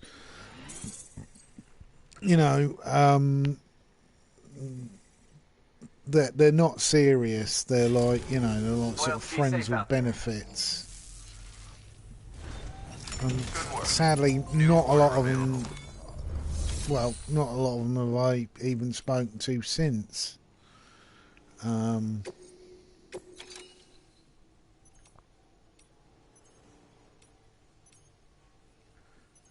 this?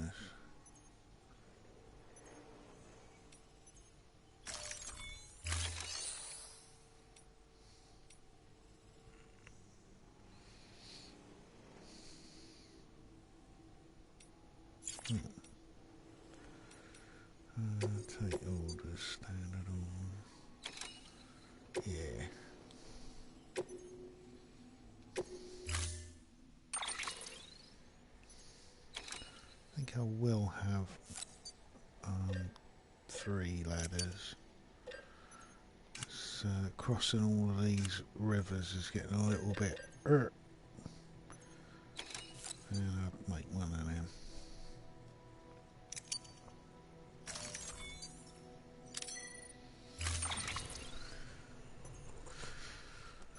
Well, I invested in a time saver today. I was looking online on my phone on the App Store about home delivery stuff, and McDonald's in my area home delivers food. Well, as close to food as McDonald's is.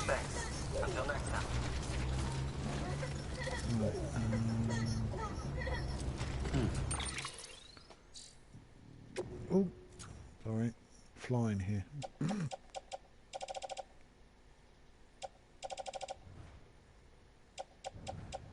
No, it is already all balanced up.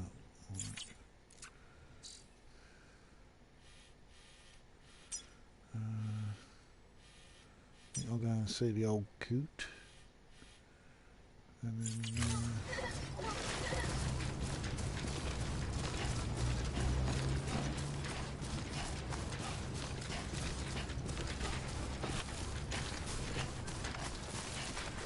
Weapons restrictions lifted.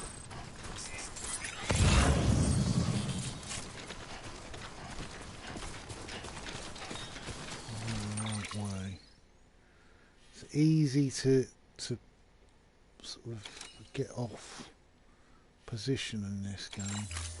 I am off position. I need to be more facing centre.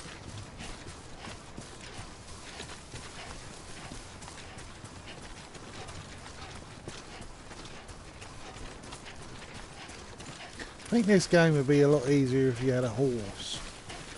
You know, the motorbike, of what I've seen of it, it's great on a nice flat terrain, but trying to get around all these hills isn't exactly that much fun.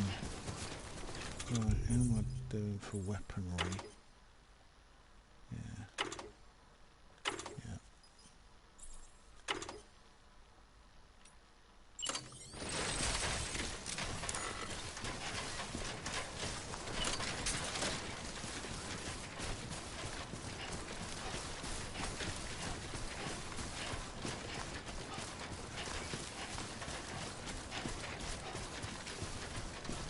Always like the quiet.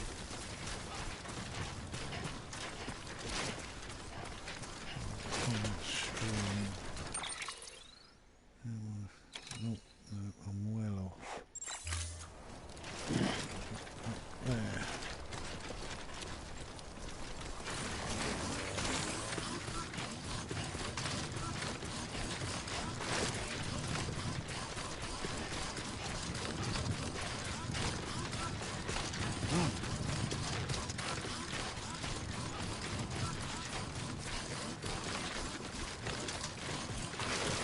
Over here!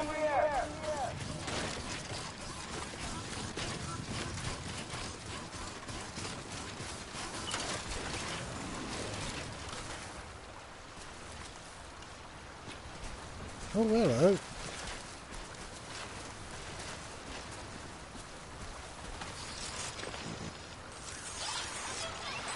Oh.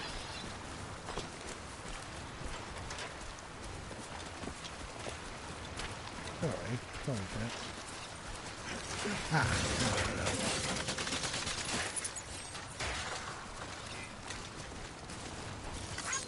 Today's a good day.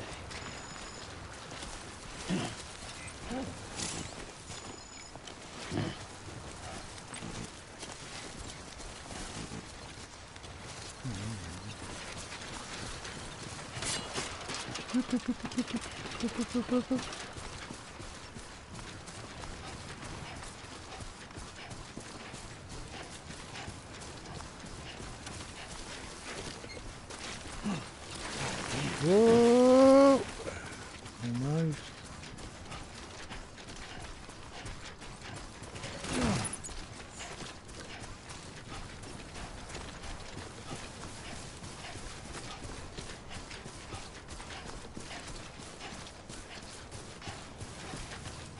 Looks like someone's building a bridge.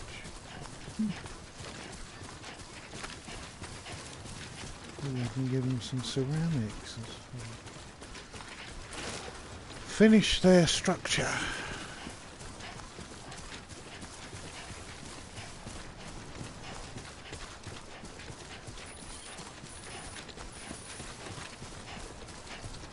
Too far from metal. Keep it up. Keep it up. I'm Sam! My name's Sam too.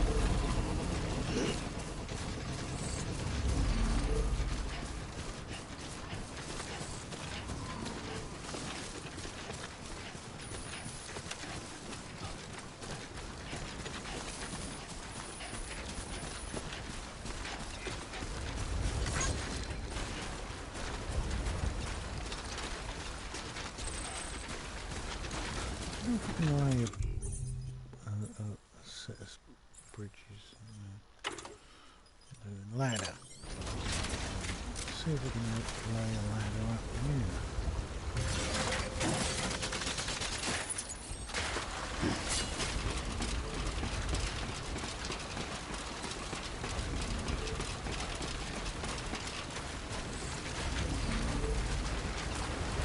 Whoop.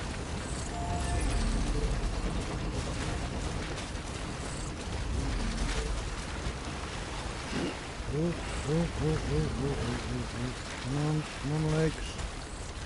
Don't fail me now.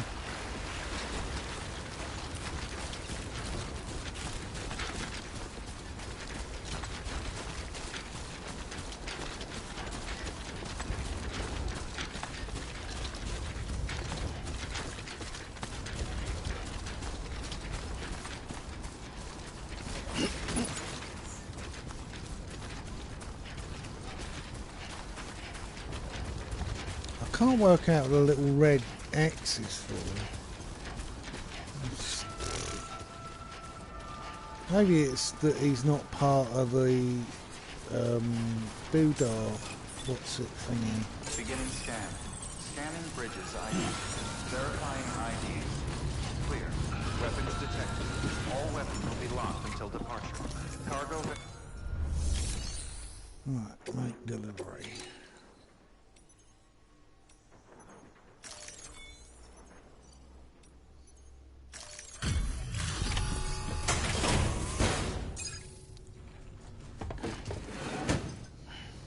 Delivering cargo. Surprised to see me, son? Don't worry, I'm not dead yet. Let's see how's the package. Wow, this is great. Excellent job, thank you.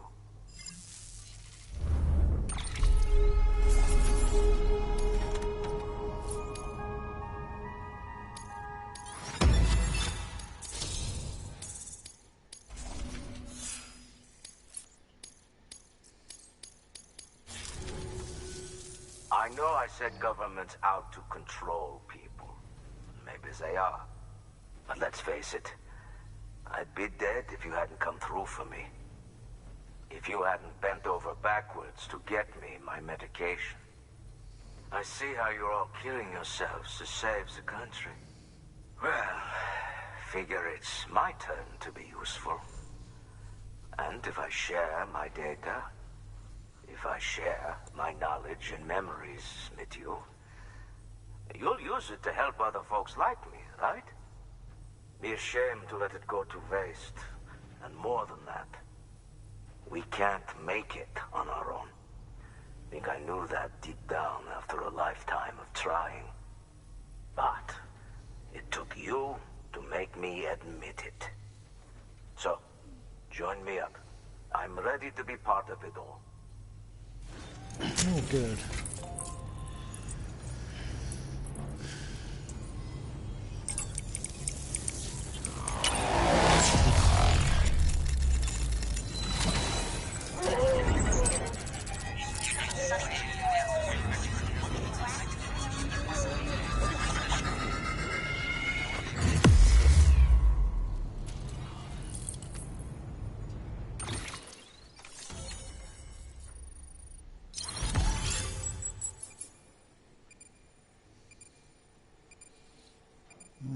That's something.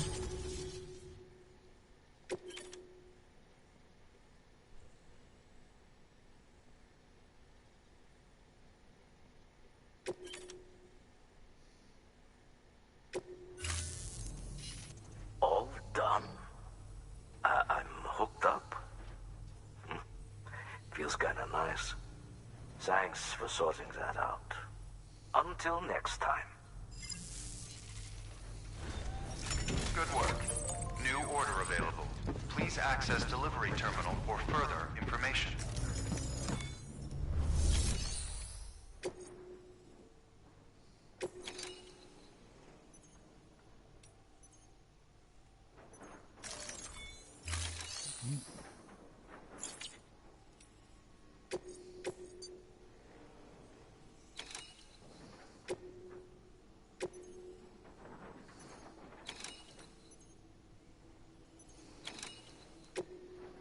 We'll go that way anyway.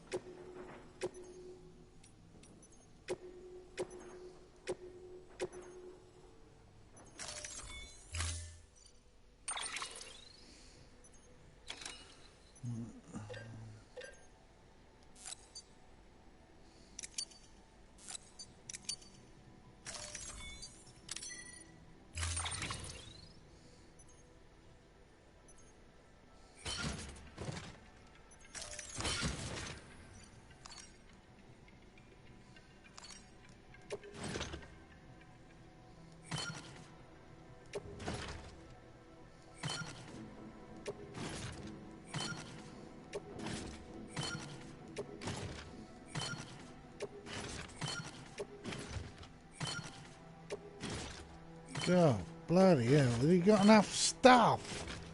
Fucking hell. Right.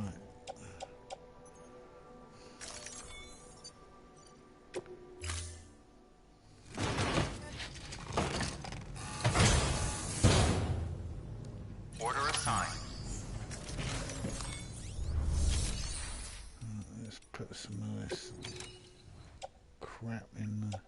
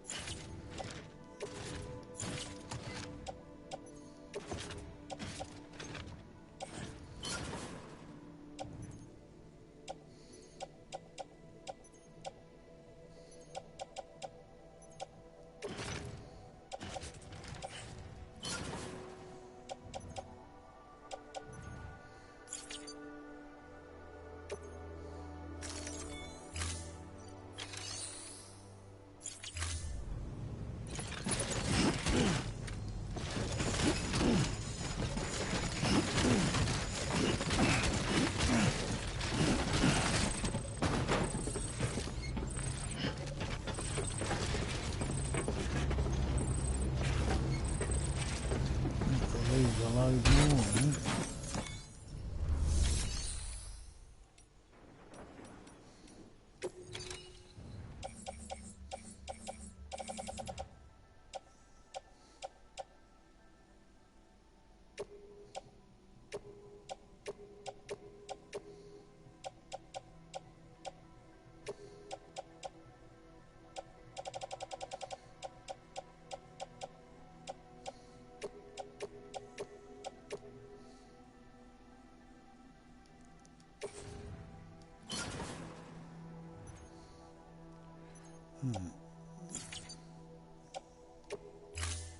Oh shit.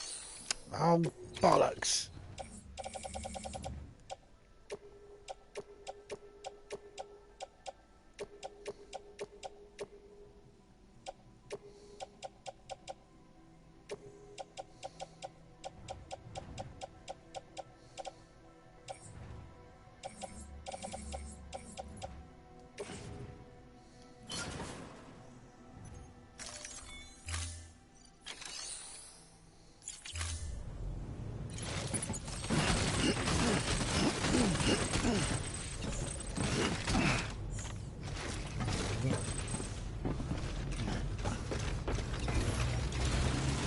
Whoa, whoa. Thank you, Sam.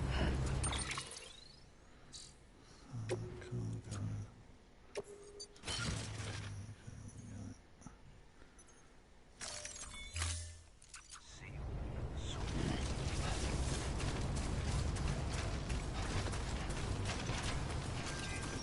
Weapons restrictions lifted. Keep on keeping on.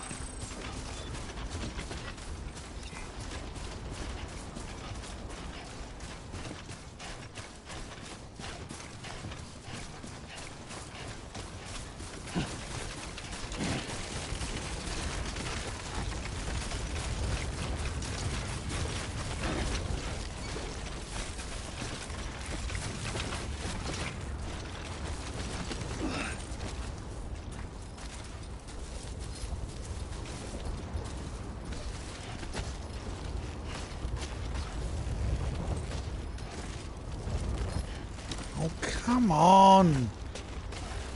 God's sake.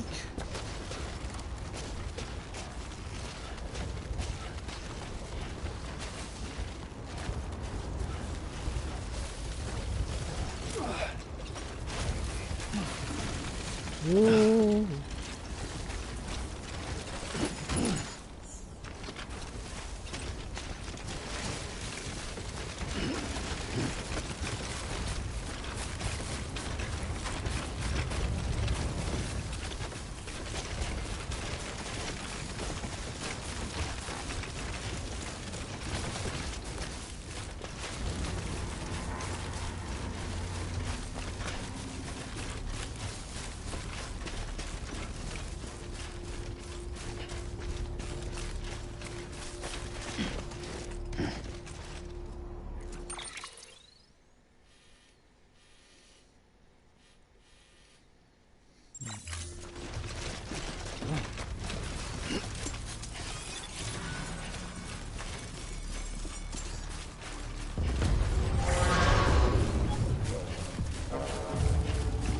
Sorry, baby, we were going to be at this shit.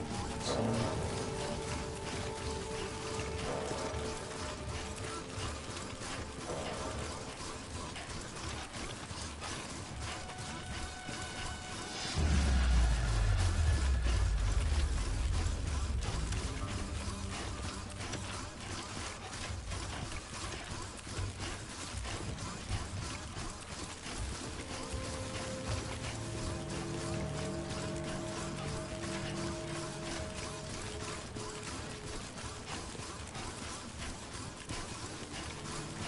Now we're out.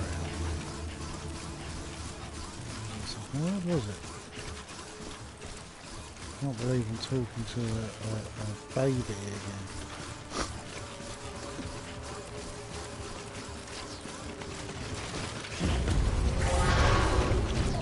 Shit.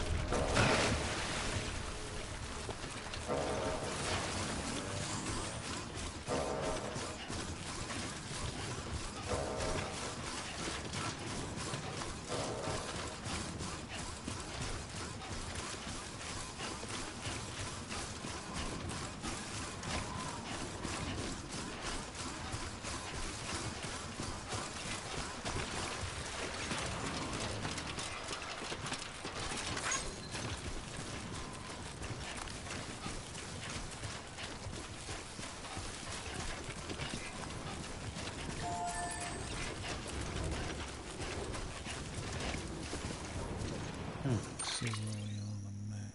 Yeah. Not far.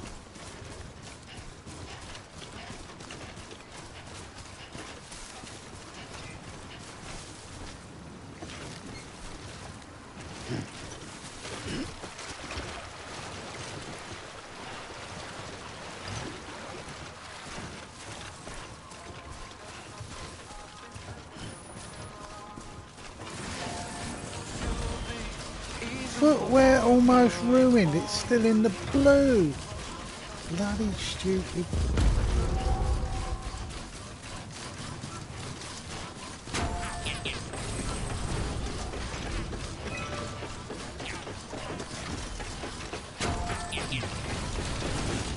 Ooh. Yo!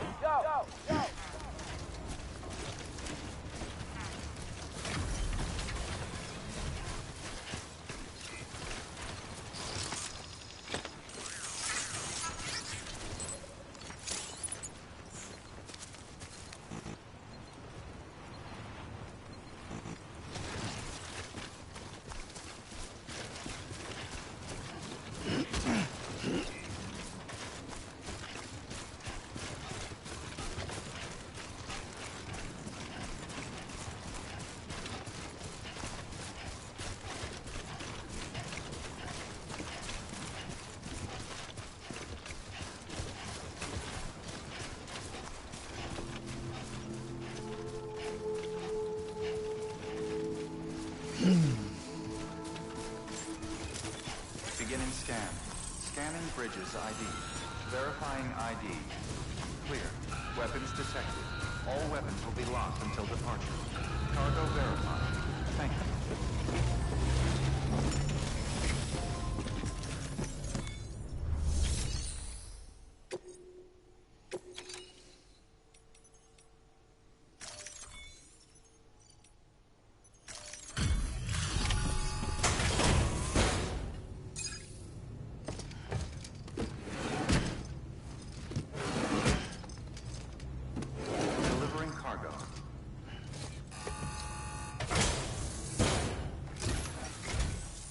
Sam.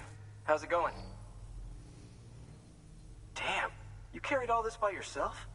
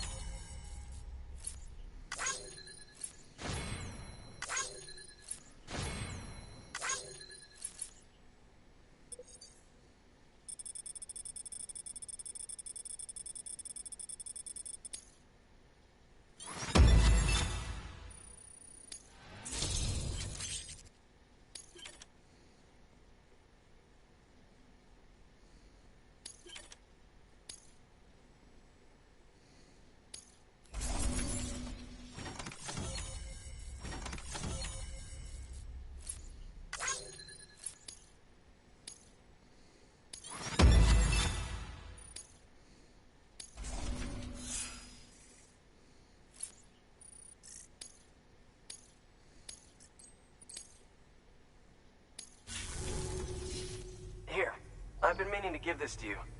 I hope you can find a use for it.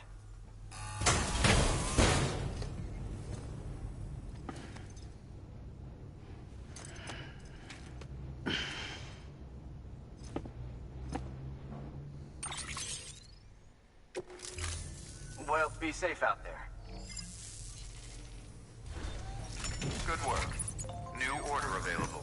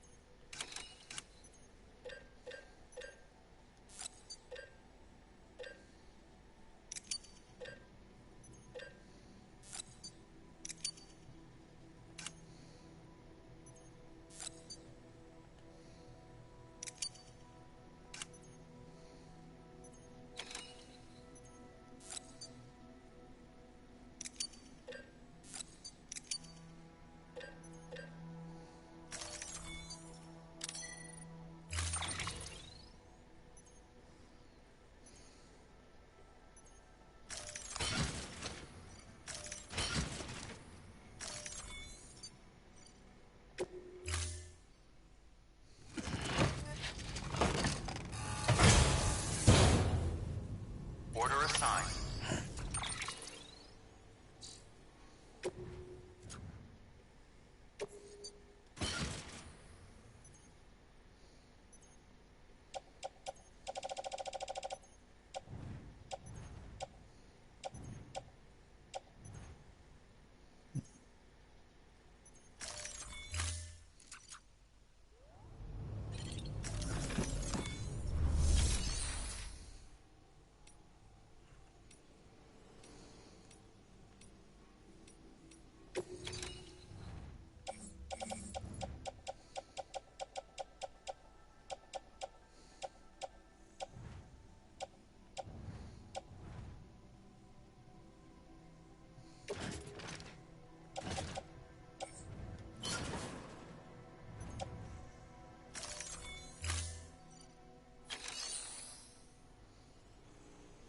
I'll rest in the shelter later. I can't. I've got to keep moving.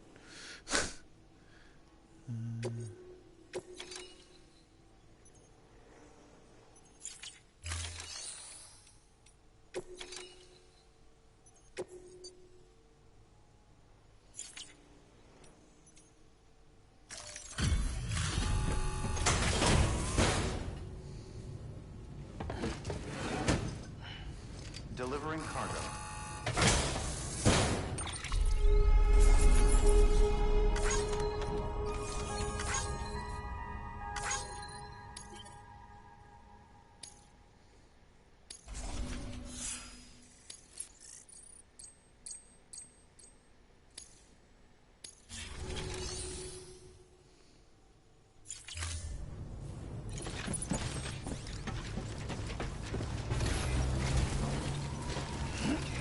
Keep on keeping on. Right, I've got my head for him now.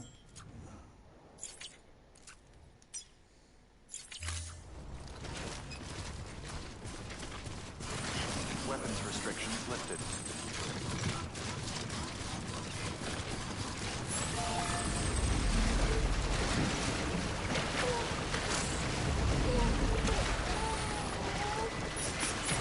Oh no! No! No! Damn it! Damn it! No! No! God damn it! Oh, bloody hell. Oh, fucking...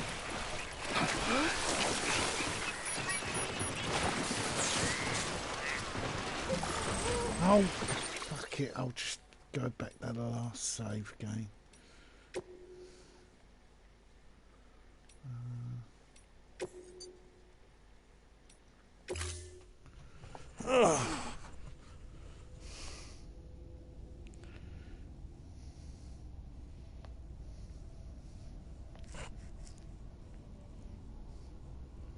Bloody stream, so fast moving.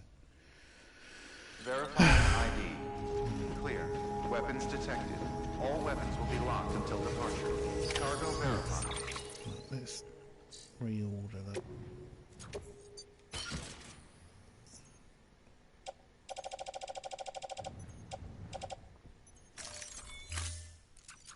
Thank you. I've been hoping you'd come visit. Weapons restrictions lifted.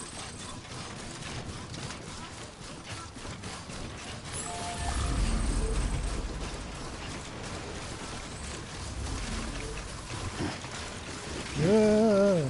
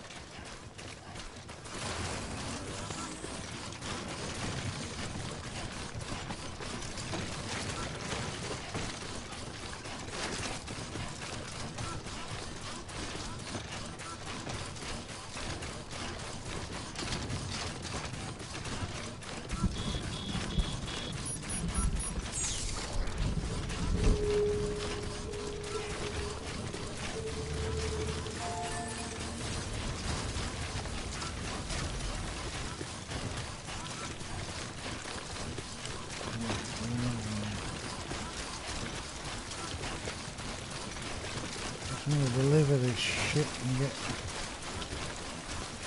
Oh, what's that? Oh, emergency fuel.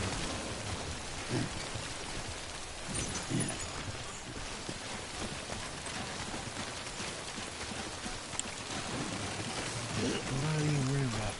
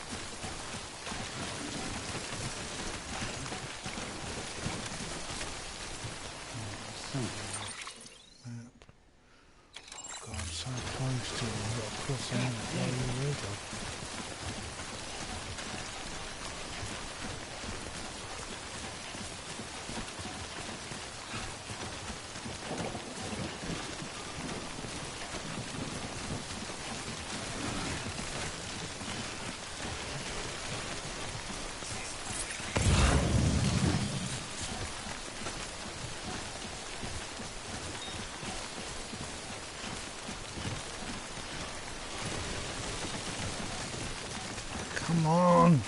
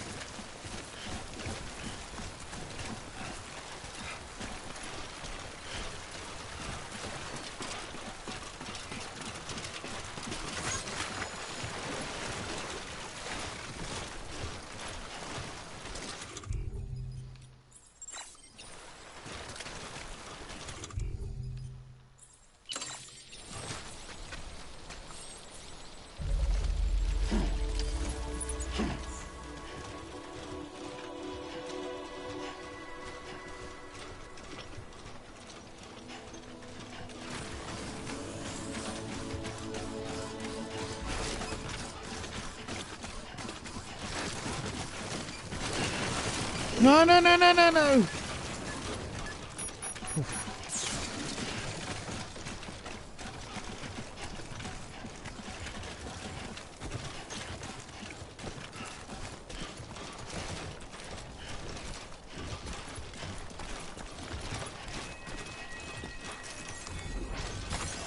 Nice. Beginning scan. Scanning bridges ID. Verifying ID. Clear. Weapons detected. All weapons will be locked until departure. Cargo verified.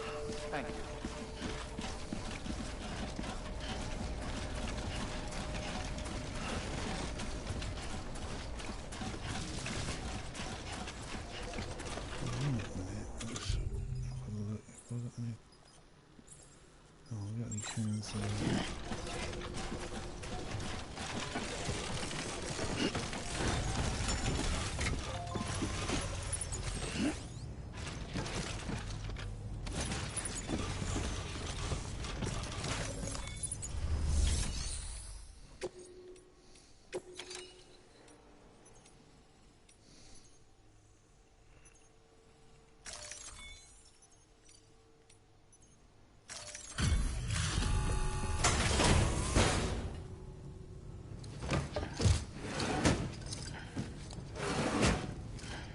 Delivering cargo.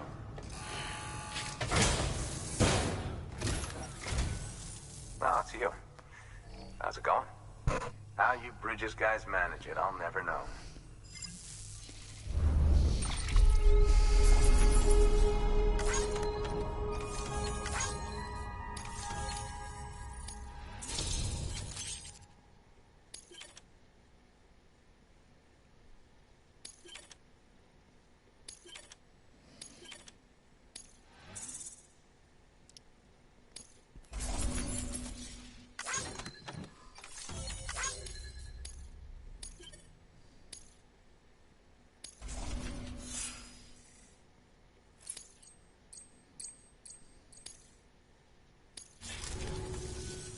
Well, you've done your bit. Time for me to do mine. Good work. New order of...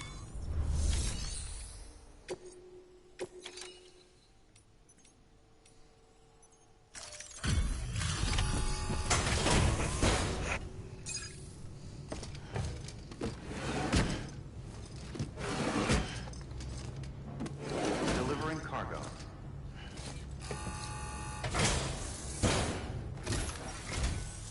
Hey, Sam. How are things? Wow. Carrying all this couldn't have been easy.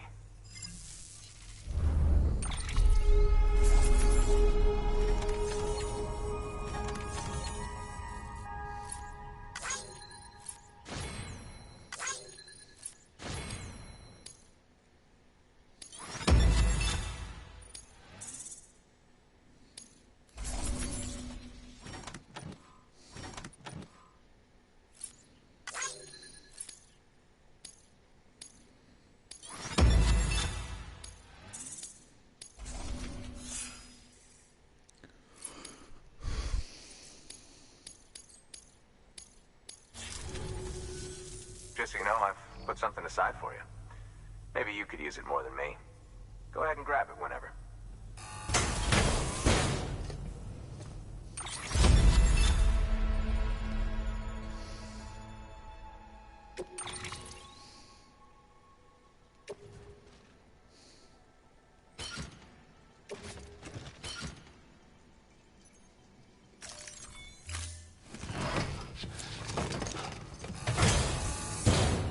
Well, you've done your bit. Time for me to do mine. Good work. New order available. Please access delivery terminal for further information.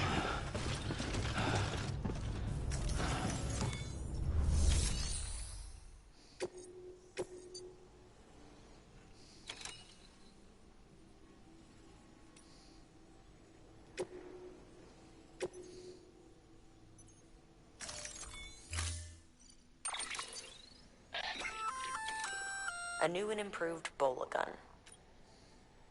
It allows you to charge up shots for increased range and wire spread. Pretty neat, huh?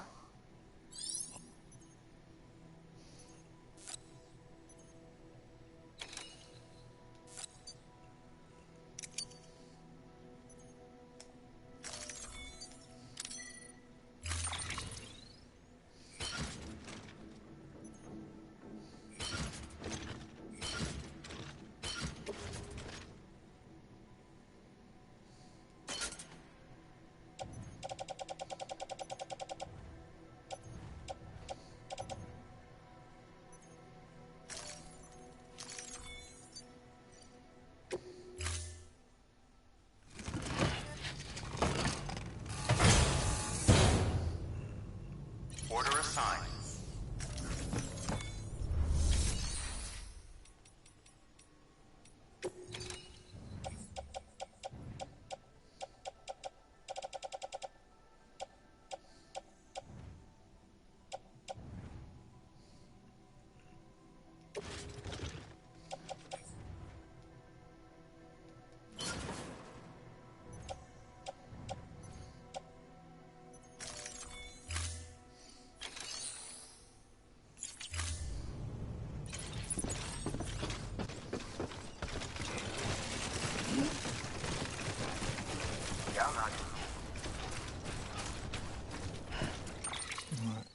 Head all the way back to base.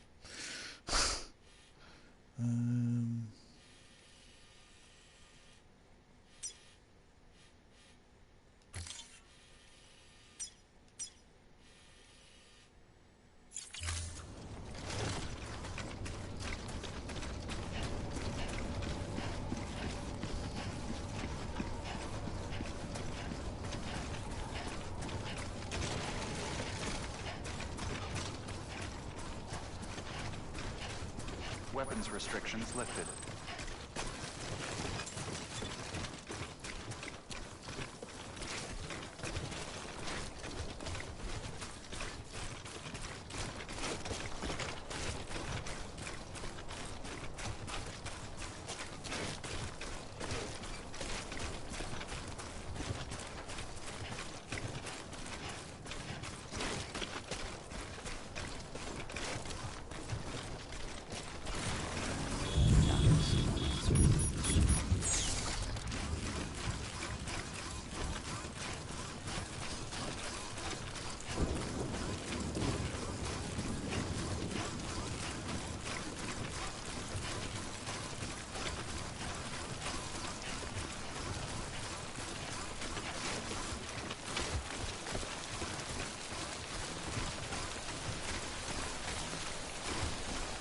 Oh joy, more rain.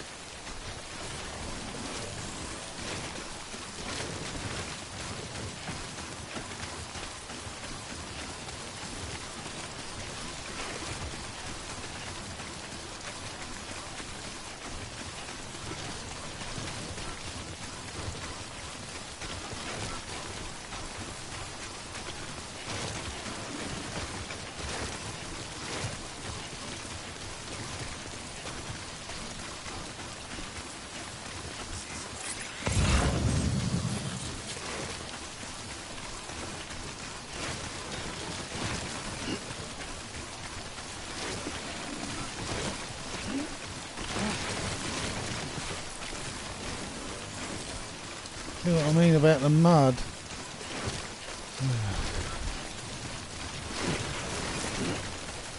It's a lot worse when you're trying to climb up a hill and then you hit a load of this mud and then you can't get any traction. You keep slipping down backwards. And it's so frustrating. It's very frustrating if you haven't got anything like a ladder or a rope.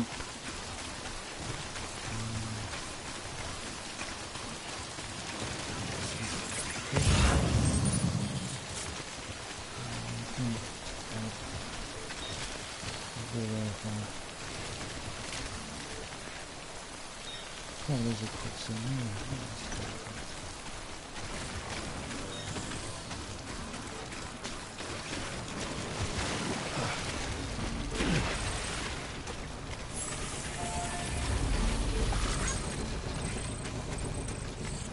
It's okay. There we go.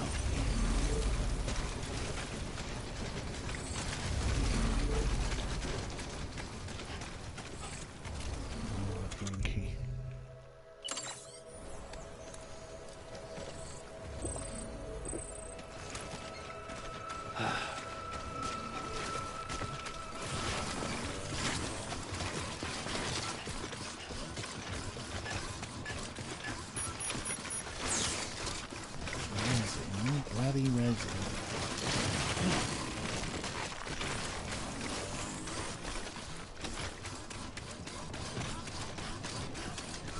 From the little amount of truck driving I've done, it's the batteries really wear out on rough terrain. I think if you stick to the roads, it's a lot more plain sailing.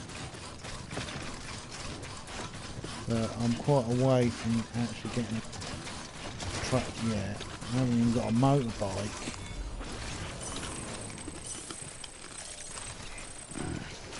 Disgusting.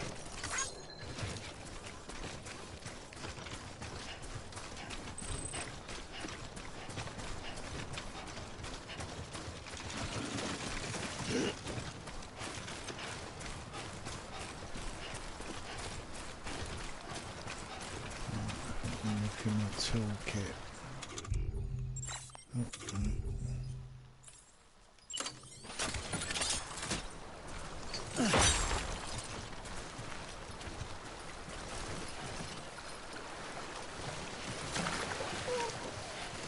You're okay, baby, okay. There we go.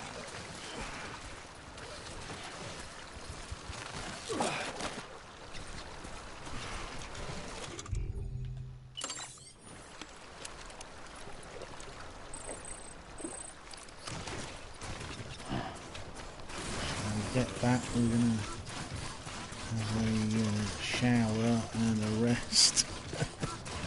And I'm gonna save the game and end the stream because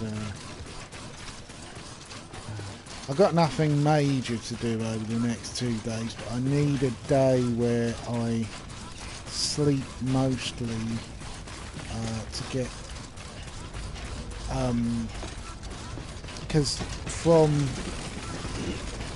Friday, I'm on.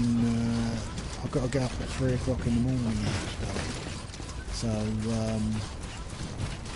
probably not going to be doing a lot of streaming. I might do some, depends on how much energy I've got. 'Cause normally, when you've done if you do a 10-hour shift in a row, but getting up really early. It does have a deleterious effect in that you'll get days where you like you just are out of energy, you just can't concentrate on anything, and I have had times when I've been playing games and I've literally fallen asleep trying to keep my eyes open. I just can't do it, you know, I'm not off. Which was particularly funny when I was playing Star Trek one day.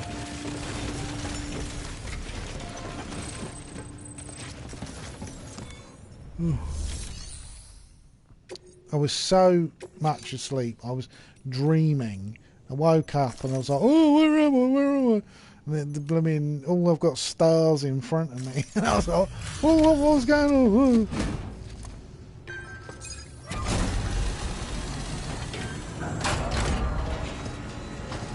Handmade pickles. Hey, Sam. Good to see you. Wow. This is way more than we expected. Thank you, Sam.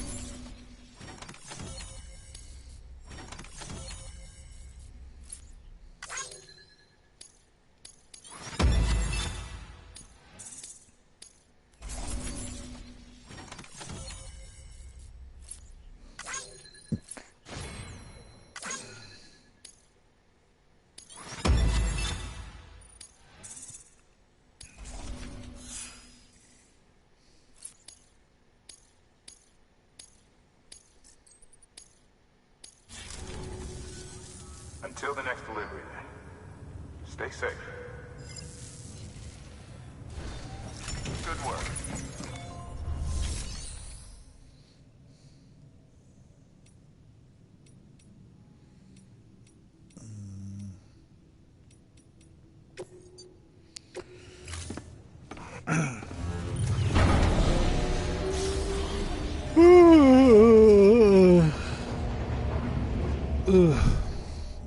Oh, God.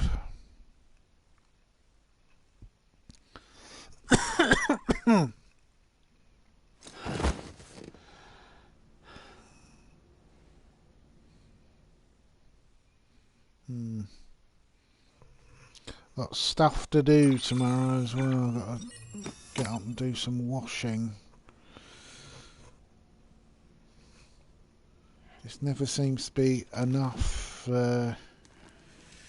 hours in the day. Good morning, Sam. Blood collection. I still do the lottery. Thank you for your generosity. If I won big enough on the lottery, I'd buy my own island, and I'd basically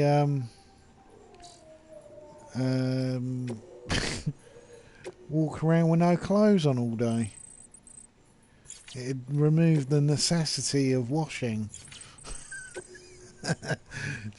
just make sure that I carry a backpack with some Speedos in it, just in case. Just in case I get a flying visit by someone of importance.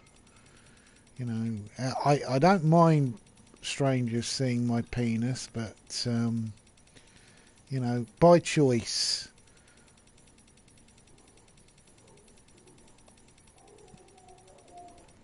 That's I'm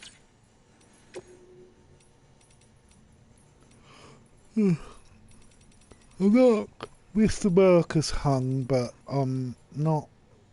I haven't got like I'm not like Donald Trump. That was so funny when I read about that, about how Stormy Daniels basically let it slip that he's hung like a baby carrot.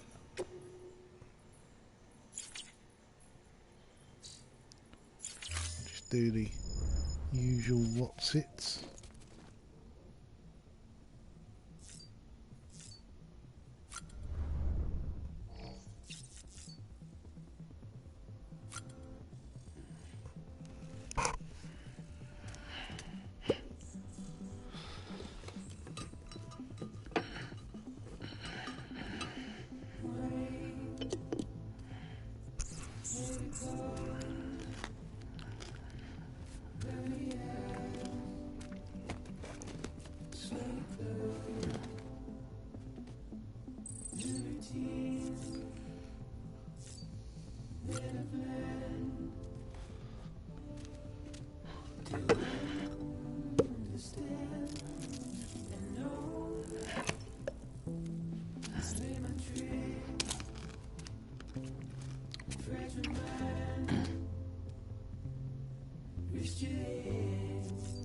I couldn't imagine eating something that's alive.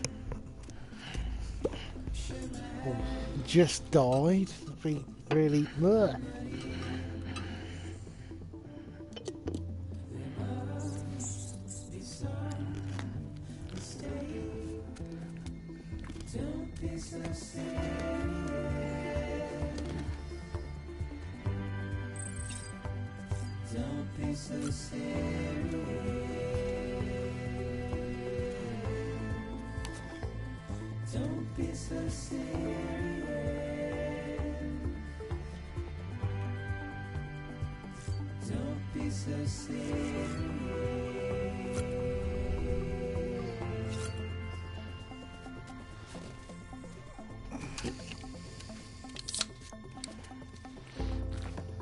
That's something you don't get in gaming. People who have to wear glasses. I'd love a first-person shooter where, you know, well, it wouldn't just be first-person shooter. It'd possibly have some puzzles and stuff. But you start the game short-sighted, and you can't see what's down the hallway. Because I'm short-sighted, and the idea that if I ever lost my glasses, particularly in a horrific, you know, scary beast that could eat me way, not being able to see the thing, that would be absolutely terrifying.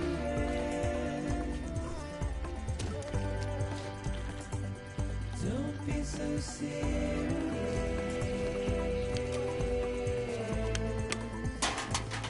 Don't be so serious.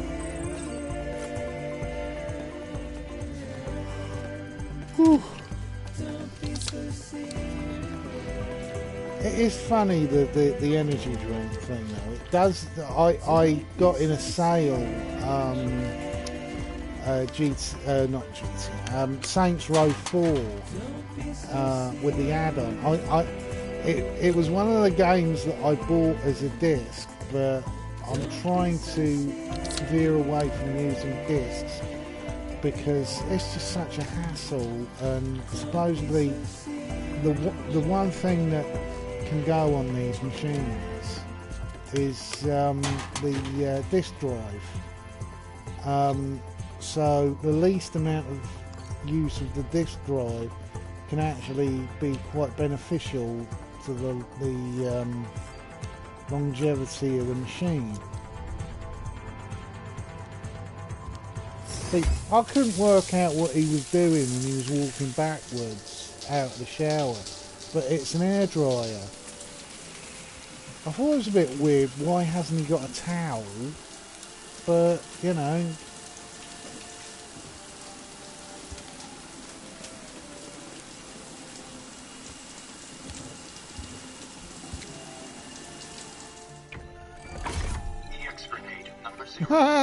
very dirty.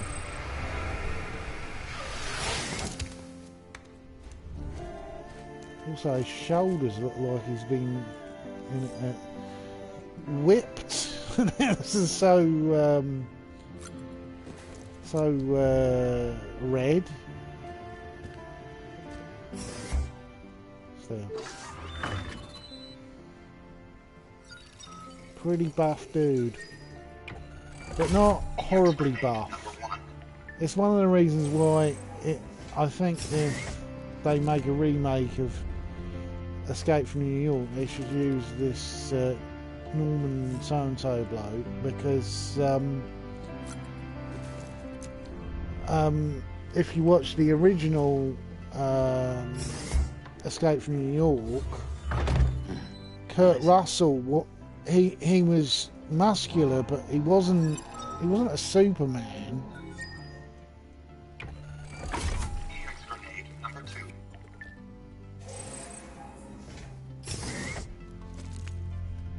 Right, and I think I'll be saving it from there, because, like I said, I need to go to bed. I'm getting a bit... energy's gone. Right. Where's the... No, there's nothing... Oh, there you go. Thought something was wrong with the machine then. Go. Save game.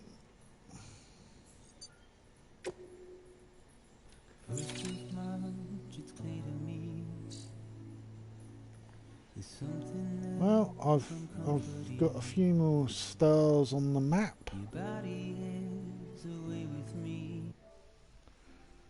And I'll be seeing you later.